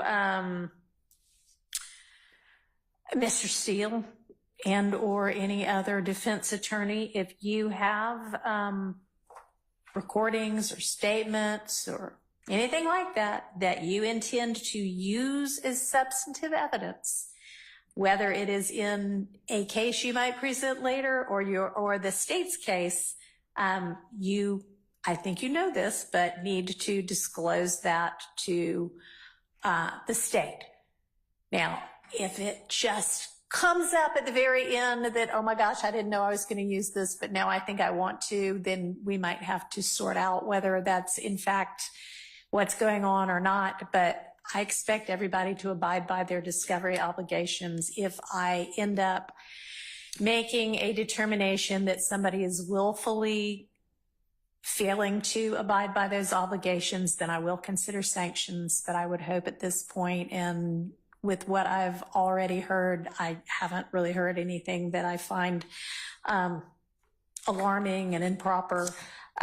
So unless anybody wants to say anything else, I'm just at this point going to say I expect y'all to abide by your discovery obligations. And Your Honor, if I may add one more thing, I believe that counsel for defendant Williams emphatically stated he does intend to use a video recording that he has in his possession of the witness currently on the stand purportedly saying what he asserted, and that we're okay, well, I mean, I can see how that might be impeachment evidence, and I'll have to hear whether and how it might be substantive evidence. Mr. Steele.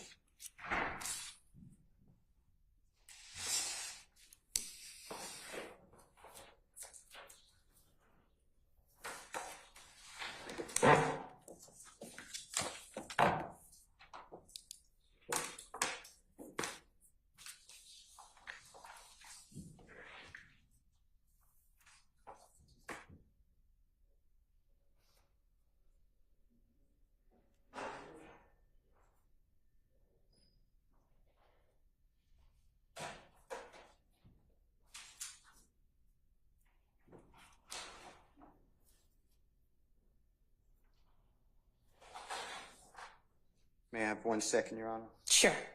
Thank you.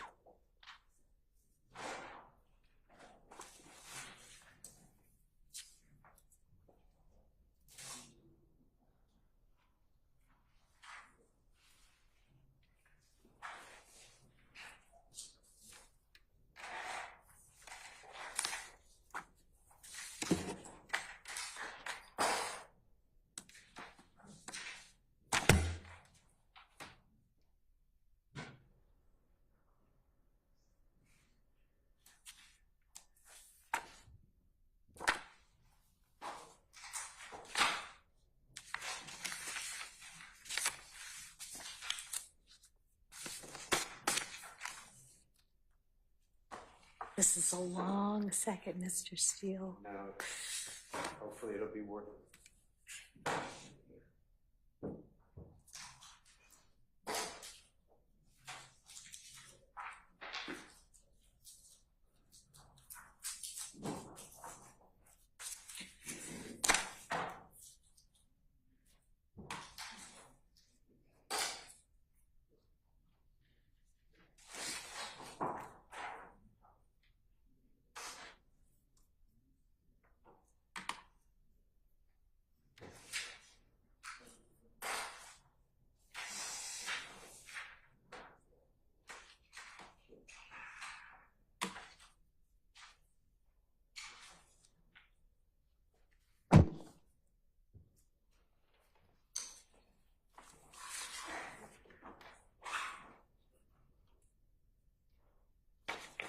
Your Honor, may I approach? Yes.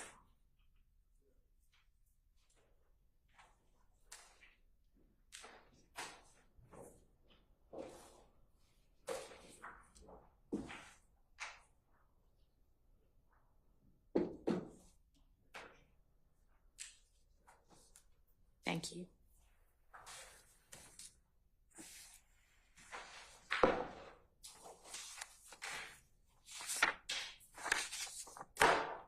Thank you, Your Honor. So I believe that what the state has asked you to do and what you said from the bench about the law that will apply in this case is not accurate under Georgia law. Okay. I also, again, I'm not going to continue to repeat. I hope that you would take it the way Judge Glanville did. I have all objections to any proffer made by District Attorney Love. They are not only wrong, but I'm going to show you why they are knowingly wrong. This is the 4th time we're having the same hearing. I know you're not here privy to this. Okay. What Prosecutor Love did not tell you is the Georgia law that I've already handed to them. Judge Glanville has ruled on this 3 times. Okay. Every time telling the state the same thing, that they're wrong. So I'll go through it for the 4th time that Ms. Love intentionally, I assume, she has a memory of this because she was here. I handed her all these cases.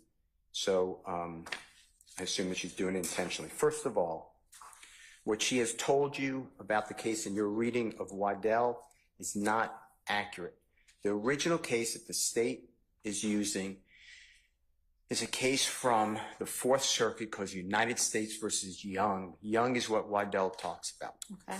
If this honorable court would look at United States versus Harry, which should be in your package. I may not have put this in perfect order because one of them were not stapled, but you should have the United States. Okay, and Harry is Harry, and it is 2014 U.S. District Lexus, which is Lexis 160233. And what happens in the Harry decision is the district court judge in New Mexico analyzed a beautiful analysis of the Young case. And that starts, Your Honor, on page 11 of 17 of the copy I've given the honorable court and the parties. And if you can turn to that page, if you don't mind. I'm there. On the left-hand side, the first full paragraph. And it reads, in United States versus Young, which is Y-O-U-N-G, the 4th Circuit did not explain its decision, but held only that the district court did not abuse its discretion. The holding in United States versus Young may be explained by the fact that the 4th Circuit was applying the previous version of Rule 16, which used the term evidence in chief. Unlike Judge Friedman in United States versus, and I'm just going to spell it if you don't mind, HSIA, the 4th Circuit did not define evidence in chief as case in chief. And then it goes through defining case in chief. The advisory note, I skipped 3 lines, Your Honor. The advisory committee notes to the 2002 amendments state that the change from evidence in chief to case in chief may be substantive in nature. The term evidence in chief may have, as the 4th Circuit held, encompassed both the parties' case in chief as well as a party's non-impeachment cross-examinations. Even if the term evidence in chief encompassed all non-impeachment evidence, including cross-examination, this broad term does not mean that the term case in chief does as well. The 4th Circuit in United States versus Young indicated that a party's case in chief encompasses the time in which the party calls its first witness until it rests by repeatedly using the term case in chief in that manner. So I tell you this because the Waddell case goes back to the Young case. The Young case is a federal analysis of a rule that we don't have in Georgia. In addition to that, there have been 0 circuits following United States versus Young. Georgia has never cited Waddell or Young, but Georgia speaks directly on what our law is. And there's 2 different cases, Your Honor, with the same name of Green, Green. And if you can take a look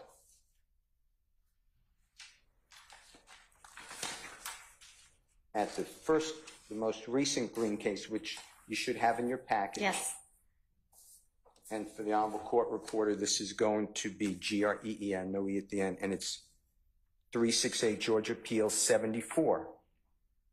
889 Southeast 2D 190 2023.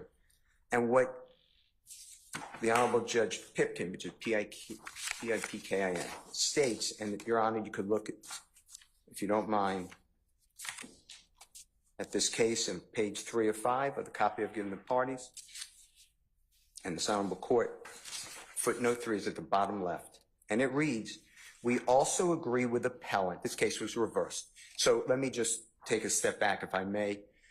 what happens is the state did exactly in the Green case what Ms. Love's asked you to do here. They said that the lawyer for Mr. Green had evidence for a while, didn't turn it over until the day of trial. The judge excluded it because the quote, and this is a quote, sat on it too long. Therefore, the state was prejudiced and excluded the evidence. And the Court of Appeals said, you know, there was no evidence of bad faith or prejudice analysis, so we're reversing. But they dropped this footnote. And the footnote they wrote, and I'm quoting, "We also agree with appellant that it is not at all clear that the defense failure to timely disclose," and I'll just tally them, but TALON'' note was in fact a discovery violation, given that talent was a state's witness. See OCGA section 17-16-7, requiring the production of statements concerning the testimony of witness. That, and it's in italicized, so it's stressed, the party in possession, custody, or control of the statement, and then in italics, intends to call as a witness at trial. I didn't call these witnesses. I don't intend to call these witnesses. The next line goes further, and I'll explain it if you don't mind. It's very easy to explain. Yeah. However, we assume, I'm just reading the footnote, for purposes of this opinion, that the note was subject to discovery, and we need not resolve the question or address any possible tension between, and then it gives the two code sections that we're dealing with, OCGA 17-16-4, little b as in Barry 1, and OCGA section 17-16-7. So if we look now, and I should have given this honorable court and the parties a copy of both code sections, OCGA section 17-16-4. If you look at that first, assuming everyone has it, and it starts for the criminally accused obligations under the Discovery Act, and Mr. Williams did, in fact, opt into discovery. And if you look at the copy I've given this honorable court and the parties, it starts on the very bottom of page 2, but it just says B as in Barry, but it really goes over, Your Honor, to page 3. And that's where the 1 is in 17-16-4 in the copy I've given. And it says that the defendant, within 10 days of timely compliance by the prosecuting attorney, but no later than 5 days prior to trial, or otherwise ordered by the court, shall permit the prosecuting attorney at a time agreed to by the parties, or as ordered by the court, to inspect and copy books, papers, documents, photographs, tangible objects, audio and video, tapes, films and recordings, or copies or portions thereof, and to inspect and photograph buildings or places which are within the possession, control, custody, or control of the defendant. And this is what I stress, Your Honor, it's stressed in the footnote, and which the defendant intends to introduce as evidence in the defense case in chief or rebuttal at trial. Your Honor, under OCGA section 17-16-7, if you look at that, and I've given a copy of that to this honorable court and the parties. And that has, give me 1 second. That has no later than 10 days prior to trial, or at such time as the court permits, or at the time of any post-indictment pretrial evidentiary hearing, other than a bond hearing, the prosecution or the defendant shall produce for the opposing party any statement of any witness that is in possession, custody, or control of the state or prosecution, or in possession, custody, or control of the defendant or defendant's counsel, that relates to the subject matter concerning the testimony of the witness, that the party in possession, custody, or control of that statement, and this is what I stress, intends to call at the trial or such post-indictment pretrial evidentiary hearing. I didn't call these witnesses. So the reason that it is so important is we're just dealing with whose case in chief. Georgia doesn't have the pre-2002 Rule 16 analysis that was done in United States versus Young. This is not even close. Page 5 of 7, and Your Honor, I am now in the other green. So it is GREEN versus State, but it's 307 Georgia 171, 835 Southeast 2D 238. It's a 2019 case. No relation that I know of. It's in Division 4. It's on page 5 of 7, like I said. Left-hand side, the last line before the footnotes, 2 lines up, actually. It says, however, that is not what Georgia law requires. As provided by the plain language in 1716-4B2, the statute does not require a report to be prepared and made available or served unless the defendant intends to introduce in evidence the defense, I apologize, in the defense case in chief or rebuttal the results of the scientific test or experiment. If you go to the next case, which should be, or another case, I don't know if they're in order, but it's Carmichael, Your Honor, which is CARMICHAEL versus State. 353 Georgia Appeal 64. That's 836 Southeast 2D 184, 2019 case. And Your Honor, if you can turn to, from the copy of Guinness Honorable Court and the parties, page 7 of 8. And Your Honor, this is on the left-hand side, the first full paragraph, but counting from the bottom. 1, 2, 9 lines up on the right. I am quoting from our court, and this is just one case. There's so many. Just before the state rested its case in chief, the trial court instructed the jury that when a stipulation is entered into the facts, as to facts by the parties, you can accept those facts as being true without further proof. My point is, case in chief is, it's a term of art. It has a distinct meaning. Yes, and if you go back to the Harry case, it's actually a fascinating case to read. It's an enjoyable case to read. They go through case in chief versus evidence in chief, and they talk about specifically all the U.S. Supreme Court cases. It's on page 8 of 17 of United States versus Harry, Your Honor. It's well written. It's really a good job. On the left-hand side, the first full paragraph on page 8 of 17.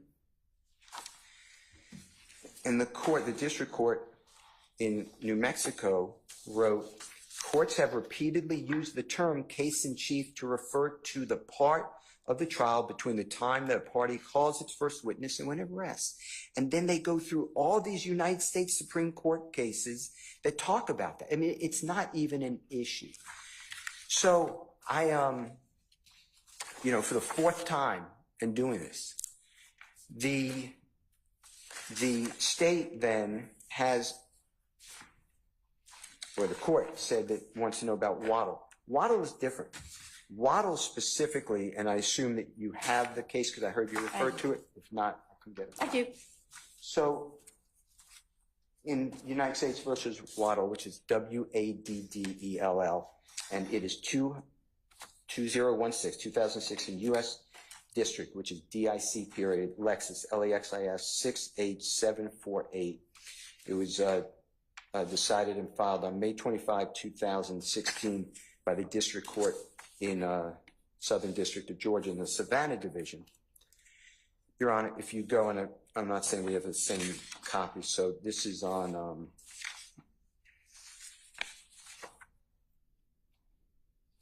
I have page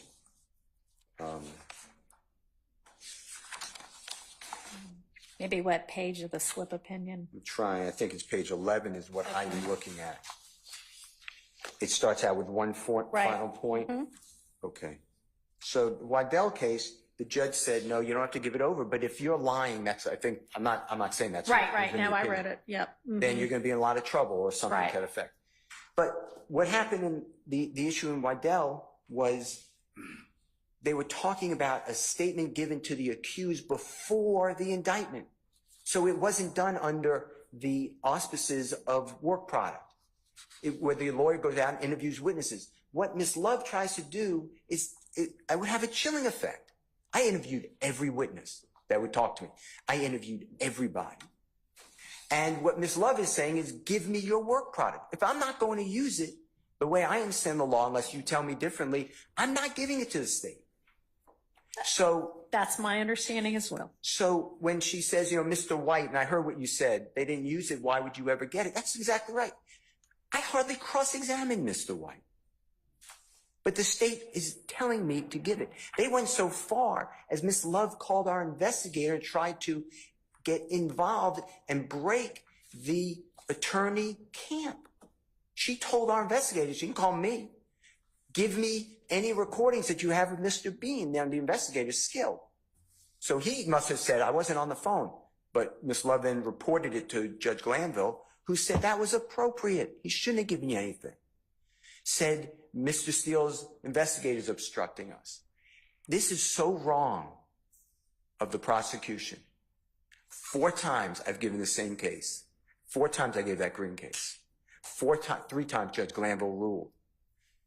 In addition to that, there's factual, not only, am I rejecting, I am never taking Ms. Love's proffer. Okay, so she says that I said, I don't talk with Ms. Love, by the way, if you didn't know that. So I never said anything to her. But that I said. Is there somebody on the state's case that you are able to talk to? Yeah, Ms. Willis. All right. Well, okay. On Go ahead. the second page, and I'm just looking at the amendment to supplement, on page 2, in the center of the page. Right. And I should start above, but I'll get to that if you don't mind. For another example, Defendant Williams, it's me that she's talking about, has asserted verbally that he has a video recorded statement of Kenneth Copeland in which Copeland reportedly asserts, "We killed Nutt," referring to Donovan Thomas. Well, let me tell you how that happened. I never said that. Ms. Hilton sends an email and says, upon interviewing Kenneth Copeland, we found out that he put out a social media recording that he killed Nutt, or we killed Nutt. It's in writing. Can you please give it to us? We can't find it. The most I may have said, which I don't have a memory of saying anything, is I'm not giving you anything. If I use something, I'll use it in court. That sounds like something I would say to these prosecutors. To other people, I would say, you're going to have to, I don't have to give it to you, and I'm not going to be able to talk about that. I never said, I verbally asserted that I have anything. But if I do, I'm going to say the same thing that I'd always say. I'm not giving it to them. If you tell me to do it, I'll do whatever. But I'm not going to give them anything because I don't have to. That would be impeachment. Mr. Copeland, before the 12th day of June of 2024, specifically was asked by Ms. Hilton, did you kill Nutt? And he said no. That would be impeachment. The next one, that I did not give over Mr. Copeland's jail calls until recently. Let me tell you the truth. October 2023, I gave jail calls of Mr. Copeland to the state. October 2023. The state doesn't raise this until more recently when Mr. Copeland is a witness. They want me to tell them which jail calls am I going to use to impeach the man. I said I'm not going to do it. Judge Glanville said you don't have to do it. I'm not going to do it unless you tell me to, but I don't understand how I'm doing this. And then to stand here and say I just gave it to him is preposterous. In addition to that, then we go to the first one, Mr. Bean. Mr. Bean testified for days. This case, Your Honor, has taken so long. I don't know how long he was on the witness stand. It would not shock me if he was there for 3-4 days. All he said was, I don't recall. That's what he said. I don't recall. Did you say this? I don't recall. I don't recall. So the state got in his prior statements to Detective Quinn. Well, I impeached him. He gave me a statement on recording. The state then doesn't ask Mr. Bean in front of the jury, doesn't ask him in front when he's here to be cross-examined. They come up with the Judge Glanville ex parte, give him some sort of document that supposedly shows Mr. Bean is scared, which I doubt. This is just me, doubt out of no evidence. And then in the middle of that document says that Brian Steele and his investigators, I'm not quoting, were in a car with Mr. Bean and his son, and Brian Steele was telling Mr. Bean what to say, and his son has that on recording. That never happened. That never happened. But what Ms. Love was allowed to say in front of the jury, believe it or not, did Mr. Steele stop and start that recording? Mr. Bean said what he always says, I don't recall. I objected, outrageous. Outrageous. It just flows right through. The same way Ms. Love stands here today and says it's hard to hear, or whatever her words are, hard to decipher on an Apple iPhone. That did not happen. It is offensive. The legal analysis is wrong.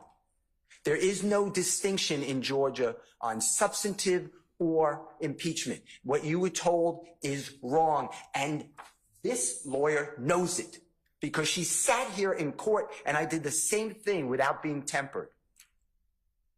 All right. That's 4 times.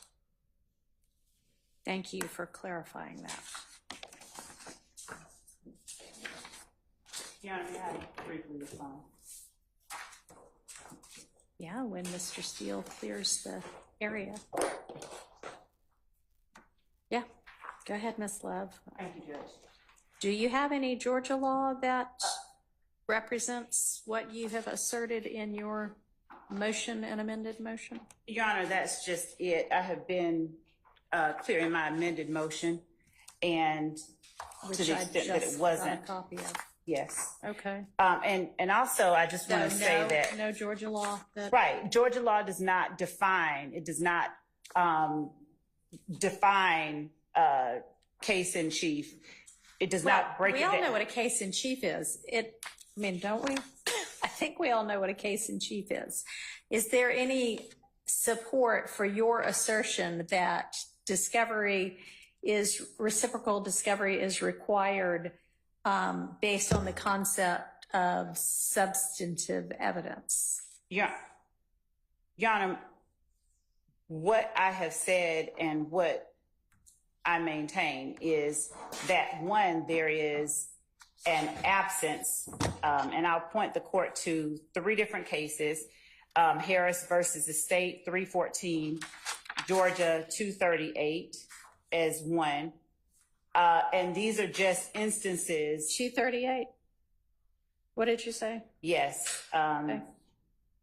What are the other 2, and what are they going to represent? 307 Georgia 171, which is the 2019 Green case that Mr. Steele cited for the court, and 146 Georgia App 423, which is Phillips versus the state. And when is that from? I'm sorry. What year? Oh, just 1 second, Your Honor. That's a 78 case. Okay, so that one's not relevant at all. Old case. Because we have a new evidence code since 78. So, okay. And Your Honor, even with respect to the older case, the only thing that I was citing Phillips for was the proposition that in the absence of specific legislative or decisional case law on the particular issue that is at hand in Phillips, we commend the Federal Rules of Criminal Procedure, Rule 16, for guidance. Well, we've got a specific rule here now, don't we? Well, when you say we have a specific rule, is the court speaking of the discovery statute that says... That's what we're talking about in this motion, right? Right, yes, Your Honor. We are talking about that, and the state's position, the state maintained, first of all, let me be real clear, we didn't file a brief. This is the first brief that we have filed where we've asserted these things. We have asked that the court require Mr. Steele to turn this stuff over, but we've never argued it out. Mr. Steele has stood up and said he's not required to, and he has pointed to the discovery statute. The court has said, okay, yeah, he doesn't. And we put that in our motion to the court, that the court has previously made a ruling that we thought deserved a second look at. Defendant Williams has adopted as his witnesses all the state's witnesses in the witness list that he filed. And so, Your Honor, when we assert based on Waddell. And Waddell also speaks about work product, and it makes this distinction between factual history and work product and what the state or is and is not entitled. The state stands on its assertion regarding what the requirements are because of the fact that I understand the court's position that there is no misunderstanding about what case in chief means in Georgia. But as there was this expounding on its meaning in Waddell, I think it's important to recognize that there's not been a similar sort of expounding in Georgia, and we can all presume or take for granted that it just means when the defendant is putting up his particular case. Right. Okay, so do you have any case law in Georgia that supports the position you took in your motion that reciprocal discovery requirements are triggered based on whether you're presenting something as substantive evidence? That's my question to you. Your Honor, the only what we have in support of the motion is cited in the amendment and in the motion itself. We have not ever presented or represented to the court that there was a Georgia case that addressed this issue, and the conclusion that is asserted in the state's filings are the result of the fact that, one, from our position, it's not addressed directly, that, what case in chief specifically. So you are telling me that when our discovery statute says that the defendant is to produce or permit inspection and copying of whatever it is that they're in possession or control of, which the defendant intends to introduce as evidence in the defense case in chief or rebuttal at the trial, you think that there's some kind of lack of clarity about what that means? Is that what you're representing to the court? Your Honor, I'm representing that was the position that was taken. That was what was analyzed in the cases that we have cited in our amended amendment and supplement to our motion to compel. That is, in our position, a reasonable interpretation. And as we've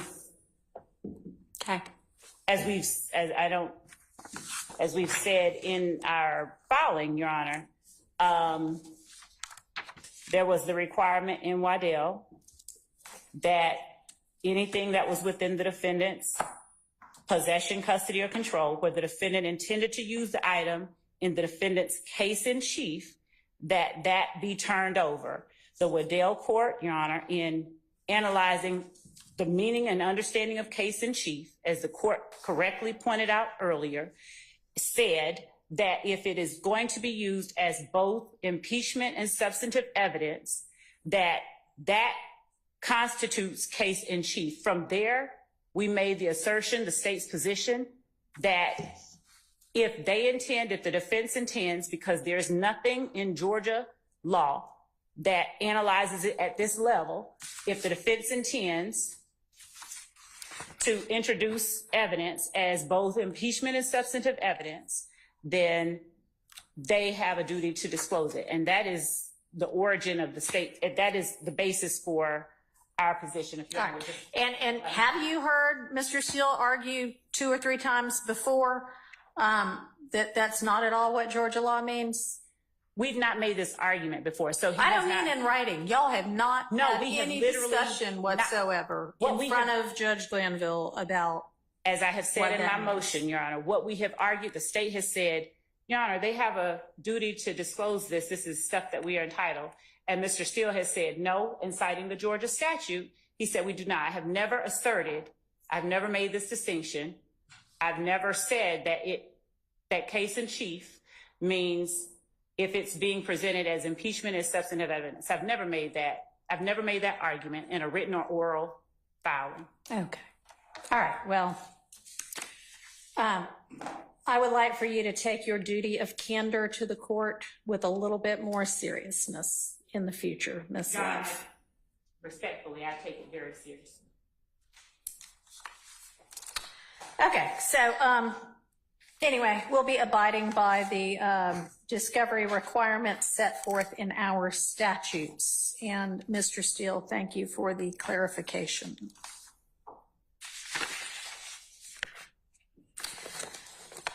All right, I think that brings us to the issue of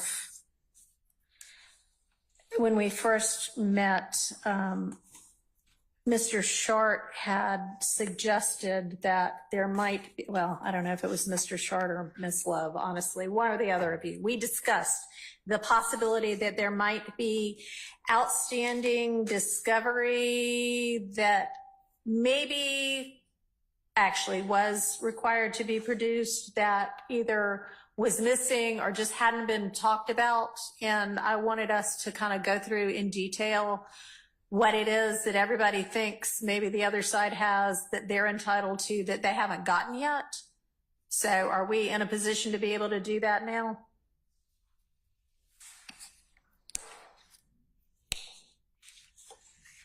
If not, we can do it tomorrow or the next day and we can move on to, we've got other stuff to do too. Which exhibits have actually been admitted, if that's an easier one for this afternoon?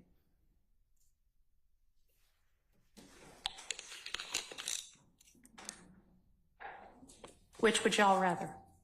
We've got to do them both, so I don't really care which order we take them in. Speaking for the majority on this side of the room, we'd ask if we could take that up tomorrow. Okay, so can we do then today? I think Mr. Steele provided sort of as a starting point a list or a chart or a spreadsheet or something of his understanding of what exhibits have actually been admitted. And for us to take this pause is a good time to make sure we're all on the same page about that. And I know that Ms. Weaver, the court reporter, had at least provided to me, but I don't know whether she copied y'all or not, a couple of places based on that chart where she thought she wanted some clarification, or she thought maybe it had been talked about but not actually admitted, so we can go through all of those. Do y'all have that, or do I need to get y'all that? Your Honor, we have that. I believe that might be a rough draft. We have been keeping a list as well, and we have been referencing the recorded proceedings to ensure that we are accurately keeping note of what has been and hasn't been admitted. As I stated earlier, there have been instances where it has been proffered that evidence has been admitted, it has been tendered, that has not been the case. So we are still, and we would ask that the court allow us to get a little bit further along in checking all of these exhibits. All right, so what has really and truly been admitted. So the question was, do y'all have the kind of response from Ms. Weaver about her take on a couple of discrepancies? Okay. Ms. Persfield, could you share that with everybody? And I was hoping that we could do this today. If the state is not ready to yet, you know, I want to try to take us to the end of the day because we have a lot of work to do. Maybe there's something else that we still need to cover that we could cover today. Judge, we are going through each piece of evidence, and we are comparing our record with the actual physical piece of evidence that we have submitted or the defendant has submitted. So that endeavor is... I'm sure it's time-consuming, voluminous. And we have endeavored to make certain that it's accurate, so... Well, that'll be helpful. We would want that. All right.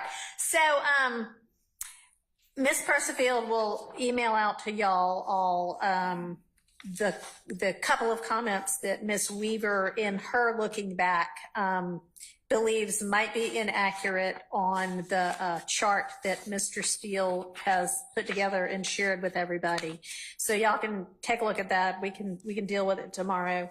I know one thing that we're going to need to sort out. Ms. Weaver had mentioned that there are times when, and I think she said it was, I don't know who, but somebody on the defense side, or maybe more than one person on the defense side. I don't know if the state's doing it as well or not, but you will approach a witness with a laptop and show them something on the laptop and ask them about it. And that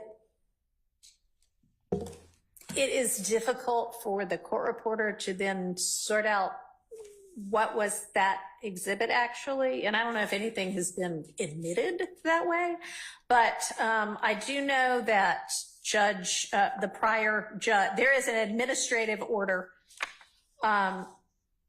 filed in April in this case that requires all evidence offered by any counsel be submitted to the court in physical form and marked as appropriate at the time of its admission for it to be properly made a part of the record, and directing counsel to provide physical copies to the official court reporter, who now obviously is no longer Ms. Weaver we going forward. It is going to be our new court reporter, Ms. Winfrey. But we actually need, electronic copies too, but we need something that is physical, whether it's on a jump drive or a flash drive, or whether it's a piece of paper.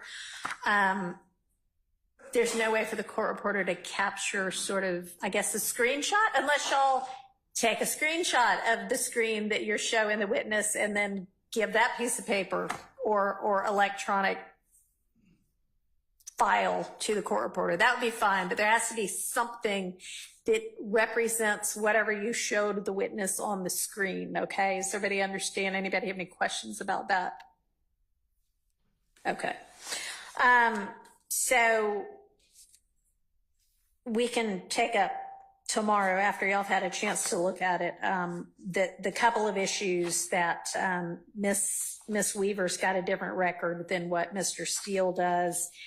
And then I would love for y'all to be able to get together on, if there's no discrepancy, then we don't have to worry about it if everybody's on the same page. But if there is a discrepancy, if y'all don't talk to each other, maybe you could just email each other. Here's where we think there might be a question or an issue, so that we all know before we talk about it what it is that we need to talk about. So can y'all do that this evening? Don't ever, thank you. Okay. All right, very good.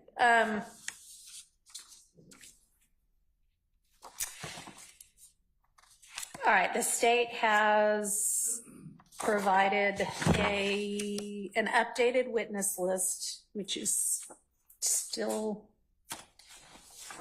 fairly long.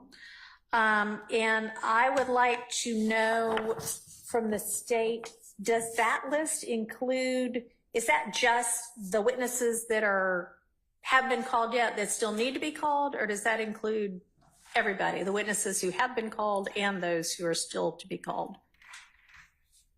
Your Honor, that includes the witnesses that need to be called. Some have already been called, but those are everyone moving forward. There were a few you highlighted and said we may recall these. So that is 105 or so witnesses still to go, though? Yes. Okay.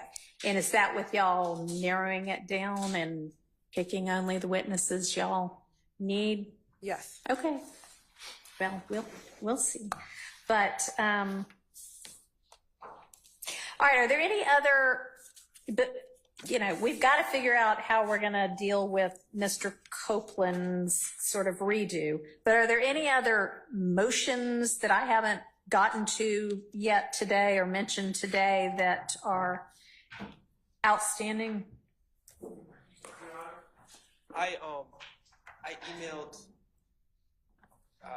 Your Honor's chambers regarding motions that I filed in because I did not have access to Odyssey and I could not pull them off the internet, and I did not have the file copies on my computer. I identified what they were, but they were noted. Essentially, I would think they're titled notices of objection. They were regarding, Your Honor may or may not know this, there was a wiretap in this case. There's, and then also my client's phone, actually 2 phones, were extracted and dumped. So there's numerous phone calls, texts, emails, things of that nature that are on either the wiretap that were intercepted, some involving some with my client as a part of those communications, some not, as well as all the things that are typically on a cell phone that deal with someone's essential life on an electronic device. The state has, to my knowledge, not identified what they plan to use from either of those sources of information at this time. And that's why I labeled it a notice, because there is irrelevant information, there is prejudicial information, there's on the wiretap, not so much Mr. Stillwell, but there's other individuals on these wiretaps discussing all sorts of other acts that have nothing to do with this case. And so there's just a lot there, and we're going to need to have that discussion at some time. Okay, thank you. When does the state intend to let the defense know what it is they're actually using out of the universe of all possible things?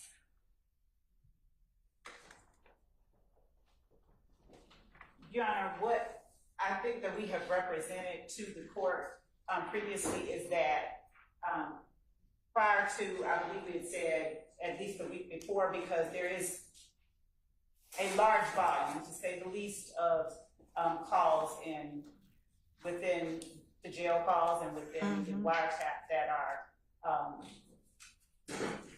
that have been turned over in discovery. And I believe that we had previously said that did we say the week before? 2 weeks before we intend to use them, we would apprise defendants of which ones. Can y'all explain to me how you are dealing with a large volume of what ought to be motions in limine while in the midst of trial?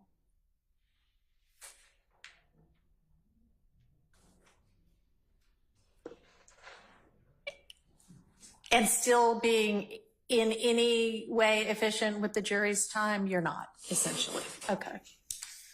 All right.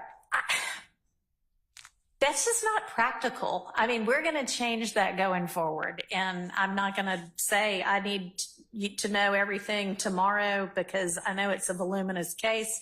But y'all been putting this case together for 2 years. And you ought to know, I mean, you clearly know what witnesses you're going to be using. And you've given me, you know, kind of a very broad idea of what exhibits you intend to use with those witnesses. But I don't know that if we're just every other week saying, okay, let's figure out all of the evidentiary issues that have to do with the next 2 weeks worth of witnesses. We can do that in one day on a Friday. We just can't. So we're not going to be able, I mean, we all know that we've got this week. And we know that the jury has already been told before I became involved that they essentially have the week of, what is it, August 19th out. So, you know, this week might be taken up pretty much with sorting out the 2 things I just mentioned, and then sorting out all of the evidence that goes along with Mr. Copeland, because he's our next witness up. But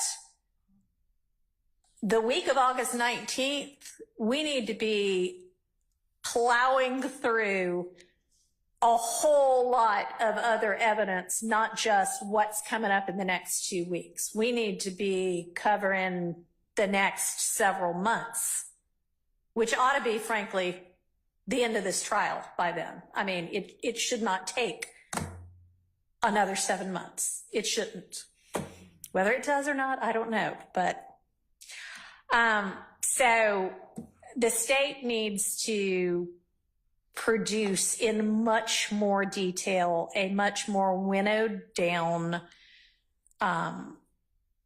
but comprehensive list of what the evidence they intend to use with each witness is going to be, so that the defense can see it, evaluate it, make whatever evidentiary objections they have to it, and the court can have some time to view the evidence, listen to the evidence, whatever the evidence is, and evaluate the evidentiary issues, so that we know by the time the witness gets on the stand, here's what is coming in. I mean, for the most part, it's a trial, but what's coming in and what has already been excluded. So do I need to be more explicit about that, or do y'all understand your marching orders? Yes, we understand what the court is asking. All right. So, like, I feel like I need to be more explicit about it, even though I know y'all understand. By the beginning of next week, I want to see, at least the next 30 witnesses worth of evidence, okay? And then maybe by the end of that week, the next 30. Okay? All right, and we're going to plan to be here all of the 19th, and I don't know when else we're taking breaks, but okay, so that's that. Can I ask a clarifying question, Your Honor? Yes. And Mr. Adams and I, Attorney Adams and I filed, I think that motion, it was not helpful just to say, like, witness Kenneth Copeland, jail calls, social media. I think you just covered that, though. Well, in fairness to the state, I do think that when I asked them for that, I said kind of broadly, let me know what evidence. And now I'm asking for it in more detail, just because practically speaking, in the middle of a trial, we've got to sort out what evidence is admissible. And ideally not while the jury's sitting there waiting on us. No, that's perfect. Okay. We appreciate it. The specifics will make us roll better anyway. Yeah. Thank you. All right. So any other motions that are still needing to be addressed?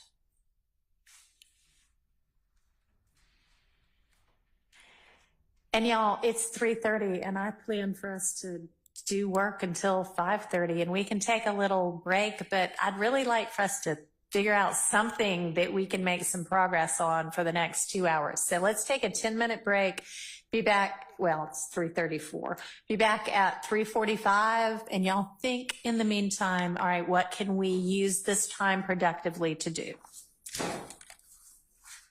Thanks.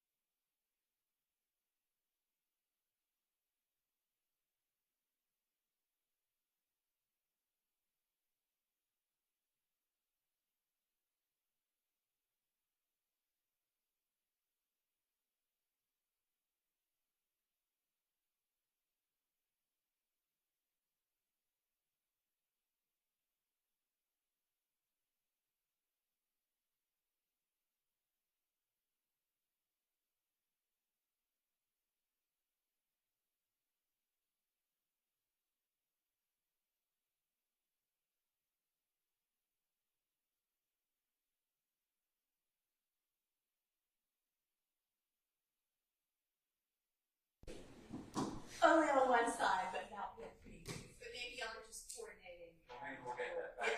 Somebody on this side of the courtroom actually has some kind of a speaking relationship with somebody. Your Honor,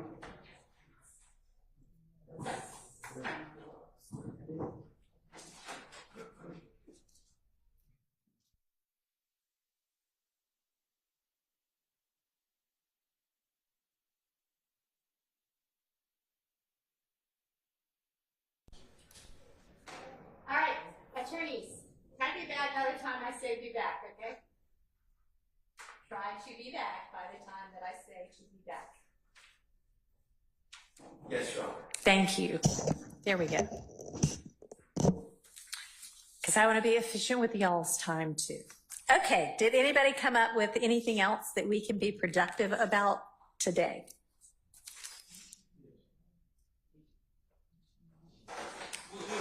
All right, what is it?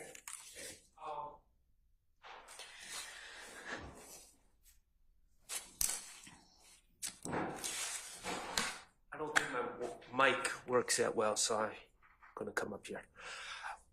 There are, way back when, and we're looking for the filing right now, Okay. there's back in, I would estimate, June of 2023, maybe. There was discussion that we needed to know all the alleged co-conspirator statements that the state intended to use, as well as any and all extrinsic acts that the state intended to introduce evidence of at trial. My recollection, and I would defer to that filing, was that there was only 3 801D2E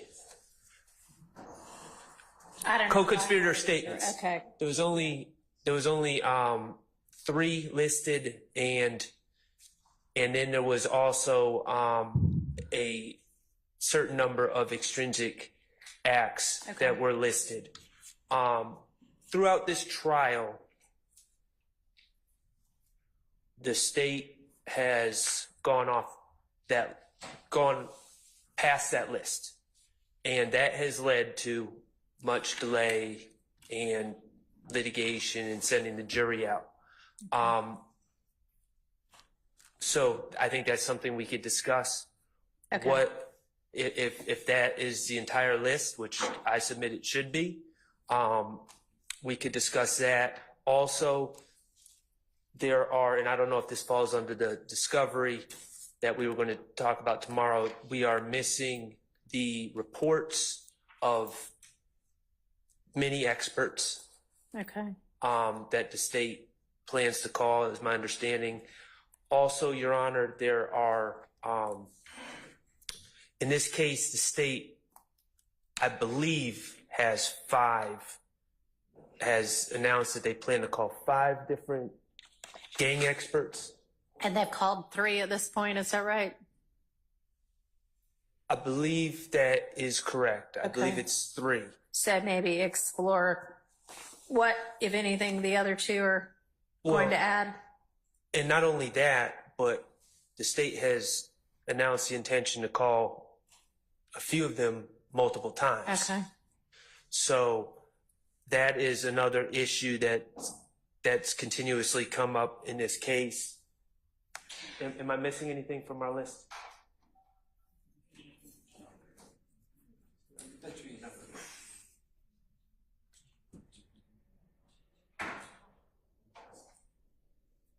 That was it? Okay. Okay. So all those right. are the Okay. issues that we came up with. Thank you. All right. And if the state needs the evening to, sort out everything and make sure that you're being inclusive in answering to the extent you know, that's fine. But if you know now, that's also fine. Do they have notice of all the different co-conspirator statements that the state intends to use and the extrinsic acts the state intends to use? Y'all can answer now, or y'all can say, give us till the morning. Your Honor, I'd ask that the court court just give me a moment. We're pulling up the. Okay, all right.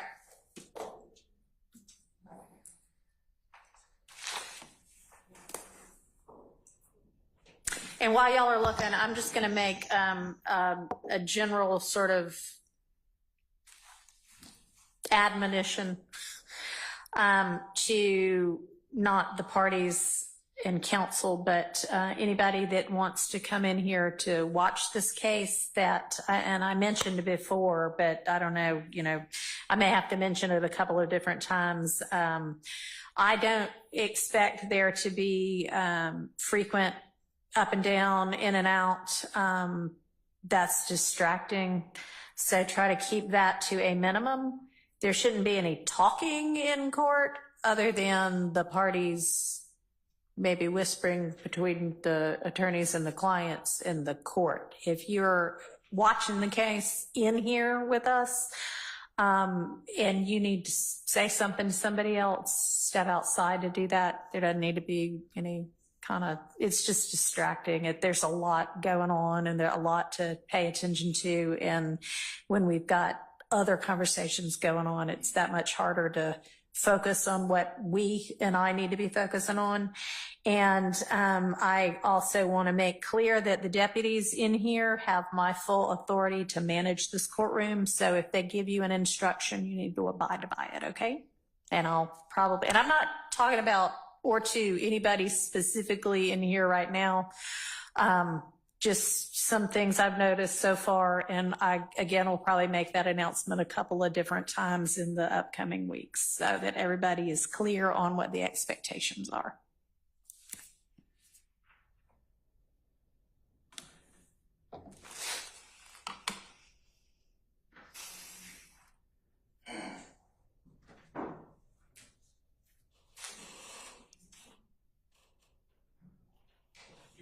Yeah.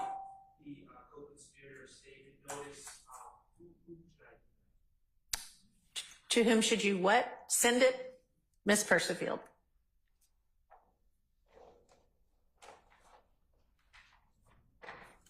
Your Honor, to the extent that the court's question was specifically, have we noticed the defense of the evidence of intrinsic acts? Is that the question that the court asked? No, maybe it wasn't very artfully formed, but to the extent you can, to the extent you know, and hopefully you know since you're in the middle of your case, I would like for you to make sure that you have given the defense notice of whatever co-conspirator statements you intend to use, and then separately, whatever extrinsic acts you intend to prove. Okay. Okay. And if you want to do that now, that's fine. Otherwise, that's something we can go over in detail tomorrow. Judge, I'm looking at I'll start with just the intrinsic acts, and I'm looking at 51 of them. I'm not sure about the 3 that were referenced, but within the intrinsic act notice that we filed on November the 6th of 2023, okay, we made specific references to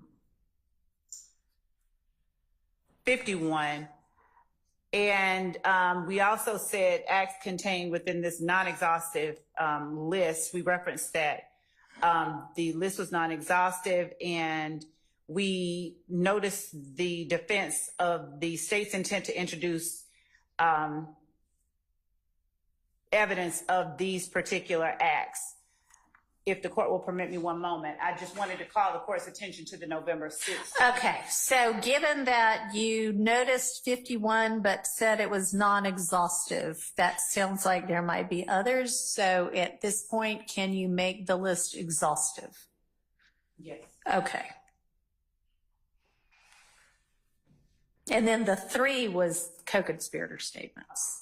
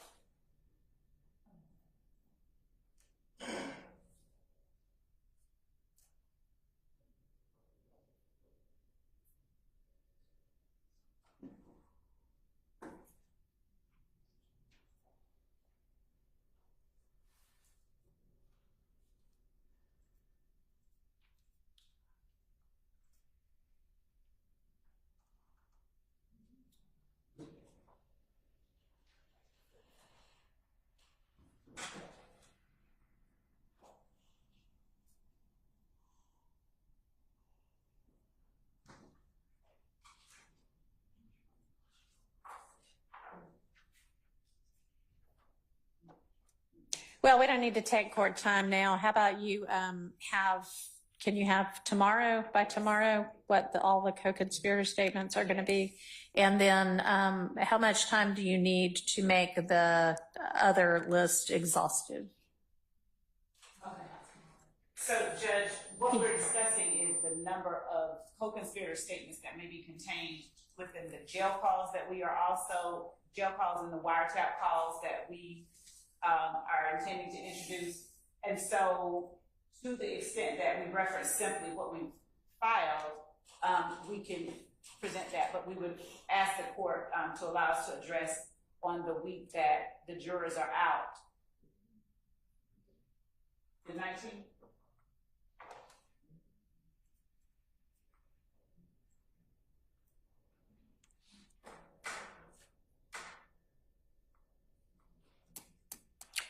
So if it's anything with Mr. Copeland, that needs to get dealt with this week. So with respect to Mr. Copeland, Sure. Go ahead.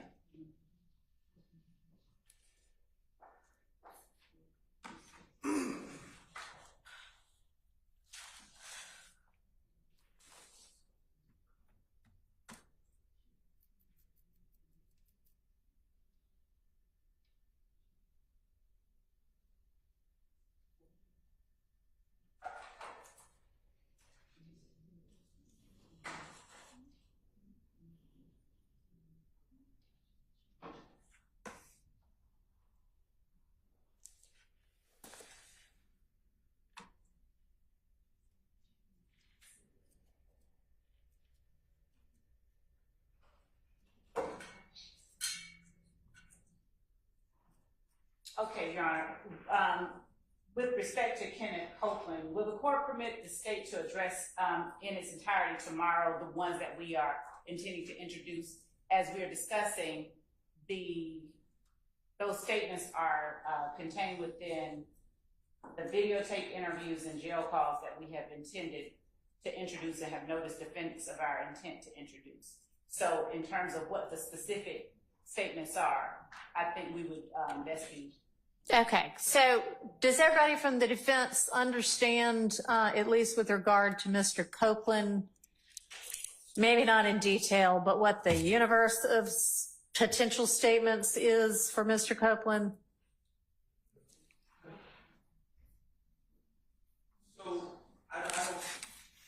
I mean, y'all had gone through a lot of this and hashed it out once already, and you might not have gotten through everything, but y'all had done various statements and gone through in detail on what was in and what was out. And I know we might have to do that over again, and then there are jail calls that y'all had not reached yet, but I think the state had represented, there were 5 or 6 of them, and y'all know which ones they are. So that y'all all know, right? So we know about the jail calls, Okay. that assuming that the state's not expanding that list. They're not going to be expanding that list, are you? And Not the jail calls on Mr. Copeland, no. Okay. And when they say noticed of things that are in statement or past statements, I am aware that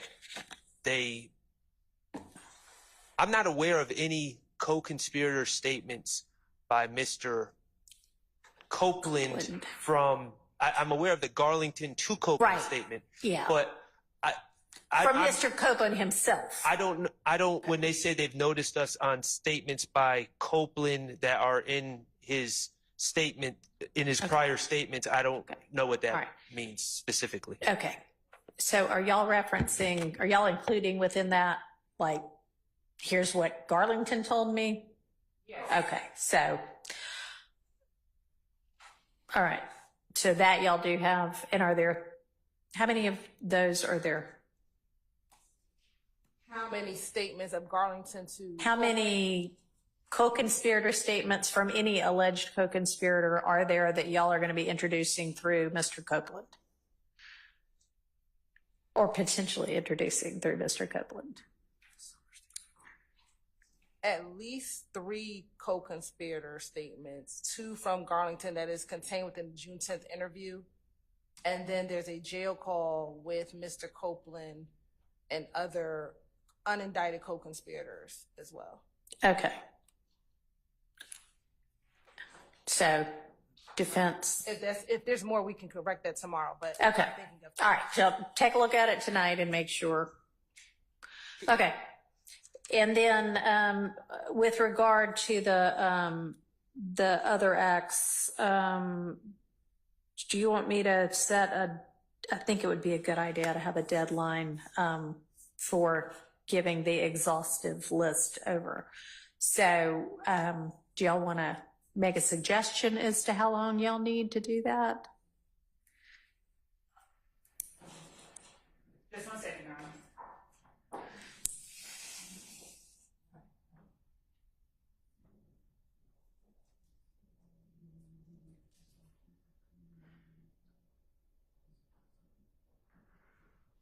Monday, Your Honor, is that? That's great.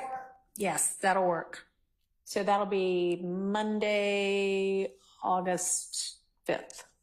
For the intrinsic act. Yes. Okay. Moving on to discovery reports of state's experts. Did you know specifically which reports or which experts you feel like you're missing reports from? Yes. Okay.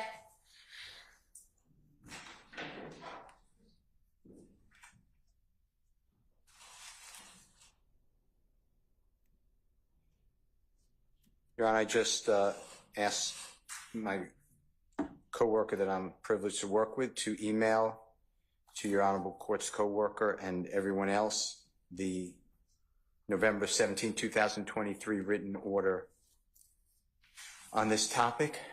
And I don't know if this court has seen it, because, and if you want the court reporter to be emailed out, I didn't do that either. Apologize. But we had a hearing on this on or about August 21, 2023. Opening statements were approximately November 27, 2023. And we have no reports of any gang expert. We got a PowerPoint the day of testimony from the first witness is my memory, but if I'm wrong, I apologize and please correct me. And that PowerPoint had to be gone through and had to be excised. His name is Detective Belknap, which is B-E-L-K-N-A-P. Then Detective Dennis testified. He was allowed over strenuous objection to say that we did this work, and we spoke with witnesses, and we spoke with victims, and we spoke with co-conspirators, and we spoke with people who identify themselves as a gang member in IF or a gang member in YSL. And based upon that, we know that the following crimes occurred, and here's some 911 calls. I don't know who these people are. We have no background. That's a in my opinion, that's a confrontation clause violation because it's the police officer doing the work. We never got any reports. When I've asked for the reports, I was told that that's under lock and key by the City of Atlanta Police Department. And he, meaning Detective Dennis, no longer works there and cannot get, they have a gang book. He described it as a gang book, but they can't get it. Detective Belknap said he cannot get access to give out that gang book. So we're basically in the dark and we're hitting as best we can, but this is all over objection. I have no idea how to challenge. Like you heard earlier today, there's a lot of information for the court, but you heard earlier today that, God forbid, it's at 7:22 p.m. The 911 call goes out and Mr. Donovan Thomas is shot. He's killed. It's on video. It's bad. It's a drive-by shooting. He gets shot. Multiple gunfire. 2 other people shot as well, but thankfully not fatally. Within the next several hours, so it's 7:22, so within 5 hours, Mr. Copeland says that abodes that are close to his family members, and you heard a representation that Mr. Williams, they said stepfather's home was shot. I have no idea who shot that stepfather's home. I have no idea who to speak with about it. There's a 911 call about it. I'm not conceding that it was done by a gang member. That's why it's impossible to cross-examine. The next witness, who is deemed an expert by Judge Glanville, is a Detective Gaither, which is Gaither. And she testified as well. I didn't make a report, but she goes into, I spoke with people, they're unnamed people. It's the same thing. I would like to know who these people are because I'd like to talk with them. Because if they say, no, I never said that, that's important for the jury to make credibility determinations. That has all been kept away from us. Judge Glanville ordered the state, and it's just, it's easy to read the order, but I wrote the order after the argument, but he signed it. In order to permit a meaningful opportunity to cross-examine, all expert notes, reports, documents, statements, basis of opinion are required to be disclosed by each expert for the prosecution as to the underlying facts or data so cross-examination can properly, lawfully, and constitutionally occur. That's right out of the case of Harris, Harris versus State, which is 314 Georgia 238. It's in Division 6A, is in Elisa 875 Southeast 2D 659 2022 case, where our Supreme Court said that is not the rule in Georgia, but we encourage trial judges who can control the proceedings to order that to be done, and Judge Glanville ordered it. The state never gave us those witnesses. Then you have Detective Belknap talking about, well, at APD, meaning Atlanta Police Department, we have six criteria that we designate someone a criminal street gang member and a criminal street gang.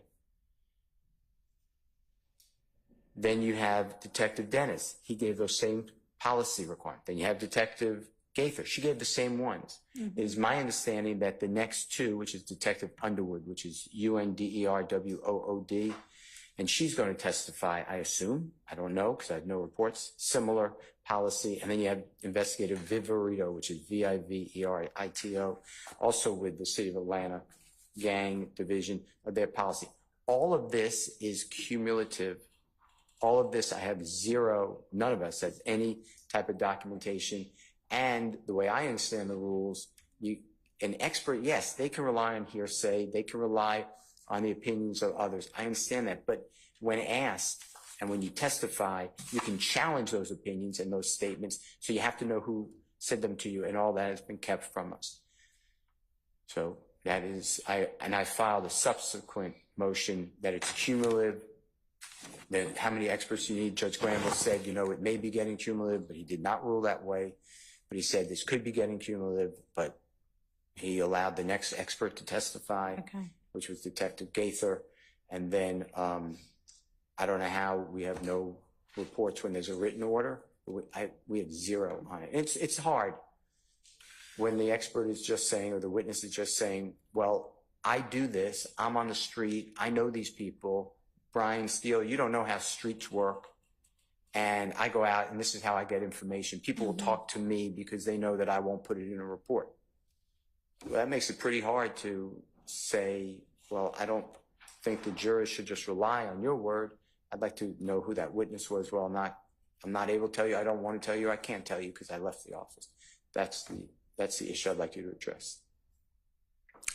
Okay, well, I understand the frustration. If there is no report, there is no report. But what was the date of the order that Judge Glanville issued that you referenced? It is, and it was emailed to your Honorable Court's coworker thank you. at 11, which is November 17, 2023. Okay, 24, No. 23, 22. 23. 23, okay. Thank you. All right, and that's, unless I specifically change what's been directed in an order, all of the orders that have been issued continue to apply. So I'll expect the state to abide by the requirements of that order. And we'll have to address whether the other experts might be cumulative. Besides these gang experts, are there other experts who you believe there should be reports for that you don't have? My knowledge, unless my mind is not working. I believe I have reports on everyone else. Okay. Anybody else? That's my, if I misspoke, but that's my understanding. For any of the other defendants, anybody believe there are other outstanding expert reports that you don't have? Hearing silence, I assume it's just those. Okay. Your Honor, Yes, may I briefly address the court related to this matter? you may. And one thing before you start, I want to ask, and I could be entirely wrong, but with regard to the experts that are being recalled, I would assume y'all are trying to present your case kind of in some semblance of order. So it may be that right now they're testifying as to ABC count and later they'll testify to XYZ count. Correct, Your Honor. Okay. There's some witnesses who were fact witnesses, so to speak, Okay. for a specific part of the investigation, and then they also may testify down the road about another. Okay. All right. Is that all? Yeah, go ahead. And if there was something else you wanted to say, yes. Your Honor, just briefly, I wanted to kind of orient that as different gang experts that the state have called to the stand, this argument has been addressed or raised to Judge Glanville, and part of it is gang experts, unlike GBI experts on blood or touch DNA, the police reports that the state has related to the underlying crimes. This is obviously crimes that span a decade. So the gang detectives, specifically Detective Gaither, Detective Dennis, they worked, I think, approximately 26 retaliatory shootings after the January 10th murder of Donna Thomas. So they worked as the lead detectives. For example, we have put evidence, you've heard about D'Angelo White. That was a shooting, attempted murder that happened that Detective Gaither and Dennis picked up after essentially an aggravated assault detective with an APD had it, because they're gang detectives. So when they talk about, they don't have, as you would have in, say, a scientific report like a 50-page treatise of the Young Slime Life street gang. They have worked these crimes, and their reports or warrants that the state has have been turned over.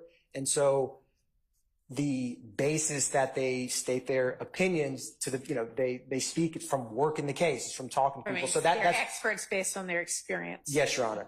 And part of the issue arises is the reports that the defense is requesting, they do not have. And so, for example, I believe it was Detective Gaither and or Dennis, they mentioned, they are retired from APD. So when you ask them, well, do you have some other additional reports? They say all the reports I made, were in my file. So the state is not aware of any reports from these gang experts that we have that has not been turned over. The state believes that those kind of four corners from this decade of acts in the case don't exist, of like Detective Gaither or Dennis didn't write some large report in total. Okay. Has the state asked, not the individual detectives who have since retired, but APD? Do we have all of the reports relevant to this case? Yes, Your Honor, and I will defer to my co-counsel because I came on this case in December, but my understanding is that that has been Chief Deputy Love or Hilton, correct me if I'm wrong, to the court. Yes, Your Honor, the reports, this is an issue that has been addressed multiple times after the order was entered. Every time that we address either Gaither, Dennis, or Belknap, the issue is raised that there is an absence of a report. Judge Glanville, the court can search the transcript for this. Judge Glanville has addressed repeatedly Mr. Steele's motions and his assertions regarding their lack of a report from various experts. I'd ask that the court review that portion. You do a search for the word expert or report. I'm not going to do that. Sorry. No, I don't have any problem with that, Your Honor. My point only is that we've addressed Got enough to read. We've addressed that issue multiple times. Okay. And Judge Glanville has ruled on Defendant Williams' repeated motions for a report of detectives Gaither, Dennis, Belknap, our gang experts. Judge Glanville has ruled on that even after the order that was entered. So I don't believe at this point that there is any further ruling unless the court wishes to reconsider the rulings that Judge Glanville has previously made. I don't believe that there is any further matters to be ruled on as they relate to expert reports and the gang experts that the state has identified for the defense. All right, just make sure that you have abided by and continue to abide by the order issued on November 17th, granting the motion for complete witness list and expert reports and analysis and findings, okay? Your Honor, may I respond to that briefly? Yes. And I was going to provide one case to the court. So, either before or after. okay, all right, Mr. yeah, Sharp. no, we'll let Mr. Atkins Thank you. finish. Let me, and Mr. Steele quoted it for us, but what the order says is all expert reports, their analysis, findings, and the basis for same must be provided to counsel for each person accused instanter, which means immediately. So the way I read that, that means even though this goes beyond what our discovery statutes might require, this order is what controls. And so even if there is not a written report, you need to give to the defense any findings that these experts have made and the basis for those findings. Okay, just make sure y'all understand that. Yes, Your Honor. Okay, go ahead. The case, and I apologize, but it's Hassan v. State, which is a March 19th, 2024 Supreme Court of Georgia, Hassan v. State. Mm-hmm. The version I pulled up is from when it was just pronounced, so it has... What's the, like, Site. S24 number? It is, Your Honor. So I need to pull up another version. Okay. I have the version I saved when Okay. it first got published, so I have a 2024 Georgia Lexus 7.4. Well, that'll work. 2024 Georgia Lexus 7.4, and then it gives a Westlaw. 7.4? Yes, Your Honor. All right, I don't use Westlaw. But what I wanted I to... used to, I just don't anymore. I've only used primarily Lexus, Your Honor. All right. What has came up Mm-hmm. briefly in defense counsel argument, but gets brought up is this case is important because it discusses when, for example, gang detectives are speaking about. Typically, experts can talk about or rely on hearsay Right. to make their expert opinion. So when you have gang investigators who have spoken, talked with a number of people, part of their response or expert opinion on XYZ is based on years of experience. And so this case has an important holding in relation to specifically neither witness expressly repeated the out-of-court statements of any other person, although the detective testified that he was familiar with the Ramsey investigation, which was some other investigation he was talking about, and referred to speaking with another detective who worked on it. He did not specifically state what the other detective told him or how he developed his familiarity. So it was not obvious that the evidence was hearsay, such that the trial court should have sua sponte excluded it. And this was a gang case where, kind of like how Detective Gaither, Dennis, and then Detective Viverito down the road, they reached their conclusions. And so if they are not directly deriving what their statement is from hearsay, as an expert, this case is helpful to illustrate in the context of a gang expert, how that can come up. So I just wanted to share that, Your Honor. Appreciate it. Thank you. All right. Thank you, Mr. Sharp. Okay.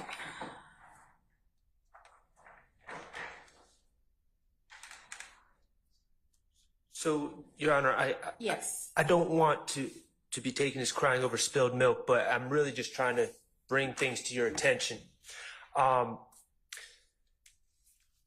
Miss Love referenced in kind of, I feel like I was the one that was making the most noise about the reports, especially investigators' reports. And the reason I was doing that, and we're not talking about expert testimony right now, reports by an expert. Mm-hmm. These experts were also testifying as fact witnesses. Right. And there were several times, it was Investigator Gaither, and I believe it was Investigator Dennis. I could be wrong on that, but it was definitely Investigator Gaither and another investigator. I think it was Dennis. And they testified to doing things in these cases. And we're looking at a lack of reports indicating that these tasks were done, showing photo lineups to certain people, interviewing witnesses. And I complained about that. And I said, well, where are the reports? Because at first I was, in cross-examination, well, wouldn't that have been something you would write a report about? And they said, well, we did write the reports. And so we met out in that side room with Investigator Gaither, but I believe Investigator Dennis, we also talked to him, and they insisted that they wrote reports about this work. And it is correct when they said, when we left, we're retired, we cannot access the reports, but we left them with APD. Okay. The state has stated that they don't have these reports. All right, that should not be happening. We'll take that back up when she comes back in here, whoever she is. The state has stated repeatedly that they don't have the reports, and I think all of us are left in this quandary where the state's saying they don't have reports, but the witnesses are saying we wrote reports. And okay, do you have dates for any of that? Or have you previously discussed with counsel for the state? Well, when I brought this up to what you think is missing?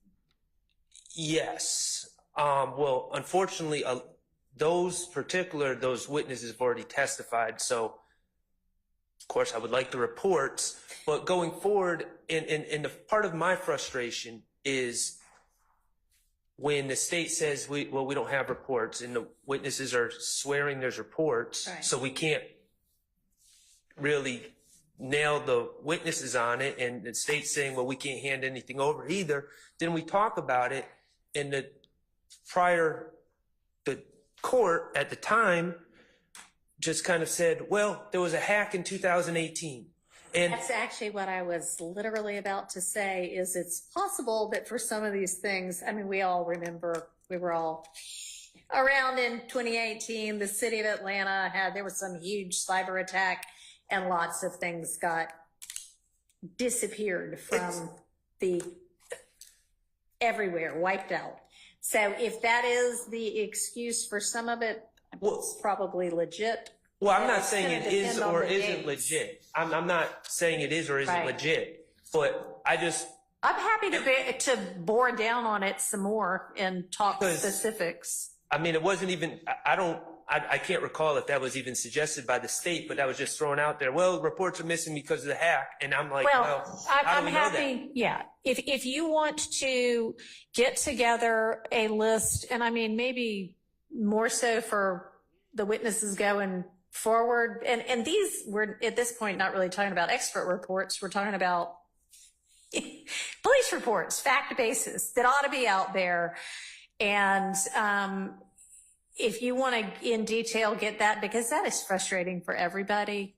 I mean, yeah, it's out there, you wrote it down, so unless it disappeared in the cyber attack, it ought to still be able to be gotten, even if not by that witness, because that witness is retired, by the state, because the police and law enforcement are a part of the state. And so it is within the control, if not the custody of the state. So I'm happy for us to bear down and bore down and drill down some more on that. If y'all want to give me specifics, or if you want to, well, give both to me and share with the state specifics, because that will help them as well, to not just say, hey, APD, please give me everything about this case. But there should be a report from Detective Gaither dated August 2nd, 2000 about a lineup she did. And then they can actually search for something. So let's, to the extent y'all want that, and you're certainly entitled to it, let's get details together so that we can give that to the state, so they can give that to APD, and we can actually hopefully find something if there is something out there but missing. Yes, Sean. Okay. All right. Yes. We turned over to defense every report from 2015, every report that the experts have referred to or will testify about, and the complete case files that exist for each of those reports. Okay. So we've turned that over. If I will await defense giving to us what they now posit they don't have, Okay. that we have not already addressed. Okay. And Your Honor, I am asking the court to refer to Hassan versus the state, 318 Georgia 673. It's a 2024 case that that's the full citation of the case that Okay. Mr. Atkins just cited. Oh, perfect. Thank you. Your Honor, I mean, with all due respect to everyone here, that's a bit disingenuous I because think is your mic on? I'm turning it on.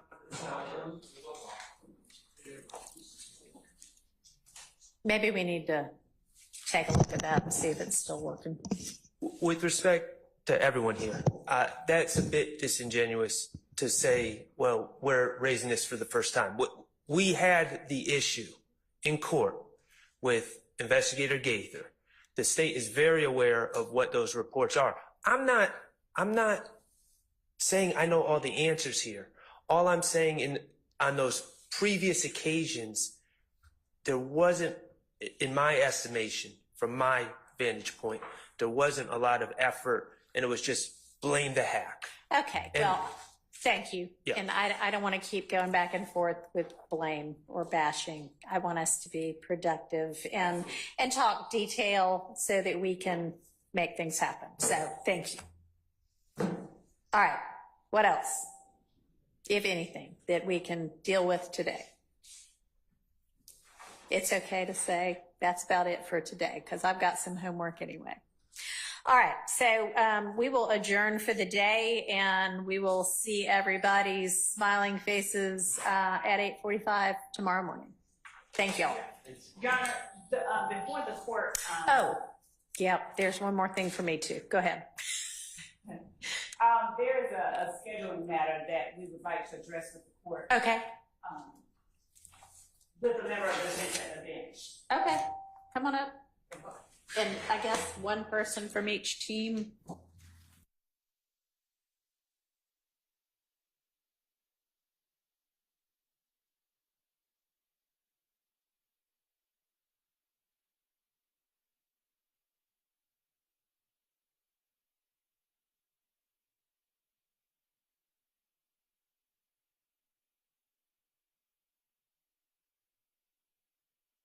Earbuds and what have you over here that I have never used before. And if we're going to be using those during the trial, I would like a little bit of practice on them before we get in front of the jury. So maybe, the next day we end at 4:30. Y'all remind me and let's all figure out how those work because I don't know yet. All right. Are you just going to be representative of everyone? Yes. Sounds good.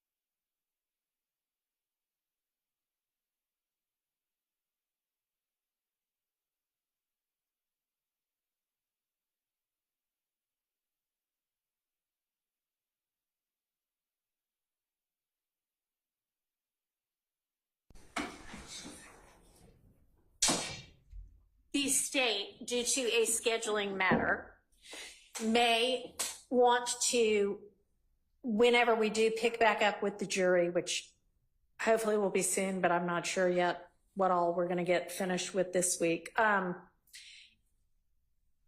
If we bring the jury back next week, there is a request for the court to consider having a witness who is not Mr. Copeland be the next witness because of a scheduling matter for the attorney who was examining Mr. Copeland. Now, we have to redo at least part of Mr. Copeland's testimony anyway. I don't know if that's an issue to y'all. We're going to have to come up with whatever we're going to say with regard to, you may be hearing a lot of this again, and you're going to need to disregard what you heard before. We'll have to work on that, and y'all be thinking about that. That's y'all's homework. But is there objection to moving to another witness and coming back to Mr. Copeland? And if so, what is it? And then I'll consider whether I'm going to permit it or not.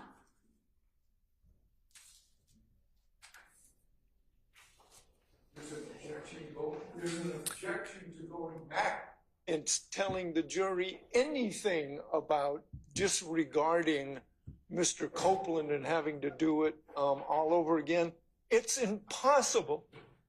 There's no way in the world. All right, well, The jury yeah. just disregard Mr. Copeland. Okay, but that's not what I was asking. I understand that you just think that is a total disaster and makes this trial one that needs to be a mistrial. I understand. But that aside, just with regard to scheduling, assuming we are going to go forward for the purposes of this discussion, and assuming that, I mean, y'all don't stipulate to everything he's already said and that we have to redo a part of his testimony, well, whether we do or not, we're going to have to continue his testimony. So is there an objection to essentially taking some other witness out of order in the midst of his testimony? Your Honor. Yes. Keith Adams on behalf of Mr. Williams. Mr. Steele and I have consulted about that. And I don't purport to speak for anyone else. We do object to that. We believe that given the complexity of Mr. Copeland's testimony and the issues surrounding his testimony and the confusion that will probably already attach to a jury coming in and seeing some of what Mr. Copeland's heard and testified to and possibly having to be instructed about disregarding some of his testimony, we would object to going to another witness. All right, I appreciate it. And I think with that objection, you know, it's well-founded. So y'all do what you have to do with regard to who might be handling the examination, but we will pick back up with Mr. Copeland and finish with him before we move to another witness. Would you allow another member from the state to continue his examination? Considering that we're going to have to, well, as I understand it, there are a couple of days of, and I don't know whether y'all got testimony out of him or not, or if it was just a discussion of whether he was going to plead the fifth or all of that. If there was there testimony from Mr. Copeland prior to the motion to recuse on the 12th? Yes, sir. Okay. All right. Considering that Ms. Hilton handled that testimony, and we don't normally switch attorneys mid-witness, there is now a request on the floor to do just that, to switch attorneys mid-witness. We're switching judges anyway, and we're redoing some things, so it's a little out of the ordinary anyway, but if there are objections to that, I will entertain those. Well, may I speak? Yes. I would hope that that's not as of tomorrow when you rule on disqualification. so that Ms. Copeland can go wherever she would like to go. As far as I'm concerned, we will not call her for several months. Who is the witness that would be substitute? I heard what Ms. I don't know.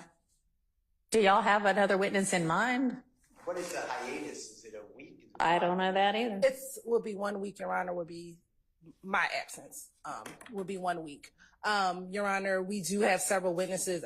It would be the state's intent to potentially just go in order of who we have kind of listed. So we wouldn't be calling anyone from the bottom of our witness list, but it would be someone within the same act that we're. So you just essentially skip over him and go to the next witness on your list and then come back to him. Yes. But I've kind of already entertained an objection to that and said, no, you can't do that. So the question on the floor at this point then is if we're continuing with Mr. Copeland and not picking up with another witness in the middle, is there an objection to another prosecutor handling the remainder of his testimony and whatever needs to get redone?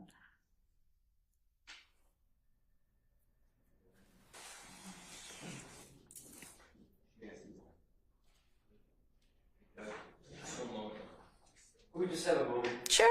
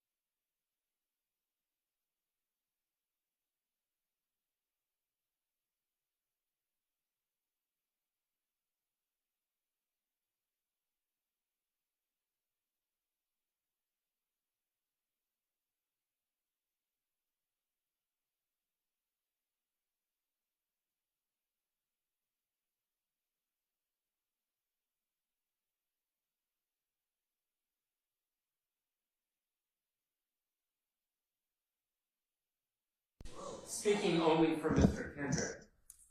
Mr. Kendrick objects. Okay. And on what basis? Because you want to make it difficult for the state. No, Which is fair. Well, no, Your Honor. This whole thing is messed up. All right. We've got to redo this witness. We All right. can't redo the witness. Okay. I don't even want to get started. So switching out the questioning attorney All right. is just even more complicated. Okay. So let me take that part of this under consideration. All right.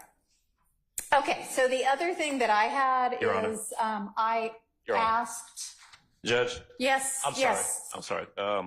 Didn't speak Oh, I'm quick- sorry. No, that's Did you- okay. I didn't speak quickly enough, or my microphone didn't come on quickly enough. We'll blame it on that. Yeah, it's the microphone. Just to be clear, on behalf of Mr. Williams, we don't have an objection. Okay. And I don't believe, I'll let everyone else speak for themselves, but I don't believe there are any other objections back here. Other than the one already voiced by Mr. Harvey. All right, so that's just us. Okay. I object to Mr. Adams making me look bad. Okay. Well, so noted. All right. Well, I'll think about that one. Okay. So, there had been, Miss Love put on the record this morning, that she had made the request for the Monday morning meeting. That was the June 10th meeting with Judge Glanville and Miss Bumpus and others at some point in the afternoon of the Friday the 7th. And I said I would get that ex parte because it did get taken down. And so I reached out to the court reporter who handled that, and she has given me a rough. Now this, and I'm going to share it with each of you.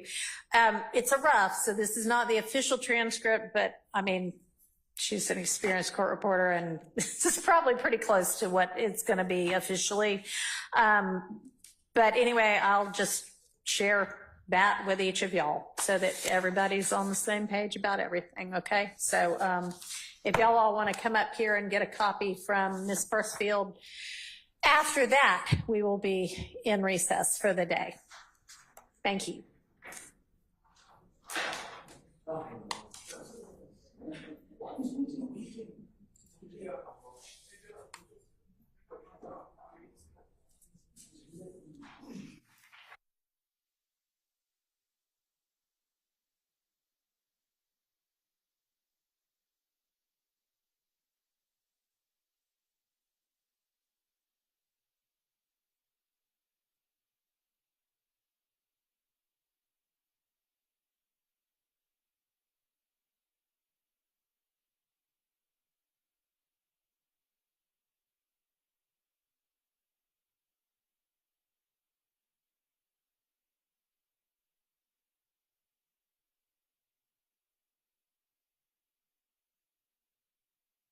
Relates to the ex parte. Yeah.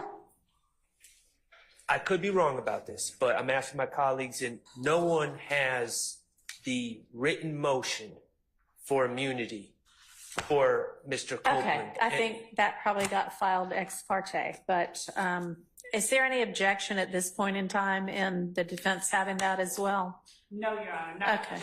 the defense, no. I Okay. just didn't want to, no objection to the defense having it. Okay, so I'll email y'all if that's okay, because I don't have hard copies of that available. A copy of that. Do y'all have the order? We have the order. Okay, yeah, I'll make sure y'all have a copy of the motion. Okay. Third time's a charm. We're in recess. Okay. Thank you, Your Honor. Thank y'all.